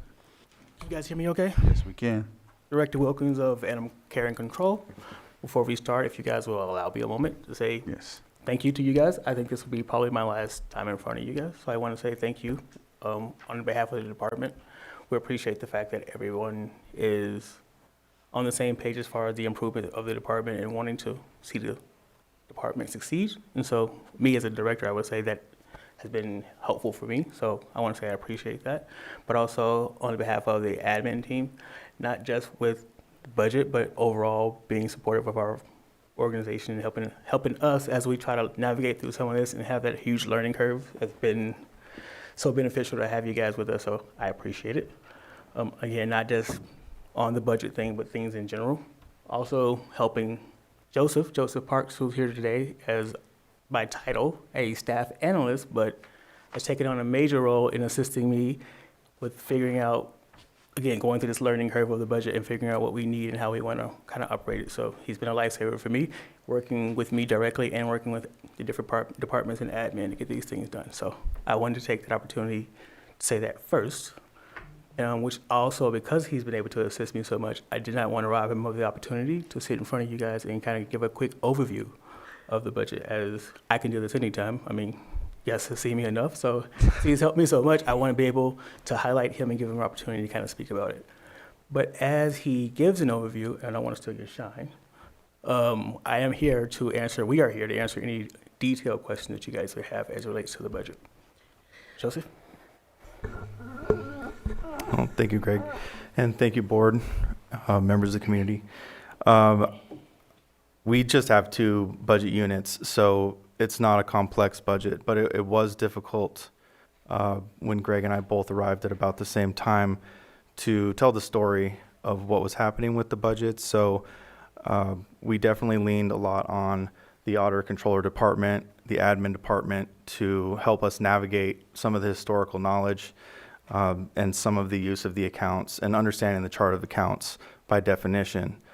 To this day, we're still getting, hey, 2830 and 2380 they're tricky, but it's really been helpful for us. And we had a whole bunch of great ideas and wanted to aggressively attack some of the issues that we've seen with animal care and control. And of course, it's a very emotional department and a very big need to have the care addressed for the health of the county and its residents through the animals.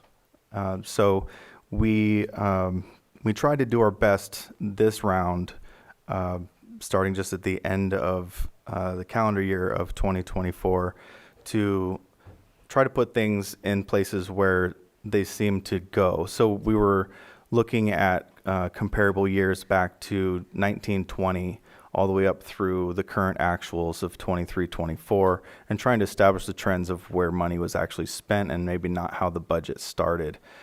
So that was our main goal to do this time around, and make sure that we understood how to tell the story of where we are wanting to start before we start making additional changes. We had some very nice donations this year that kind of helped us get caught up with some of the expenditures that we needed to make, that we already knew that we needed to make.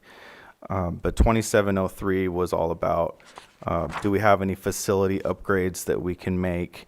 And do we have enough trucks in our fleet just to make sure that we're prepared to maintain a full staff.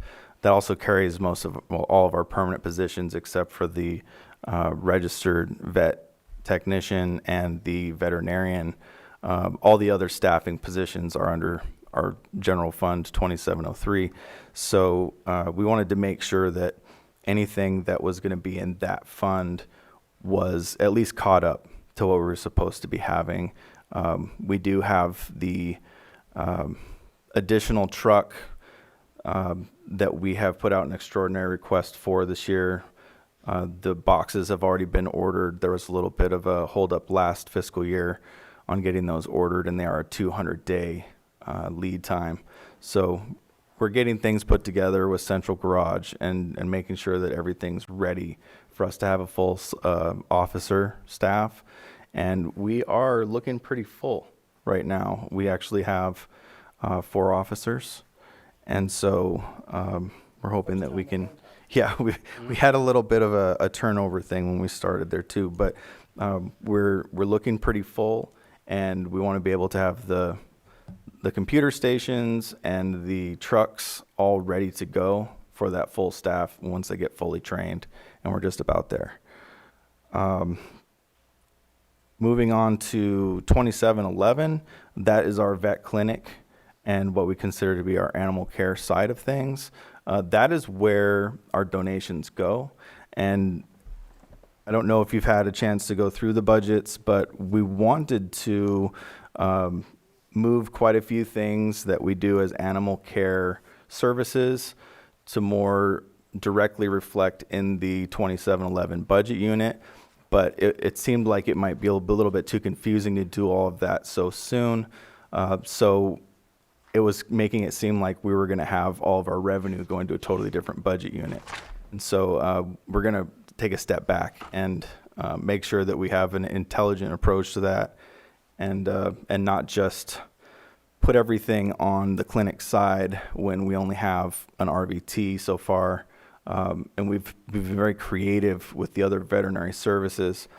But over the years, that's where we saw a big shift from our animal care costs going from the veterinarian salary and the services that were coming through having a vet on site to all of our partnering vet clinics.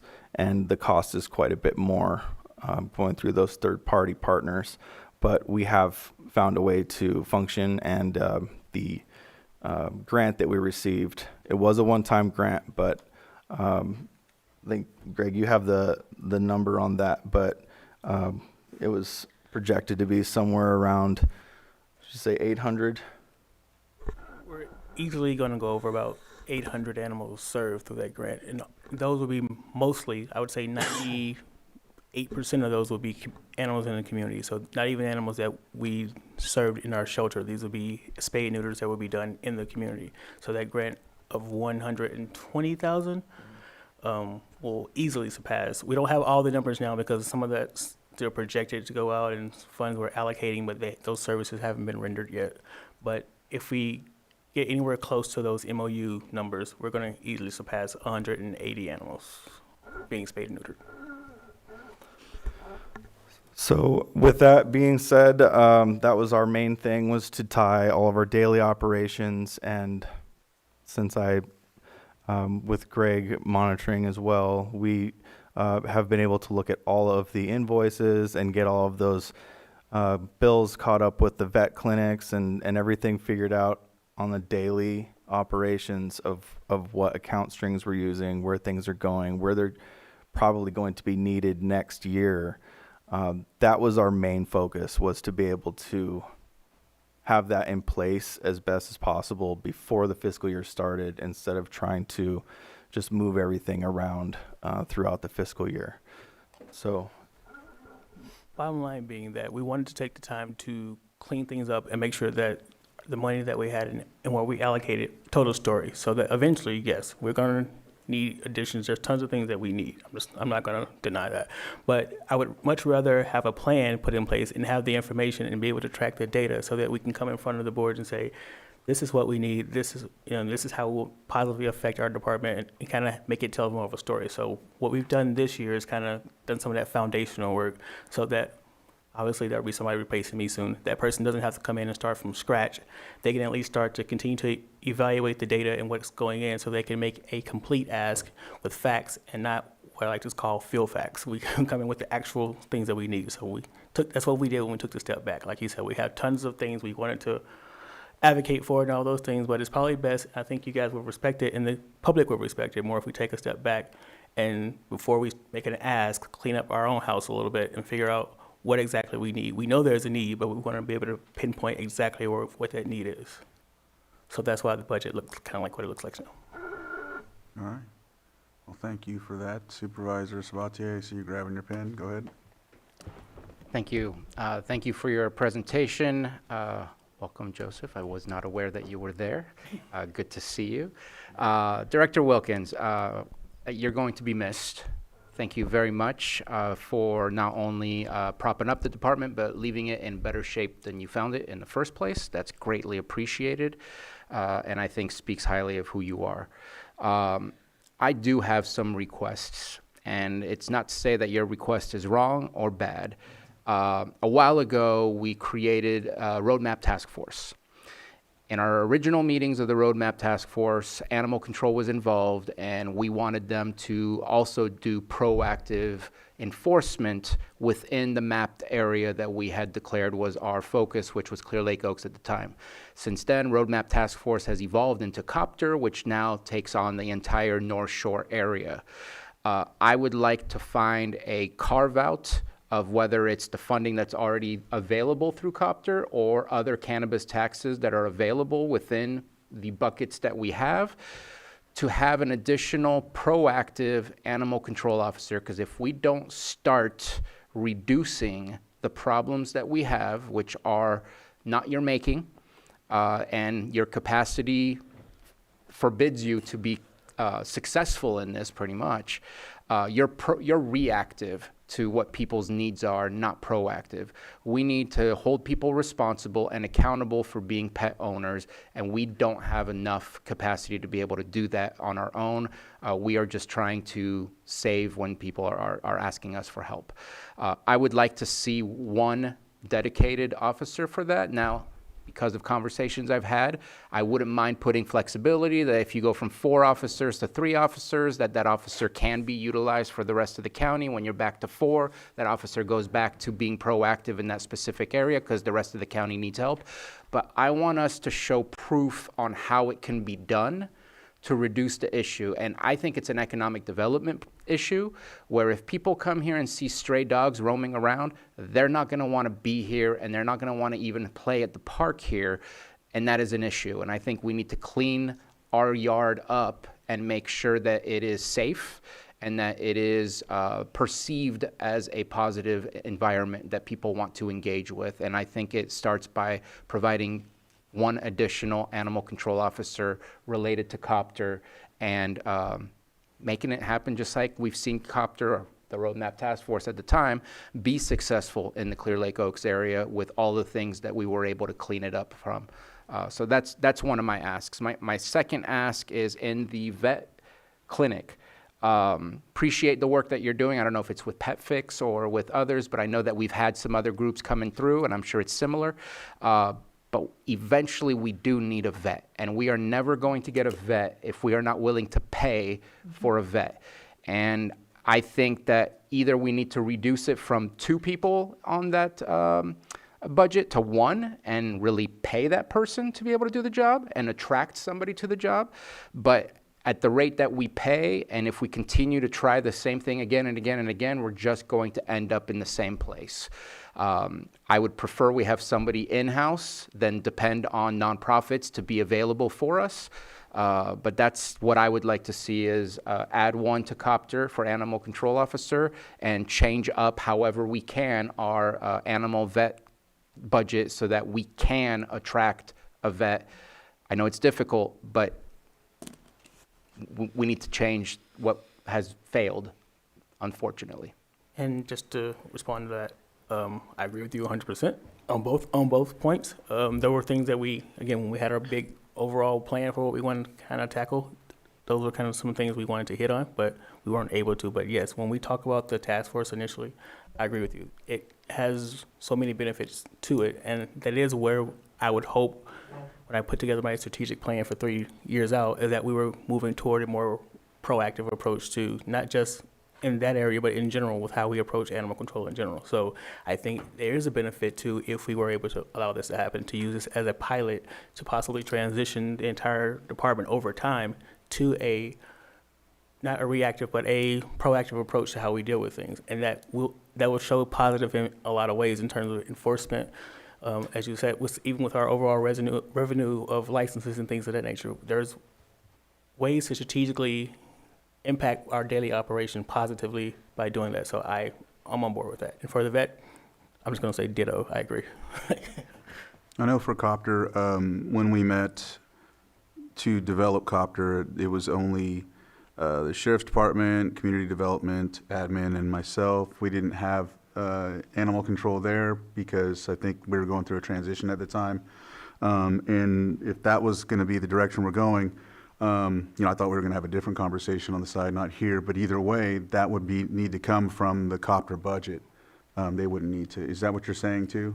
Or carve out of the $9.3 million that we have, or the other buckets that has money in it. I think that it's a good use because it's not a good look. I'm not saying that. What I'm saying is that the budget that was put together for Roadmap Task Force had it included. Yes. And so this one didn't. I think it was just because at the time we were going through that transition. So it's either there or we just add more to it or however. And I think it's a good way to go. And we did have that with Roadmap when you guys started that. So go ahead. Well, we are in transition again.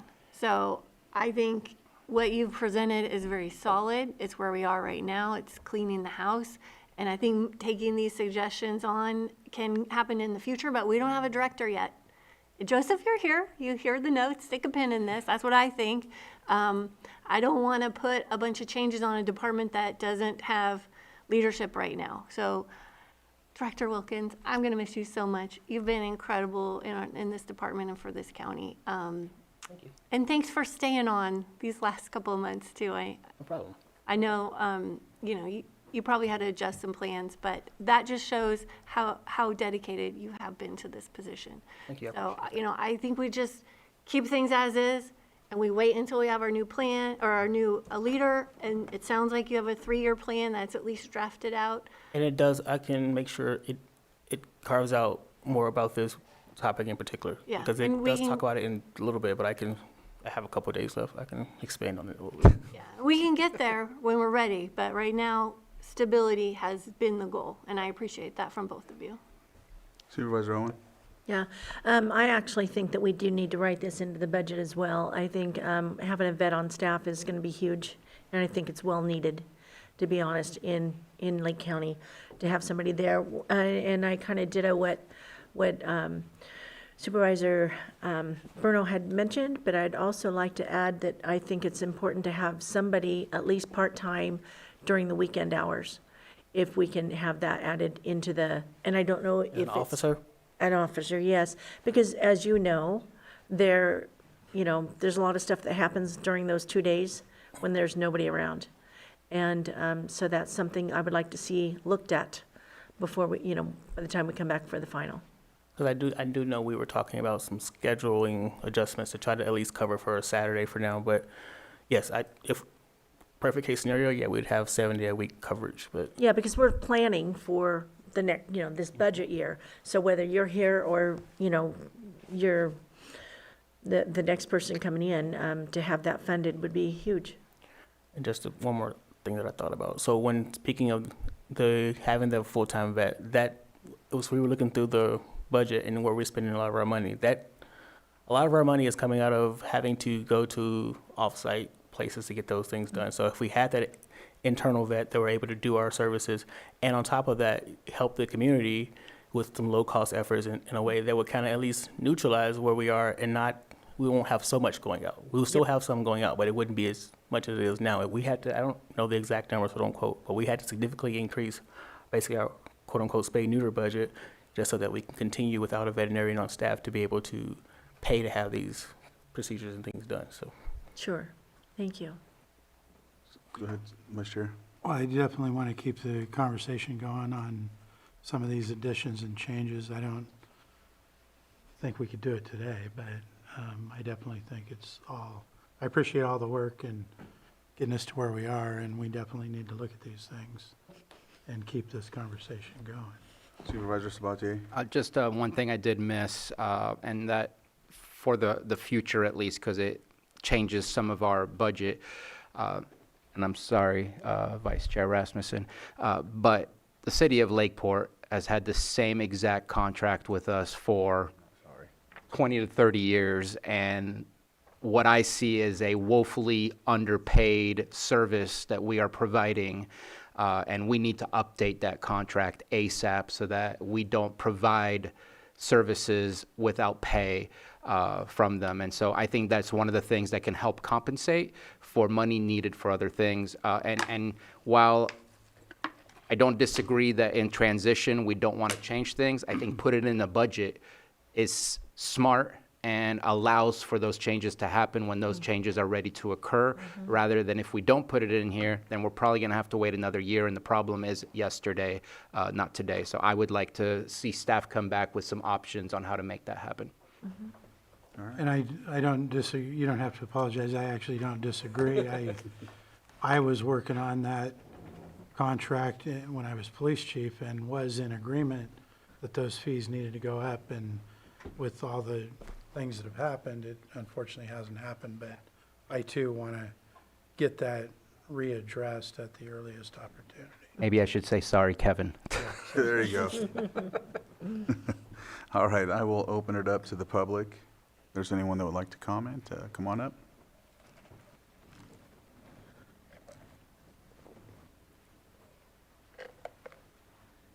Elizabeth Larson with Lake County News. I have 3 questions for you. First of all, you just had a very successful adoption event. So I'm wondering if you are looking at doing these more commonly with the calculus that if we can empty the shelter out, we save money and grief and heartache, all of that. So number 1, that's my first question. Number 2 is there any, and I haven't heard of this for a long time, so you may be doing it, is there any focused effort on really ramping up enforcement of our spay-neuter ordinances in this county? We've had these things on the books for 20 years. Can we get those, can we start, if we're not doing it already, what impact would that have? And then the third thing is, you know, you've heard the old parable about who's throwing the babies in the river. Somebody needs to go upstream and who's throwing the babies in the river. Where are all the puppies coming from? Where are all the kittens coming from? Do we know? Can we track it? Is it backyard breeding? Is it, you know, accidental because people can't afford to go to a vet that's been bought up by a private equity firm that has jacked up the rates 3 times? So do we know those? So, you know, do we have those answers? Because I can tell you, if you can figure that out, and take a road show around the county and start really telling people what's going on, it is a passionate project. So I'm just wondering if, anyway, I'm just kind of curious if any of that has fit into your calculations and if those things could help turn this proactive, at least in the public's view. I'll take the first one first. As far as the overall adoption event, sure, we would love to do more adoption events. That adoption event in particular was done because we had a national organization that was funding it. So we still get the funds from the, even though it was a quote-unquote free adoption event, they were still calculating each adoption that we had, and they're going to reimburse us. So I think the better approach, well, another additional approach, is also figuring out ways internally to reduce some of the barriers that we have currently in place. We have a lot of things that are stopping what I consider automatic adoptions from happening as much because we have these extra rules and things in place. And so it's been part of my job since I've been here, and it's something I'm going to recommend to whoever takes over, is that we seriously look at that and take down some of our own barriers for adoption. Yes. Because we can, in a way, repopulate our own community with our own animals that are spayed and neutered versus someone going down the street and picking up the dog from the local Walmart or convenience store. Like, that's, if someone wants an animal, they're going to get an animal. So we want to figure out a ways to have them get them from us because they're already in compliance. So that's as far as the adoption point, that's something that I think we should probably look more into, and we are. Your other question in terms of where are all the puppies coming from, I was going to try to be funny and say mom and dad. But yes, we know that. But no, they're coming from, we need to get more data, and that's something we want to do by, we're transitioning our team over to using our software and being able to track some of these things. We're not currently doing that as much. We're doing a better job of it now, but we have not historically been doing that. But I think just from anecdotally speaking with people in the community, it is having access to spay and neuter. And so, yes, we can go out and enforce and write as many citations as humanly possible and do all those things, but if the vet clinics are backed up and not able to do spay neuters, they're just backed up. So we're just chasing our tail. So it's figuring out a way, whether it's through eventually when we get a vet and providing that resource, because that's something I've been able to do in the past, is when we've had, I can write you a citation and then say, hey, but you're going to come to our shelter and you're going to come in on this date and you're going to get it done. Where now I can say, hey, you have 30 days to get your animal altered. But again, if all the vet clinics are backed up, there's nothing you can do. So our hands are kind of tied in that way. So we have to figure out internally how can we build our own resource to be able to, at least from an enforcement standpoint, be able to back that up. Maybe we don't provide those services to everyone initially, but when we're writing citations and we're following up, we can make you an appointment next day to come see us and get X, Y, and Z done. So I hope that kind of answers your question. All right, any other public comment? All right. Yeah, that's fine. All right, if you can unmute and, Thank you, Mr. Chair. My name is Angela Amaral. I wanted to say thank you to Supervisor Sabati and Supervisor Crandall for bringing up the issue of adding an animal control officer to Copter. There's a lot of issues with animals, and it's a big concern for residents on the North Shore. It's been discussed at each of the area MAC meetings at different points in time. Just to let you know, it's also one of the top items of concern noted on the circulating, right now we're circulating a D3 MAC Alliance survey to find out what issues are really important to the residents of North Shore, and animal control is one of the top, in the top 10. So just wanted to throw that out there and say thank you. all right. Any other public comment? All right, I'll close public input and go ahead, Supervisor Owen. Yep, and exactly what has been brought up about the spay and neuter, and I do know that a lot of it comes down to people that have animals that really can't afford, not only are they backed up at the local vets and they can't get an appointment, but also the cost they can't afford. So I think this is one of the reasons it's vitally important that we are able to increase our salary for a vet and put that in the budget, because I think that needs to be happening yesterday, not It pays next people. year. It pays in more ways than one. Yes, absolutely. So that's it. All right. Thank you. And one more thing, I just wanted to let you know that you're very much appreciated. Thank you. And I wish you good luck. Thank you so much. I appreciate that. Yes, good luck with your future endeavors, and thank you for everything. Thank you. I guess all that's left is action. Mr. Chair, if there's nothing further, move to approve Budget Unit 2703 and 2711 as presented with consensus to review those additions in our final budget. Second. All right, I have a motion and a second. All in favor? Aye. Well, yes, I vote yes, but I want to wait until we have a new director in place before we start making these other changes. And hopefully, it won't be too long of a wait. But I don't want to change too much before we have new solid leadership. So, Well, I think that, Moving forward with adding it into the budget, not moving forward with hiring an officer today. yes. And for the vet, I think that we need to have that in the budget now. it is, we're not talking about, are we talking about combining those two? Yes, those two items that were discussed, the looking to see how we can obtain a vet by changing the vet budget and how we can improve that wage, and also looking at the addition of a copter animal control. And you're saying that wait on those, but just pass the budget? Is that where we're at, or are we adding We can those? pass the budget as is, but these are changes that I think that we should wait for. We'll probably, hopefully have a new director before we have final budget. But I think it's a lot to put on a department that has an interim director right now. Vice Chair? I just wanted clarification. I understood the motion and the vote as approving the budget as presented today with the direction consensus to come back to us with possibilities of how it could be added in before final budget. Or Did I at understand that? final budget. Yes. Right. Yeah. Yep. That's what I thought too. Okay. Okay. So, okay, so we can continue with that motion. All in favor? Second. Okay, all in favor? Aye. Aye. Any opposed? Motion carries 5-0. All right, thank you. Nice. All right, next is water resources.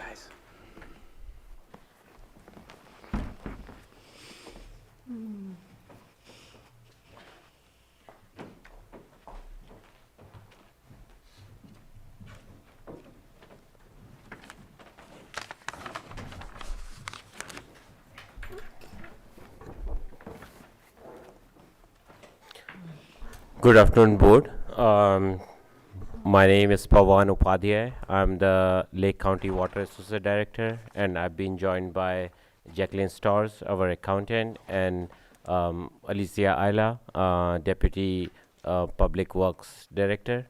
Currently, we share the staff with Public Works. That's why she is here, and they have helped tremendously in developing this budget.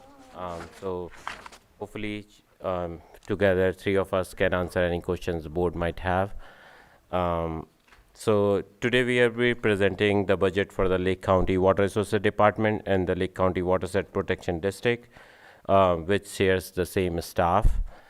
A brief overview of the programs which the department manages is the lake bed management, which includes overseeing the permitting, leasing, and the lake bed maintenance, which also includes aids to navigation, flood control and levee maintenance, management and oversight of the Middle Creek Restoration Project, management and oversight of Highland Spring Park and Recreational Area, invasive species, invasive mussel prevention, which includes Lake County screening, inspection, and decontamination program for invasive quagga and zebra mussel, and recently golden mussel is also added to that list.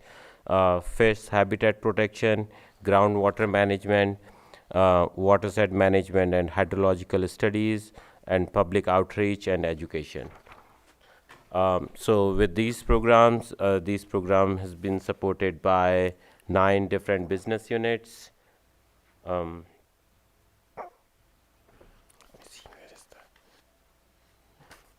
So we have 1672, which is the lake bed management, and I already gave a brief overview of what does the lake bed management does. And then we have 1673, which is the lake bed special programs. And then we have 4 different flood management flood zones, which includes the 1674, which is the flood corridor maintenance, and then 4 different flood zones include flood zone number 1, which is around the Adobe Creek and Highland Spring, and then we have flood zone 8104, flood zone number 4, that's Scotch Creek. And then business unit, budget unit 8105, which is flood zone number 5, that's the Kelsey Creek.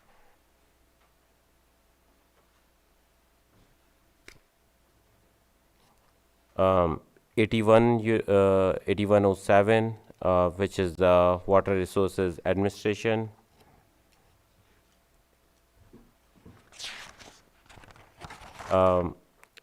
Budget unit 8108, which is zone number 8, which is the Upper Middle Creek Basin. And finally, we have the budget unit 8109, which is the budget unit for the Watershed Protection District, where most of our grants are housed. With that, I think we have received some public comment regarding one of our budget units, so I can address that. And after that, we can address if board have any questions. I think we have a question right here first. Go ahead. Yeah, okay. Yeah, I just have a question about the lake bed leases and payment plans and how collections are coming along. Yes, so in total, we have around 1,700 lake bed billable accounts. Out of that, currently almost there are 100 accounts which are delinquent, which is about 5.9%. We are working with, out of those, I think one of the delinquent account is the largest one, which holds like majority of all the dollar amounts in that. And we are working with them. So compared to last year, it has gone down, like how much is spending. They're making consistent payments? I think they have missed the payment, but I think we had another meeting with them and they are on track right as of now. Okay. Yeah. Great, thank you. All right. And did you have, keep going. You can go ahead and keep going. Yes, we have like a public comment, I think, which was forwarded to us regarding one of our budget unit, which is 8108, which is the Upper Middle Creek Basin, which we use for the levee maintenance. So there was some question regarding like where is the budget for engineering and repair and maintenance for the scouring, which is happening at one of the locations. In brief, that budget, like that project which has been asked, sits under the 8108, and it's under different heads, which include professional and specialized services, which is for $59,000, and then intra-division services, which is $2391, which is for about $36,000. Special department expenses $2830, which is $141,000. So that's about $250,000 there, and that's the Caltrans grant we have. All right. Did you have more or? No, I think that's the only public comment we received. Yeah. Did you have more to add to the overall? No, I think that's all. That's all our 9 business budget units. All right. Any questions? From the board? Supervisor Sabatier? You were looking at me. I do. Just a quick question. The flood zone is a tax that is assessed on the properties that are within the zone itself that comes to you to be able to provide the services to try and protect that zone as much as possible. And just wondering if there's ever a thought of creating other flood zones, because I know we've been hearing other topics of other flooded areas that occurs often. Has that come about or no? No, I think one thing which has came across to us is like forming a different district or like a management unit within the unit which exists, but not like for other areas. But we do have like a project which, depending on like where the flooding happens, like for example, like the Coal Creek collaborative, which we are working on currently, it's not like a separate district because maybe the number of people are fewer. I mean, we won't be able to collect as much in assessment, but mostly it's funded by the grants. Yeah. All right. I'll go ahead and open it up to the public. I know that there was. Hey, come on up.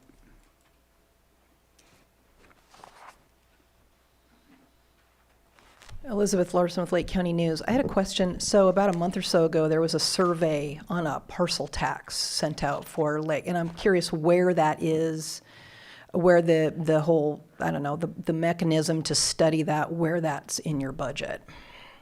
So that would be in our Water Asset Protection District budget unit, okay. Which is 8109. Okay. And are you expecting this coming fiscal year to make a decision about how to move, if you're going to move forward on that? So I think it would be, yeah, maybe this, so right now it has gone out for the public opinion. Right. Then it will come back to us with a concise results of that. And hopefully it will goes in November for the election time.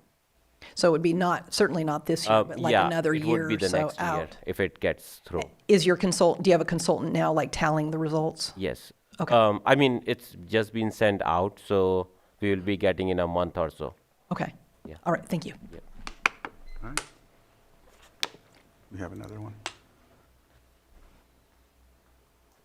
Julia Carrera, Upper Lake, 3rd District Supervisor candidate. Hi, Pawan and staff. Thank you for your good report. Question. In the 2021-22 grand jury report, or maybe it's the 22-23, it recommends that those flood zone fees be increased to cover costs. And we know that at least the flood zone number 8, which I'm most familiar with, is not currently covering the costs. And I was wondering if this budget includes any kind of increase in those fees, and if not, how would we go about doing that to follow the recommendation of the grand jury? Thank you. Currently, I think we are not increasing the fees, but I think we should at some point because we don't collect enough, which is needed for the maintenance, and that's why some of the maintenance is behind. But that budget unit also includes like the Caltrans grant. So even though the budget unit might look like larger amount, like $500,000, so also, but out of that, just half of it is just a grant, just one single grant, which is for a very specific thing. Right now, I don't think we have that in plans. I don't know, do we increase it every year? Yeah, no, I think it's a fixed amount. I think it has to be approved by the board before. But we were considering it at one point, but I'm not sure where that is. Yeah. All right. No hands in Zoom? All right, I'll bring it back to the board for action. Mr. Chair, I move that we approve budget units 1672, 1673, 1674, 8101, 8104, 8105, 8107, 8108, 8109. I have a motion and a second. All in favor? Aye. Aye. Any opposed? Motion carries.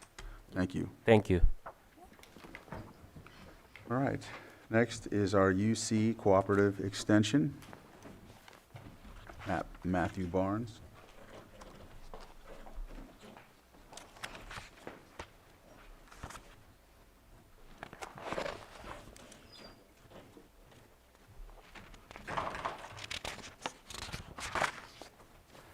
Good afternoon, Chair Crandall, Board. Thank you for your time today. My name is Matthew Barnes. I'm the Area and County Director for UC Cooperative Extension, presenting budget unit number 6131 for your consideration. Excuse me. University of California Cooperative Extension is the public outreach arm of the UC Division of Agriculture and Natural Resources. Our academic advisors and specialists develop and extend research-based information in agriculture, natural resources, economic growth, nutrition, and youth development to local agencies, industries, volunteers, and the public through our statewide network of county offices.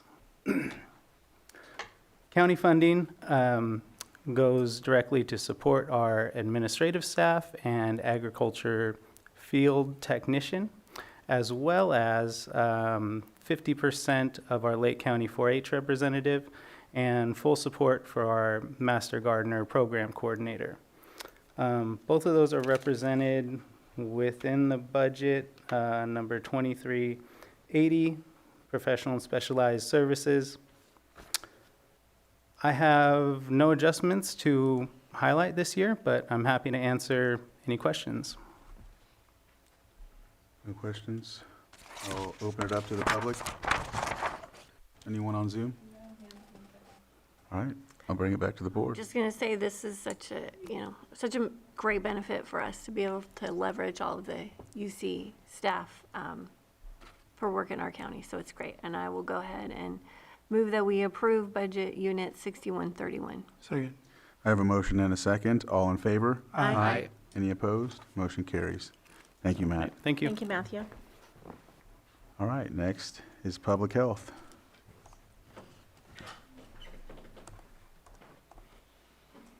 We have Director Arden coming up.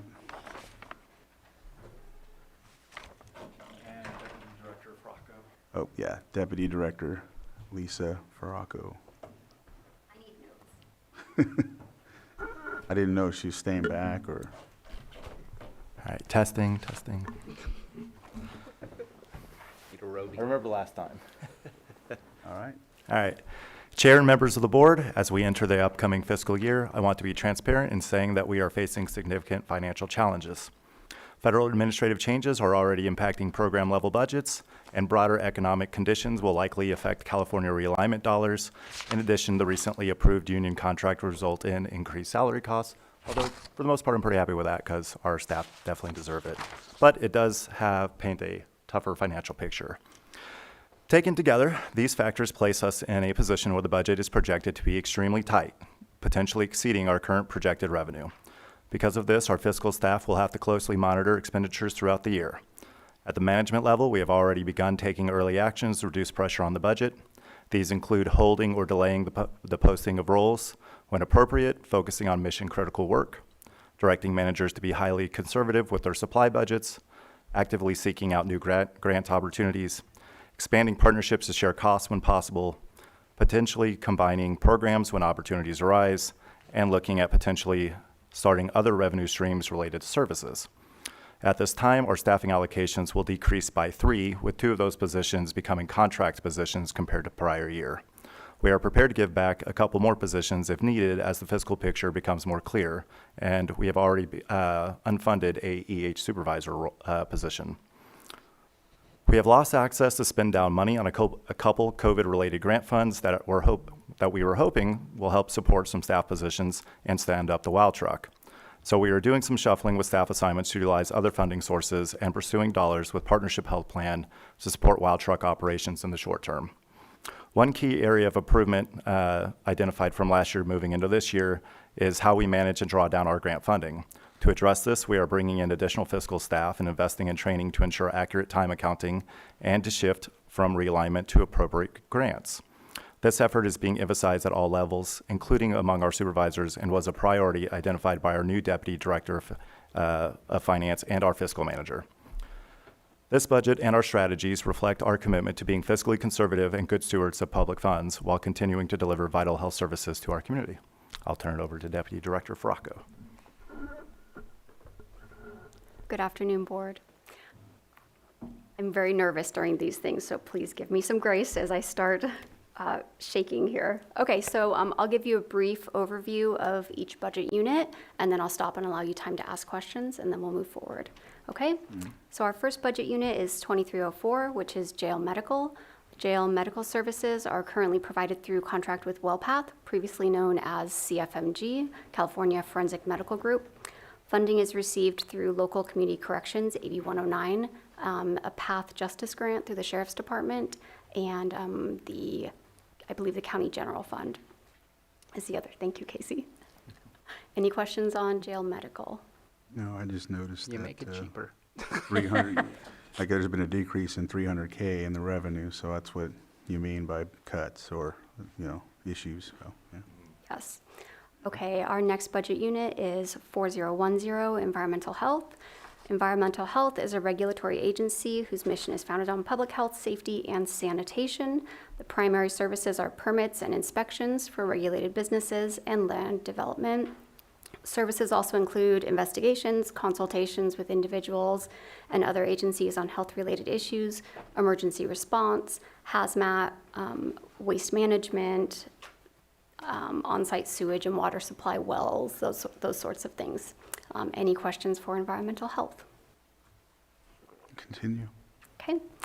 Next budget unit is 4011, Public Health, and this is what most people think of when they think of the health department. We have a number of programs under this budget unit, and I'm not going to list all of them, but primary ones are the AIDS Drug Assistance Program, California Children's Services, the MTU, which is Medical Therapy Unit, lead poisoning prevention, CalFresh Healthy Living, foster care, psychotropic medication, monitoring and oversight, community disease investigation and surveillance, and on and on and on. Do you have questions for Budget Unit 4011? Yes, we have one. Go ahead, Supervisor. Yeah, I know it happened last year as well, and it's actually less than last year, but it's such a large increase. The state admin program, Other Health, is that with some high hope that that keeps being funded, or is that a for sure certain that that will be funded? 5380 in the revenues. Yeah. Not to be confused with 8053. Is that future of public health? State looking right admin now. program. Other Health. That's the California Children's Services Medical Therapy Program. So that is funding that comes through DHCS. And I can't speak with a lot of knowledge about what has happened previously there, but funding streams at the state level have been impacted by, of course, administrative changes. And then also funding is based on prior year caseload.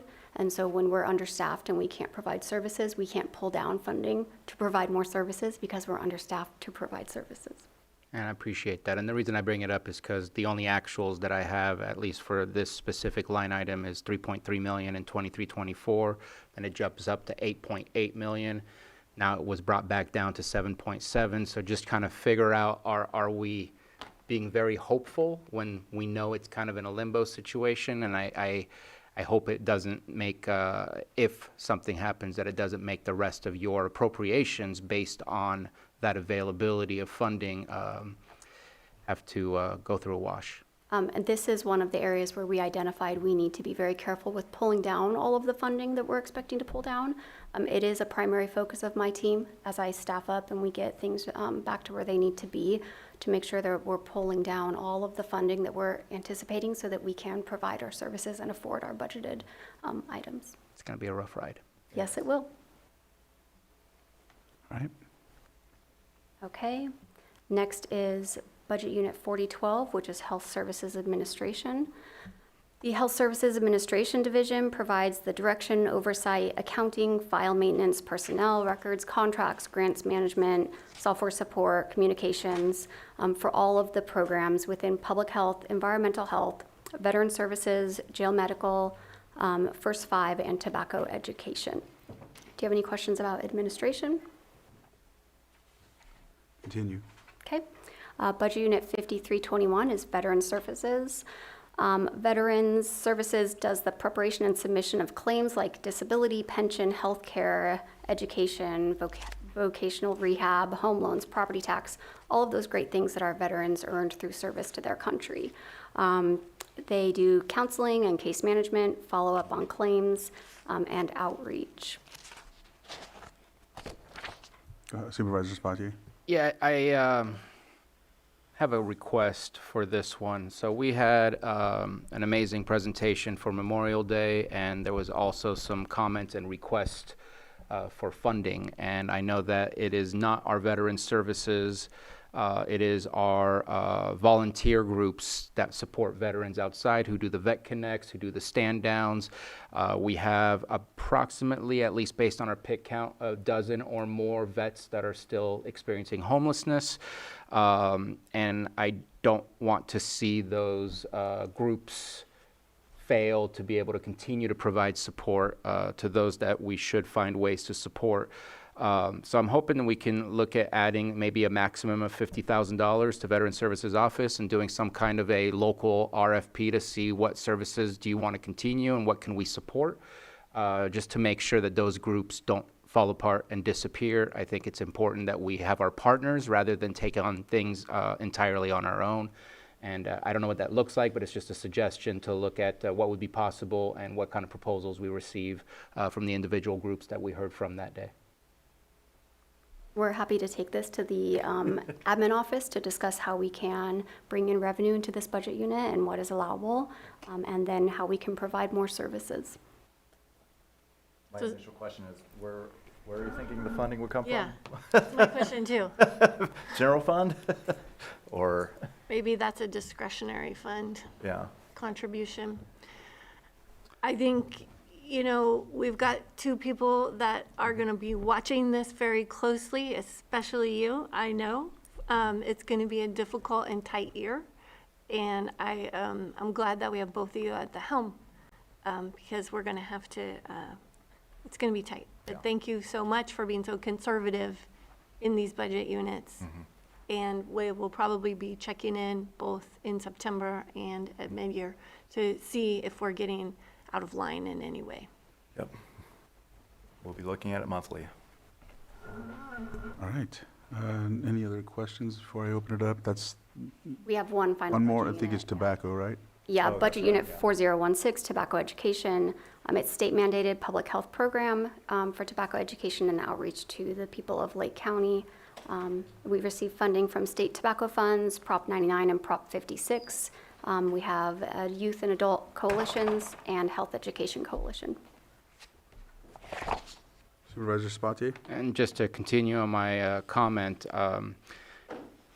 this is how it typically works, and so I'm anticipating our fund available balance is going to go up by the time that we end up with our final budget, and I think $50,000 is not an extreme amount to ask to see what we can do to continue to support those that should be receiving our support, We'll be happy to meet with the admin office and come up with a strategy to. if that's the will of the board. Yeah, if that's the will of the I'm on board. All right. Yeah, I'm okay with looking at it once we have the closeout. All right. All right, so with that, we'll open it up to the public. Is anyone that would come on up?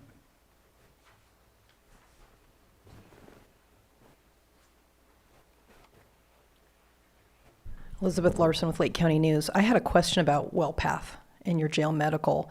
I know they've been on your closed session agenda, and I'm not trying to weasel in on that stuff, but I do know that about a month ago they announced they'd come out of Chapter 11, and that they're making noise about that they've got a better, more sustainable business model. So have you had any conversations with them? Are they stable? Are they here are they going to continue to provide health care for the jail? Is there any concerns that we might lose that service?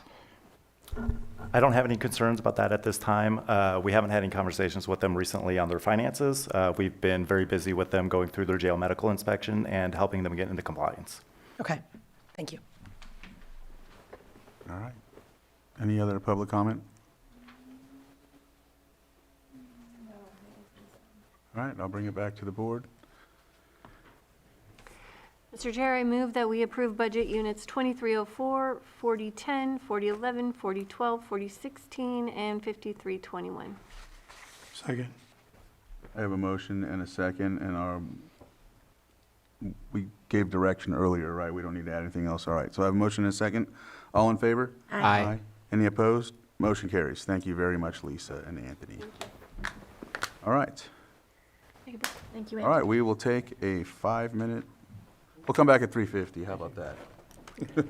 I always say 5 minutes, but it ends up being 10, so.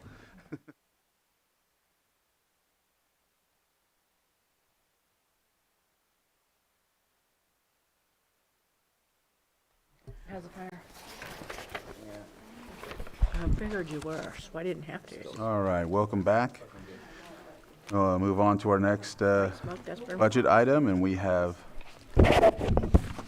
Public Services Director Lars Ewing here. Okay, all right. Well, good afternoon. Lars Ewing, Public Services Director. I'm joined by Katie Galvani, Deputy Director for Finance and Admin, who in large part puts together the budgets. We work hand in hand, but I want to thank her and her staff, Sheila, Annie, and Dana, as well as Admin and the Auditor Controller teams and your Board of Supervisors for your support.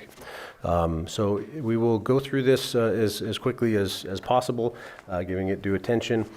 Starting with Budget Unit 1671, and forgive me, I don't have the actual order, so if I'm out of order, please correct me, Casey, but Facilities Maintenance, Budget Unit 1671, otherwise known as Buildings and Grounds. This covers the maintenance, repair, and minor improvements of all county buildings, and that includes planning, engineering, and construction management of capital projects for those buildings.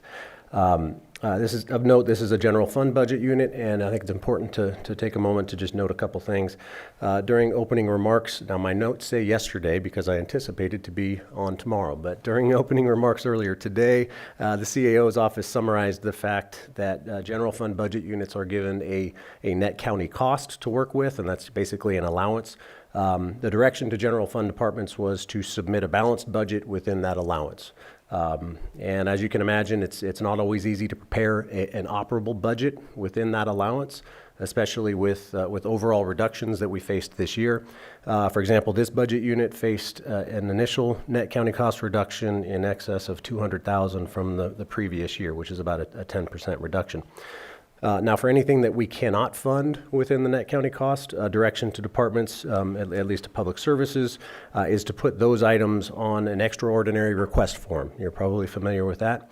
And while the word is extraordinary, these requests can be for very ordinary items, and they're not shown in the budget, and your board does not see them, at least as far as I'm aware. So I think it's important for you to be aware of certainly what is included, but also, and maybe more importantly, what is not included.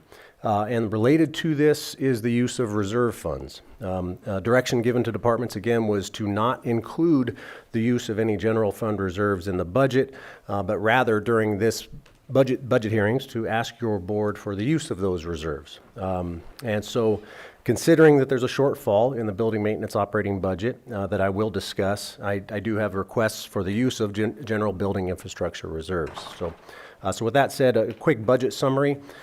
Staffing is about $1.5 million for buildings and grounds. That is up from previous years.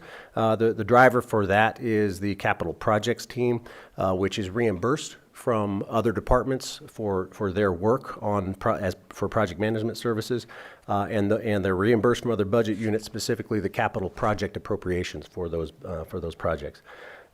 Staffing is 13, and just of note, during the preliminary or the opening remarks, there was discussion of position reductions. It talked about, I believe, nine countywide allocations or reductions. And at the request of admin to reduce those public services, well, we didn't reduce an allocation. We downgraded an allocation and reduced the use of extra help staff. So I wanted to make sure that we made note of that.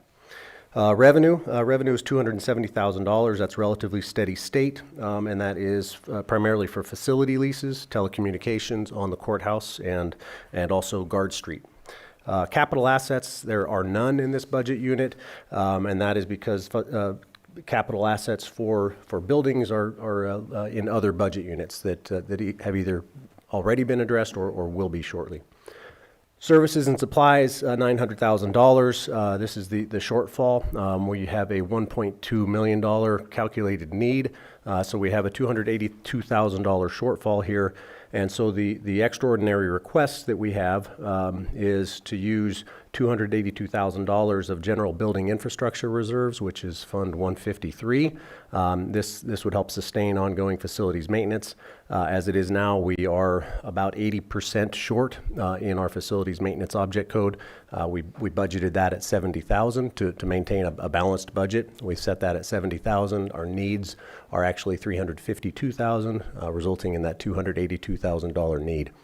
Also on the extraordinary request not shown is a replacement pickup for a 20-plus-year-old high mileage needing repairs. So that's another request that you don't see. I will forego going over the overview and objectives. That is in the budget book. Happy to read that.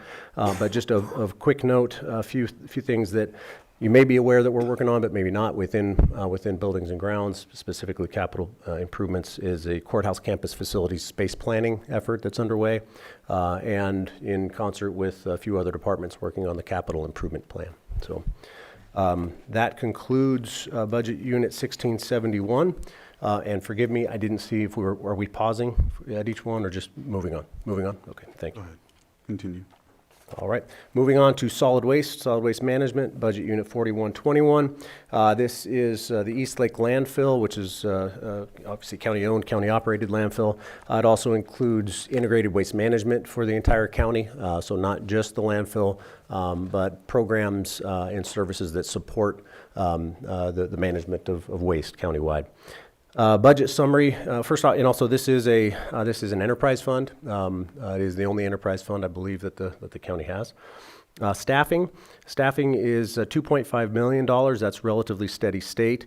Within the staffing in the department, it includes all the support staff for all of public services housed in this budget unit, and those other budget units are reimbursed, or I should say, this budget unit is reimbursed through cost allocation to the other budget units in the department.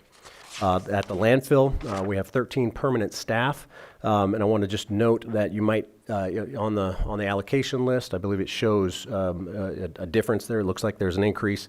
The driver for that is 2 term positions that will be reduced upon vacancy of others. So really, there isn't a net increase there.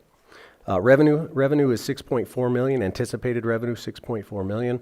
The bulk of that is landfill disposal fees of about $3.7 million. The remainder come from franchise fees, CalRecycle grants, and other items like interest earned, which is not insignificant. And so I want to thank you to the board and admin and treasurer, tax collector, and others involved with that. That is of significance given the reserves that we have, state mandated reserves that we earn quite a lot of money on now. Services and supplies, $2.6 million. That is about a 19% increase over last year. Driver for that is just general cost escalations and additional landfill gas and groundwater monitoring requirements. Also road repairs to the intersection of Moss and Davis. Those are city streets, but we have a cost sharing agreement with Clear Lake, and they've put us on notice that they are doing a road reconstruction project there, so we have a cost sharing agreement there. Capital assets and projects, 2 of note. I think there's more than 2, but the ones that I wanted to highlight here, landfill expansion, which is a multi-phase project. We have phase 1, which construction is complete, and the next phase is in design, and we anticipate initial construction starting this fiscal year as well. So that's a $2.5 million appropriation. And then equipment, just of note, $425,000 for an articulated haul truck, and that's just given the nature of the operations, how we are laid out. That piece of equipment will be better serve us than the scrapers and dump trucks that we currently use. In reserves, let's of note to talk about reserves. First, I want to talk about the 3 reserve funds that we are mandated to have. First is closure and post-closure. We have $13.9 million in that reserve. That's a $400,000 increase. We incrementally deposit into there based on the solid waste or the municipal waste that we receive at the landfill. Environmental liability stays at $1 million. It's a code requirement. Unanticipated corrective action of $1.2 million. That is a $50,000 increase, similar to closure post-closure. It's a calculated amount that we deposit. The next few are reserves that we set aside out of determination that it is a benefit to the county. The first is the expansion reserve. It's really a subset of our operations budget. We presently have $13.4 million there.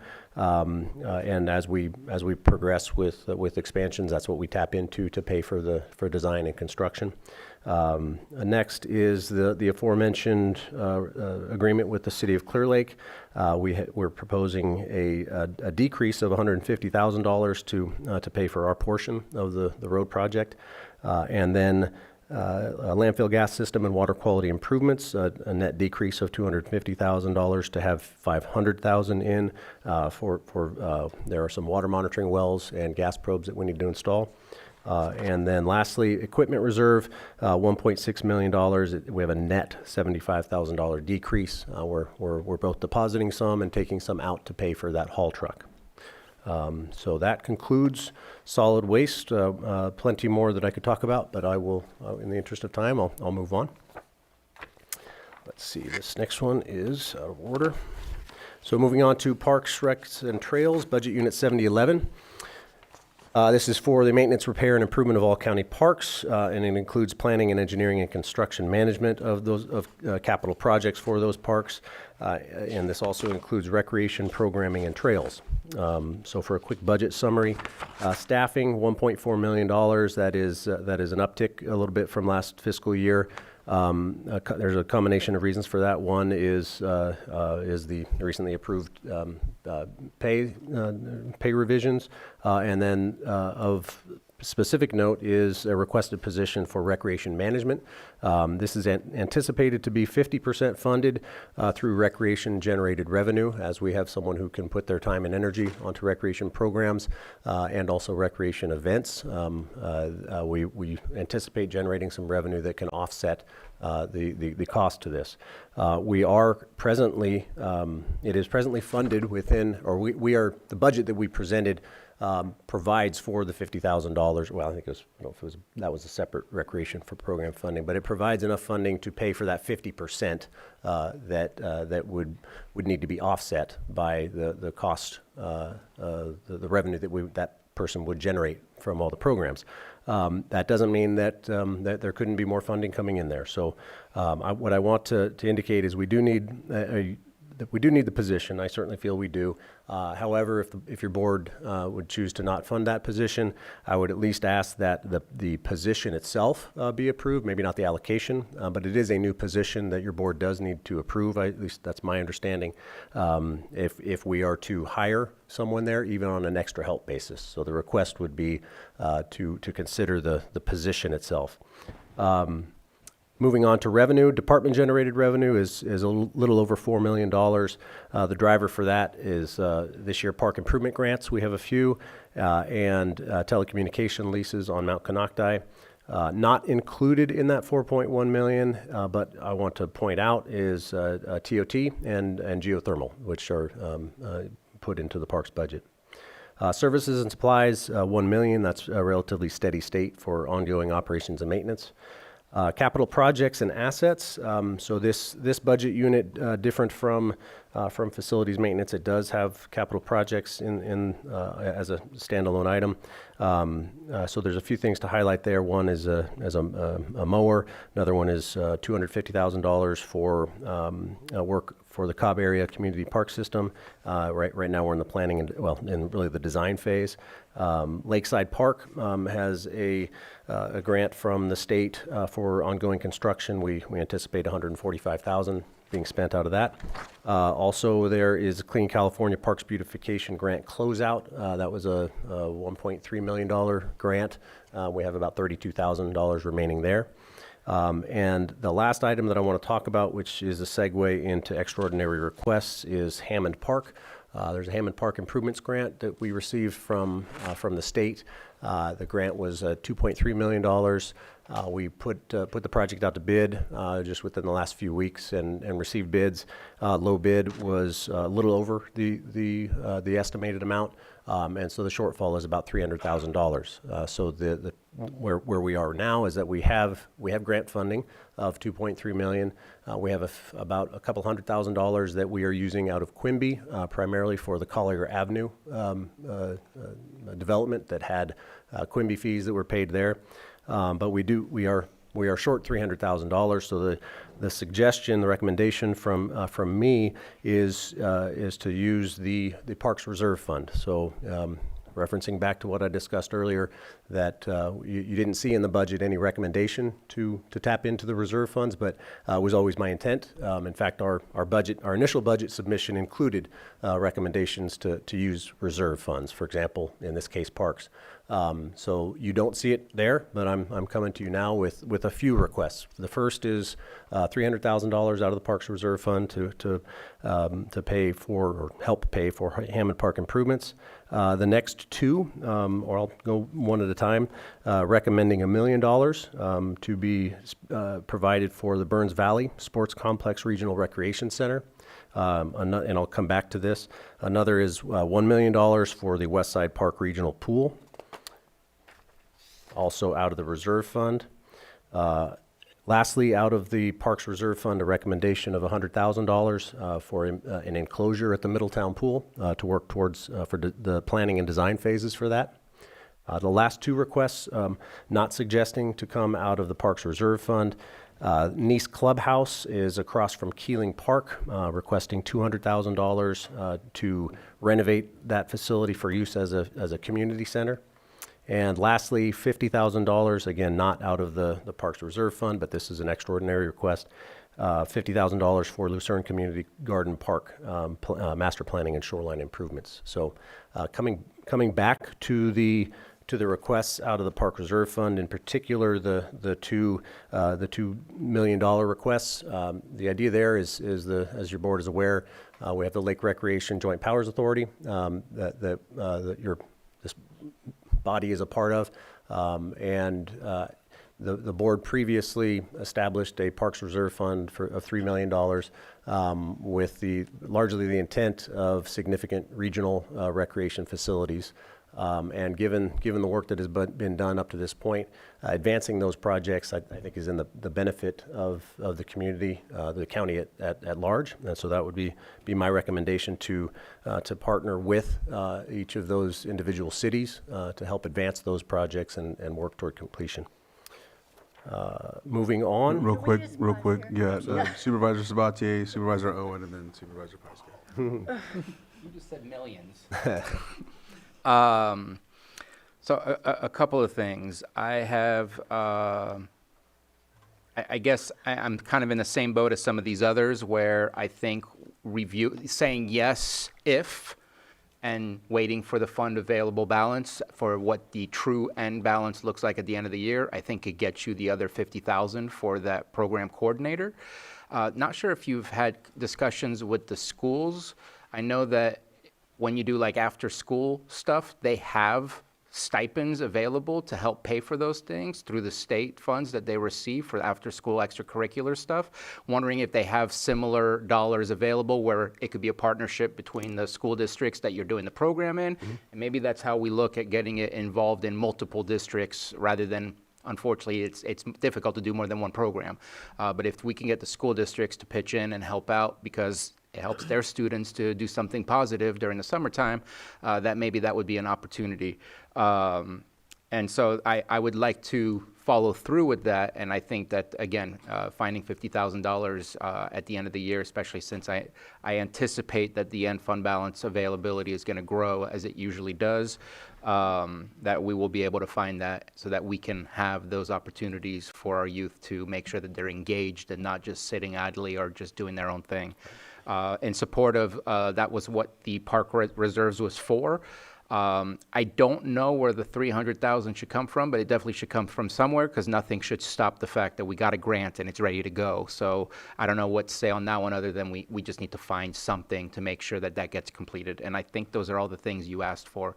But I appreciate, oh no, you said Nice. I don't know about the Nice thing. I'll wait for someone else to speak on that, just because that adds a little complexity to the rest, and I don't know how much money is left over at the end of that. Okay, yeah, to answer the question about the schools, I did recently attend a school superintendent's meeting, specifically for recreation programming.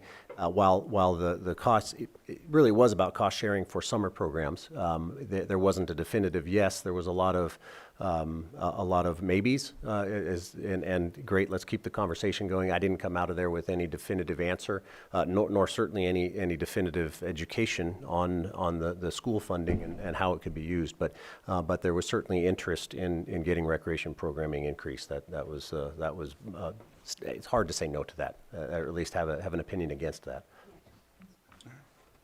Supervisor Owen, did you have something else? I heard you mention in the Middletown pool, but I didn't catch exactly what you had said about that. Yeah, so a Middletown pool, county-owned pool in Middletown, adjacent to the yeah, I'm school. familiar with it. And that's just for the general public, so they're aware of where it is. $100,000 for planning and design, initial planning and initial design for an enclosure. Right now, it's open. Memorial Day to Labor Day, give or take, so very limited. The intent with an enclosure would be to work towards a year-round program. Okay, amazing. And then I did have another question, but move on and then I'll come back. Yeah. I do want to talk about the recreation programming. I brought it up earlier as ongoing, but I want to talk about first the requests on the reserve, which although it is a part, we set it aside for parks, it is still a general fund reserve. And I do feel uncomfortable right now spending or speaking for that money right now. And for the JPA, I think before we have a conversation about that, we need to report back. And Supervisor Owen and I are on that. Before that, it was Chair Crandall. And there's not a clear direction with that group right now. And so I'm really hesitant to allocate anything towards those until we have a clear direction. We did some strategic planning. We have another follow-up meeting to that. My suggestion was there's some issues with that because we have turnover with the cities, and now we have some turnover with the new supervisors. So it's been a different group that sort of changes each year, and the focus has been on a tax measure, which I don't agree with. And I'm not going to speak for the other colleagues that have been on that board, but without a tax measure, these projects don't go forward. So I have been very honest and open about that with the group. So, not to get too far into the weeds, we've done a strategic planning session. There's going to be a follow-up meeting in July, and I have suggested that we each go after we've come together after these planning sessions, we go back to our boards and report out because we haven't done that. And these JPAs have been meeting for this JPA has been meeting for several years. And there are some things ideas, different threads that are out there that I feel like we need to get clear direction from our respective boards. So I don't think that we should be allocating anything to those projects yet until we have a clearer path forward. And I don't know that that will come anytime soon, to be very honest. I don't, the 300,000 for Hammond Park, and you said that there's a grant and we're on a time schedule, and is there a time crunch for this? And what, is this a project that can be phased? I just don't know anything about it. Well, we have $2.3 million from the statewide park improvement program, SB 68. Prop 68, SB. It was Prop 68. And so we have that funding. Again, Quimby for Collier, the intent there was you can throw a stone probably from Collier Avenue to Hammond, so it certainly fits. The estimate for the project was 2.7. We have $2.7 million, or had last year, $2.7 million with the intent of funding construction. We put it out to bid. Low bid was, we estimated 2.7 million. It was just a little under $3 million. So, so we are right now we're short $300,000. 10%. 10%, less than 10%, or actually a little bit more than 10%. But yes. Okay. That seems reasonable to me. And then for the Middletown pool enclosure, I think it's an interesting idea we've been talking about for a long time, again, with the JPA. But, maybe something to consider in the meantime, because I'm concerned about how many, we invest all this money in this enclosure, is it going to be used by the community in the wintertime? And maybe something that we could do is think about having it be a 3-season pool for a couple of years and heat it so that it's available in spring, summer, and fall. Because a lot of people use pools in that, like if it opened in March and closed in November, because it's still really hot in Middletown in that time. And then we're not putting out so much capital, but we're seeing if the public uses it during that time because it's heated.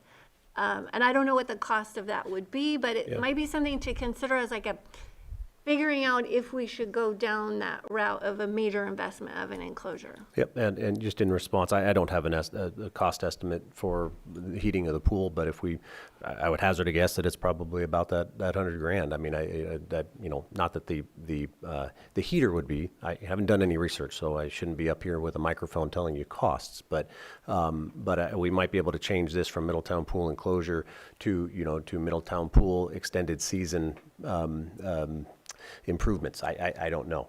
So whether that's an enclosure or heating, we start with a feasibility study, just a simple one. I'm not talking about hiring a consultant to do this. We just look at what are the possibilities in-house and go from there. So regardless, all of these things that were on here were asks that, again, weren't in the budget. So I realize that I'm dropping bombs when we're trying to go quickly, but I think it's important that your board be aware of the requests, even if it's not fully developed. So. Okay. And then, can you talk about the recreation programming, because you've got this new position that you want funded, and we've had a lot of conversations about potential programming and what you have in mind for this summer and going forward, and what that position would mean to our communities. Yeah, I think what I'll talk about is what we have done thus far without a recreation programmer, and that's just all this, well, not all the staff, but a lot of staff in public services coming together to make it work. We're in year 2 of a 3-day summer camp. That's in overall terms, it's not much, but it was getting something. Last year was at Lakeside Park. This year, in consideration of Cabotin Park being open, we're hosting it there, partnering with the city for the use of the facility as well as their staff. But this year, what is new, we have 2 sports camps, multi-week sports camp. Well, each camp is a week long, but they're doing multiple sessions. Sign-ups are out now, looking for people to sign up for those. There's 2 service providers based on where they were interested in putting the camps on. They requested the cities based on them coming from out of the area, and specifically they requested schools because that's where people are used to. So for Lakeport, we partnered with the Lakeport School District, and so having sports camps there, and then for the city of Clear Lake, because the Canocti Unified School District has a lot of construction, Becky Salato suggested not at their schools, so we're doing it at Austin Park, actually right next door. Burns Valley Elementary is where we'll sign up or show up, and then use Austin Park there. So those are dependent upon sign-ups. So far, we need help getting the word out. We may have to cancel as there's no sign-ups, but I think when we get the word out, that's going to happen. Another thing's going on are swim lessons. We have swim lessons that are out now. In fact, I think the sign-ups just started this past weekend. At Middletown Pool, we have 2 separate weeks of 2 sessions each. So that's with awesome. That's with county staff, extra help lifeguards who are going to be putting that on. The next event that I'm working on, kind of through the Lake Rec JPA, in partnership with Don Smith, wellness director at Adventist Health, is basically climb Mount Canocti, hike or run Mount Canocti. Not a short summit, but a king of the mountain sort of run. So you have 5Ks, 10Ks that are on flat ground. Well, there's some people that want to run up a mountain, so let's let them. So an event there. So that's just a little sneak peek of what we're working on. Yeah. And with a recreation programmer, I don't have a game plan of what they would do. I have ideas certainly, but it is not defined. But I can promise that if we did have someone, it would be what we just described and a lot more. And year-round programming? Year-round programming. Yeah. Yeah, I think this is great. We went from clogging to now swim lessons, and summer camps and sports camps. So this is an amazing trajectory. And I think our community is really hungry for these services and need these services. I'm obviously in favor of investing more here, but I am hesitant to get too far into the reserves right now, given our climate, given our economy. I always like to hold on to reserves for these times when we just don't know if we're going to need them. but it does sound like the $300,000 for Hammond Park is appropriate, because we don't want to uphold or hold up a $3 million project. I don't know if you need the okay now, or if this can wait until final budget. What's the timeline for that? Preferably now, but not because of any funding deadline, but because we have open bids, and we're waiting on moving from there. So bids can stagnate. You don't know what our contract or what their bids indicated for how long they're going to be held to that bid. But the longer we wait, I've never really seen any quarter projection with construction costs where it goes down. So yeah, I would highly suggest that we move now, and I know that's not easy. It wasn't easy for me to come here with a project that we've been planning for quite some time, and here it is, preliminary budgets, and I need to ask for additional funding. But having just opened the bids, that's the reason. Okay. You guys know where I stand? Vice Chair? Yeah, I've got several questions on parks, and if it's okay, I'll go back to buildings. Were you going to go now, or? Yeah. Your mic. Him, And then then you, then. Okay. So my understanding is the program coordinator for rec, that's already written into the budget, so if we approve it as is, you can go forward. Yeah, and I appreciate you saying that. I meant to clarify that. That's true, yes. As far as I'm 100% in favor of the 300,000 out of the Parks Reserve for Hammond Park right away to get that going. Regarding the $1 million for each city, while I'm 100% in favor of getting these major projects done for the community, I wouldn't be comfortable okaying that today because I don't know enough about. I'm not involved in the rec authority. I don't know what's going on there. I'd also like to hear more from the cities about, for example, the West Side Pool, $1 million is a small amount in what it's going to cost, so I'd like to have more info. Not against, I definitely want to hear more, but I wouldn't be ready to go there today. Let me see, I think, and then on the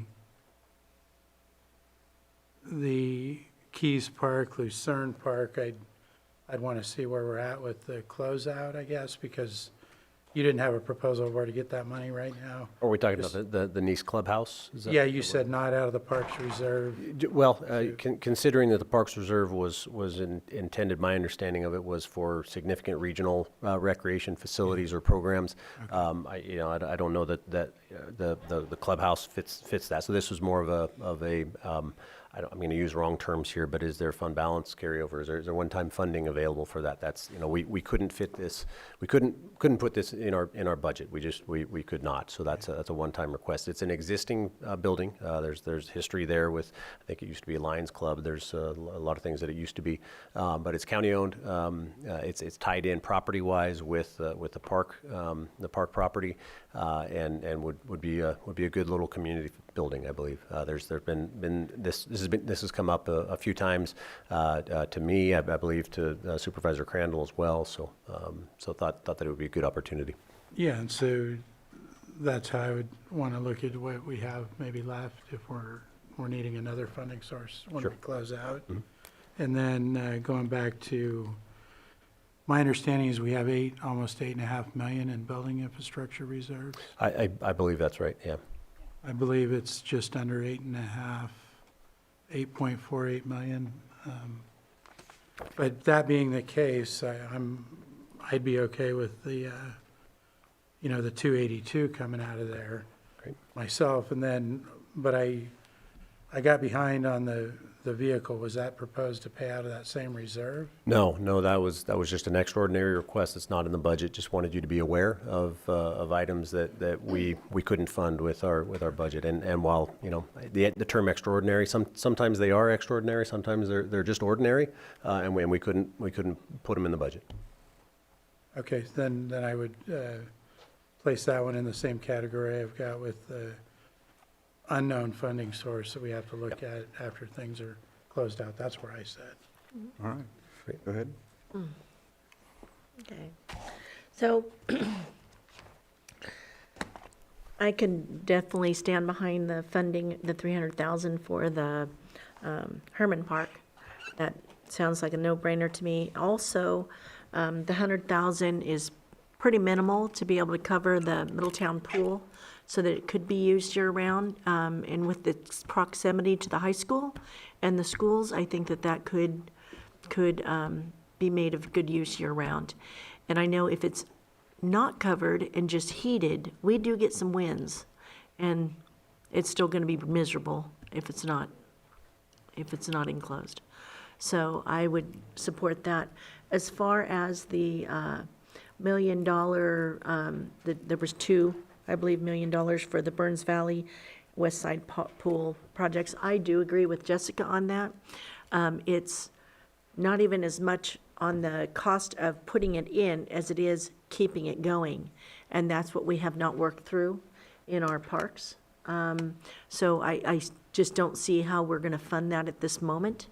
And therefore, I don't feel that it's responsible for us to do it right now. It's not that it's not a great program. It's an amazing program.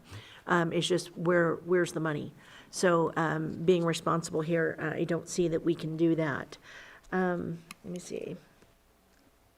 The director for the recreation program, that's pretty exciting, and that's something, the Middletown Pool, where you said that you're offering swim lessons now, I used to give swim lessons there.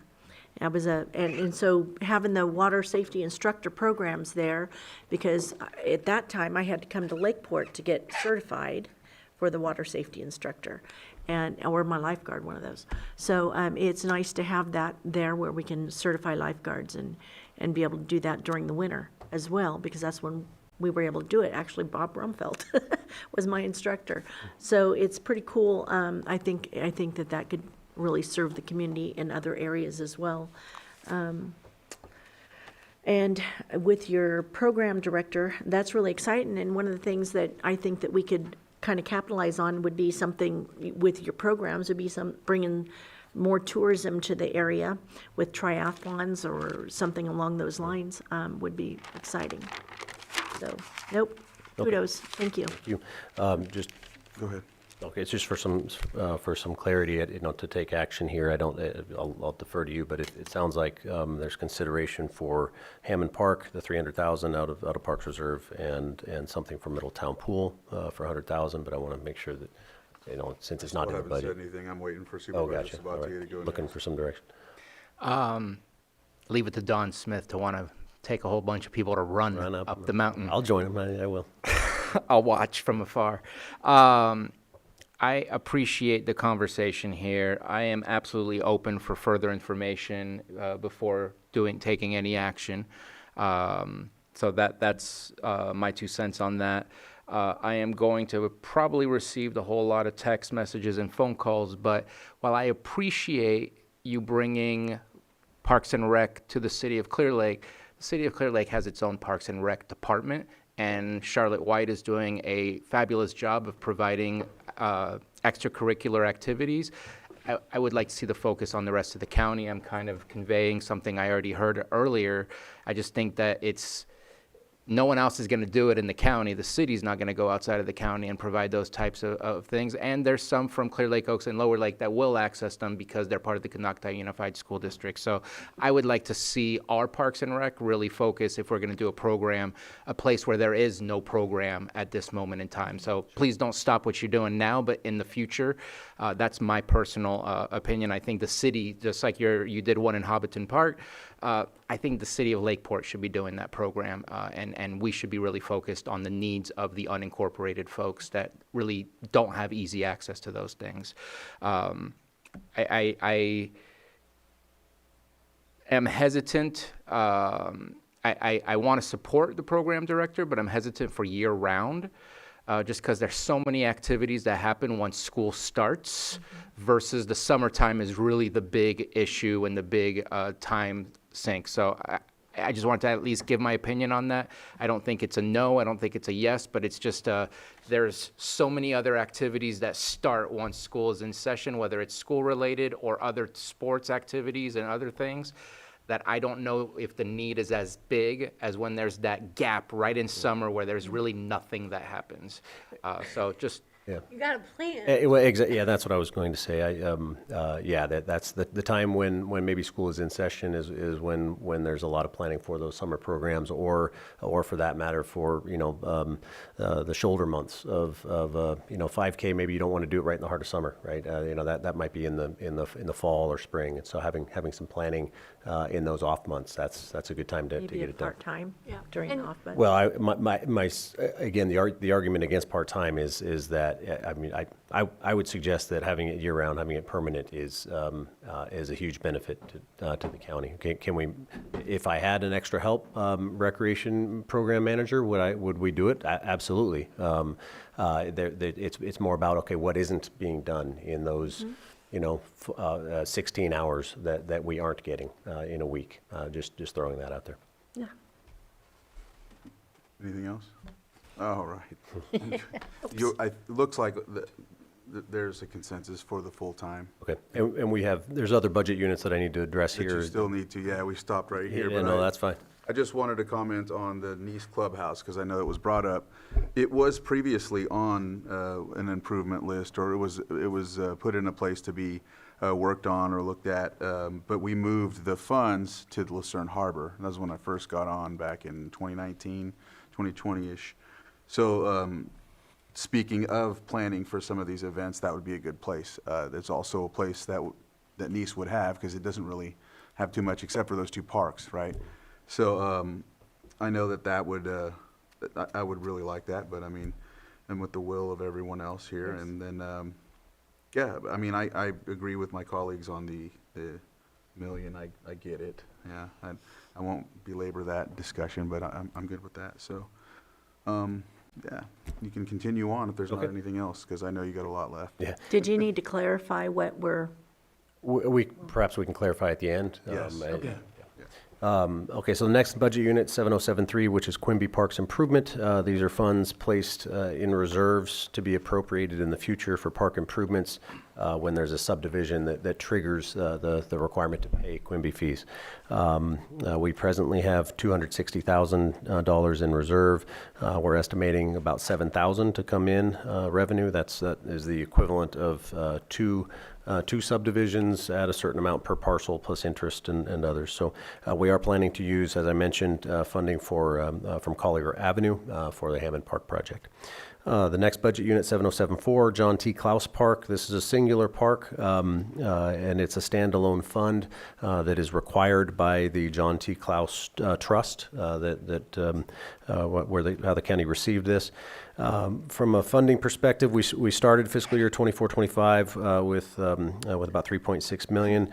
Our spend plan for this coming year is $243,000. That's $71,000 in staff, all entirely extra help, and then $163,000 for services and supplies. Part of that includes technical studies to advance the project. We have done the master plan, concept master plan, and we're going to take the next step to do technical studies so that we can evaluate the impacts of the project, and then some fixed assets that are in there as well. So that wraps up the 3 budget units related to parks. And we have 2 in museums to address, 2 budget units in museums. Budget unit 7201 is the overall museum operations budget. There are 3 county museums. This funds the operations for 3 county museums, one here in Lakeport, Courthouse Museum, Schoolhouse Museum in Lower Lake, and Gibson Museum in Middletown. Staffing is $326,000. This is a reduction because of a reduction in the net county cost. It funds 1 permanent curator, 1 permanent assistant curator, and historically it has funded a good amount of extra help. We're reducing, we have to reduce the extra help from 9 to 8, and the loss right now we're looking at likely to be at Gibson based on operations there. That's to be determined. Services and supplies, we have a $124,000 budget for there. That also has $100,000 coming in from Marketing and Economic Development budget unit 1892. Without that, this budget unit would be, I mean, it's already a shoestring, and we wouldn't be able to operate. We're also bringing in $10,000 from the Museum Improvement Fund, which is the next budget unit I'll talk about. To talk a little bit about the reductions that we're proposing in this budget because of the net county cost reduction, we're cutting in half the marketing and advertising budget from $30,000 to $15,000.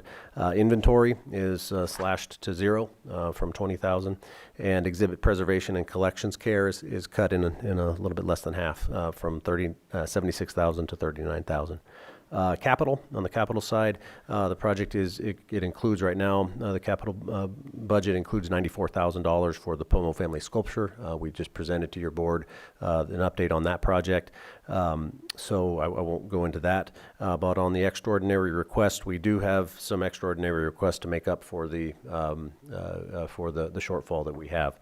I won't go into detail there just in the interest of time, but I will highlight the fact that there is two very extraordinary requests on there in the millions of dollars, and that is for seismic and historic restoration of both the Courthouse Museum and the Schoolhouse Museum. We have a lot of data about the needs there.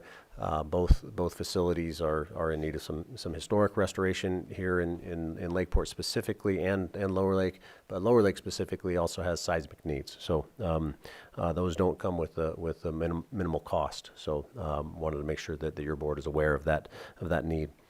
Lastly, the last budget unit here is budget unit 7202, the Museum Improvement Fund. This is a repository for donations that are received. We're proposing pulling funds out of this reserve fund or out of the available reserves to help pay for exhibit improvements and collections care in consideration of the shortfall in the operations budget. And there in the reserve is also funding for the Lake Family Pomo sculpture. So that helps that we will be paying directly out of this budget unit. We have the artist costs, and then we have the base, and we have an interpretive panel, and there's some other costs associated with it. The project is fully funded. This is just a place where it will be paid out of. So that concludes all the budget units. So can I open it up to the public first? Sure. And then because we'll spin off into 5:30 if I open this up again to us. Yeah, no, So that's okay. please come on up.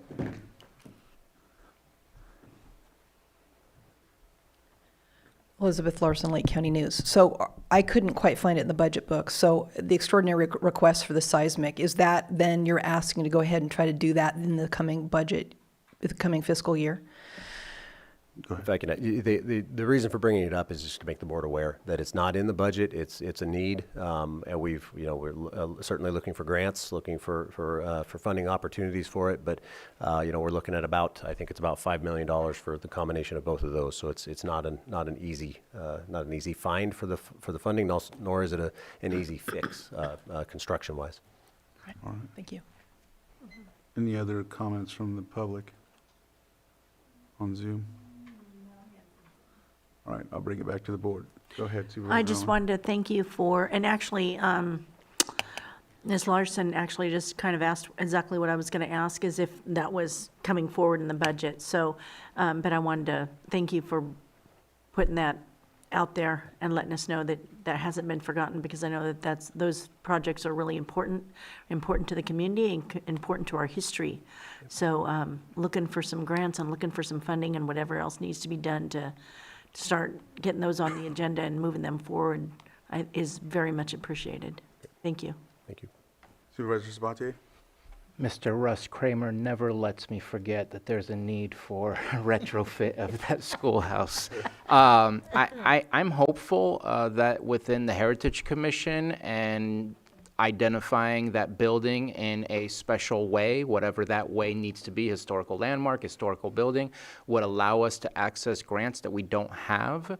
I'm not sure, but that's what I'm hoping can be the game plan, is to get that accomplished first and see what that opens us up for.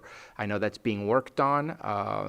Slowly but surely, things are evolving there, and I would like to wait just to make sure we position ourselves for those funds. I don't know if we're planning to get more community projects from the federal government. Doubt it.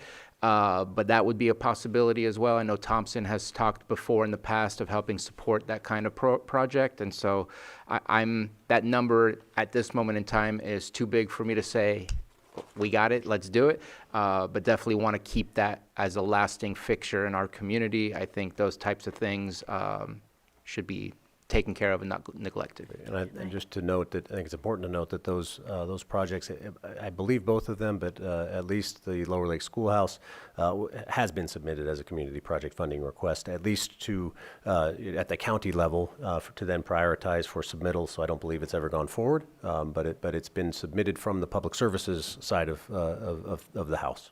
Has it been put on the list for designated as a historical site? I think that's what Supervisor Sabatier was getting at. He just did. I'm just wondering if we're in that process now. Yes, I'll say hesitant yes, because I'm not prepared. I don't know the definitive answer, but from the former museum curator had some suggestions that if we did A, B, and C, then it would qualify us for that. I'm not, unfortunately, I apologize, I'm not prepared to say what the A, B, and the C is, but it's essentially the that idea of historic property establishment on a registered list. So. Thank you. All right. I think we should probably go down and figure out which ones of the asks that you're going through, and you want to just start with the main one, and then we'll Sure. go Give down. you a thumbs up. Okay, great. So the ask in Budget Unit 1671 is to use $282,000 or a transfer, I think, $282,000 from the Building Infrastructure Reserve into Budget Unit 1671. What were those projects again?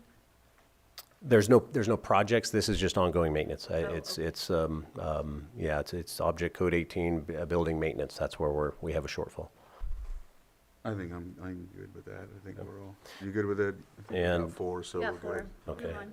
Parks in Budget Unit 7011, the request is to use the General Parks Capital Reserve Fund, Fund 152, $300,000 for Hammond Park Improvement Project, and $100,000 for a Middletown Pool heating and/or enclosure project. First one, yes. Second one, need more info. I'm on the first one. Yes. I'm on both. So, Do one at a time. Do one at a time, okay. Yeah, so- $300,000 from the General Parks Capital Reserve Fund, which is Fund 152, for the Hammond Park Improvements Project. yes. Okay. And $100,000 from the General Parks Reserve Fund to fund a Middletown Pool heating and/or enclosure study. Study? No, not study, project. Project. I'm good. All right, I'm I'll good. do that. I'm good. Thank you. Great. I believe that was it. Okay, Who- then that's, who to study. then what about, the other ones are like those were, The others were not, I think we addressed the, There was nothing identified for funding for those. at oh, this time. okay. Yeah, Those were just mentioned, right? they were mentioned, exactly, but not recommended from my perspective to come out of the Parks That's what I Reserve Fund. needed. Okay, Yeah. good, all right. I didn't know if I had to like talk more about the clubhouse. Yeah. but- Sell it? Yeah. It's all good. We're good, I think. I think that is all that I had as far as changes to the budget. All right. So I think we're good with, we just need action now. Mr. Chair, move to approve Budget Unit 1671 for 121-07011, 7073, 7074, 7201, and 7202 with the As a- amendments that we just provided. Second. So I have a motion and a second. All in favor? Aye. Aye. Any opposed? And that motion carries 5-0. Thank you All right, very thank you much, very much. Lars. Mr. Lars, I do want to clarify on the Middletown Pool. We had talked about, I think it was brought up as a cover, but now the way it was presented was cover or heat. And I just want to clarify that it's cover. Well, it would be, you mentioned, I think there's some validity in looking into what we could do if there was heating for the pool. We could do say 3 months out, or 3 seasons out of the year. So So is that going to come back to us, which direction we're going to go? absolutely, I wouldn't. Okay, wouldn't be- that's You're what I gonna was have to getting at. heat the water anyway. Yeah, you know what, when I was there, that we had heating. We had the solar heating on top of the pump house. And there's an ongoing cost to that for sure. So we would need to evaluate that. Yeah. All right. All right, let's talk All more right. about that. Thank you. Thank you. Thank you. You were going to say something, CAO. What's that? Yes, I Should we- wanted to remind your board that we have have a a hard stop stop. at 5 o'clock. And so do you think that we'll have enough time to do the next one, or should we just stop now? Alicia? 15 minutes? I don't. No? I don't trust it. Not don't- public works that involves streets and I believe, discussion. I believe roads needs more time. It does. I Sorry. don't want to rush it. I'm sorry, Alicia. We'll see you first thing in the morning. Thank you, Katie. Thank you. Thank you. All right. you, Lars. With that, we will Adjourn? adjourn. I didn't know if it was a recess or adjourn. Adjourn. Oh, wait, recess. We I recess, right? apologize. That's what I thought. See, Lloyd, I know. We do have We will recess until tomorrow, 9 a.m. to continue on with Public we have a Works. separate. See you tomorrow. We'll just. Believe it or not, you are the veteran of the group.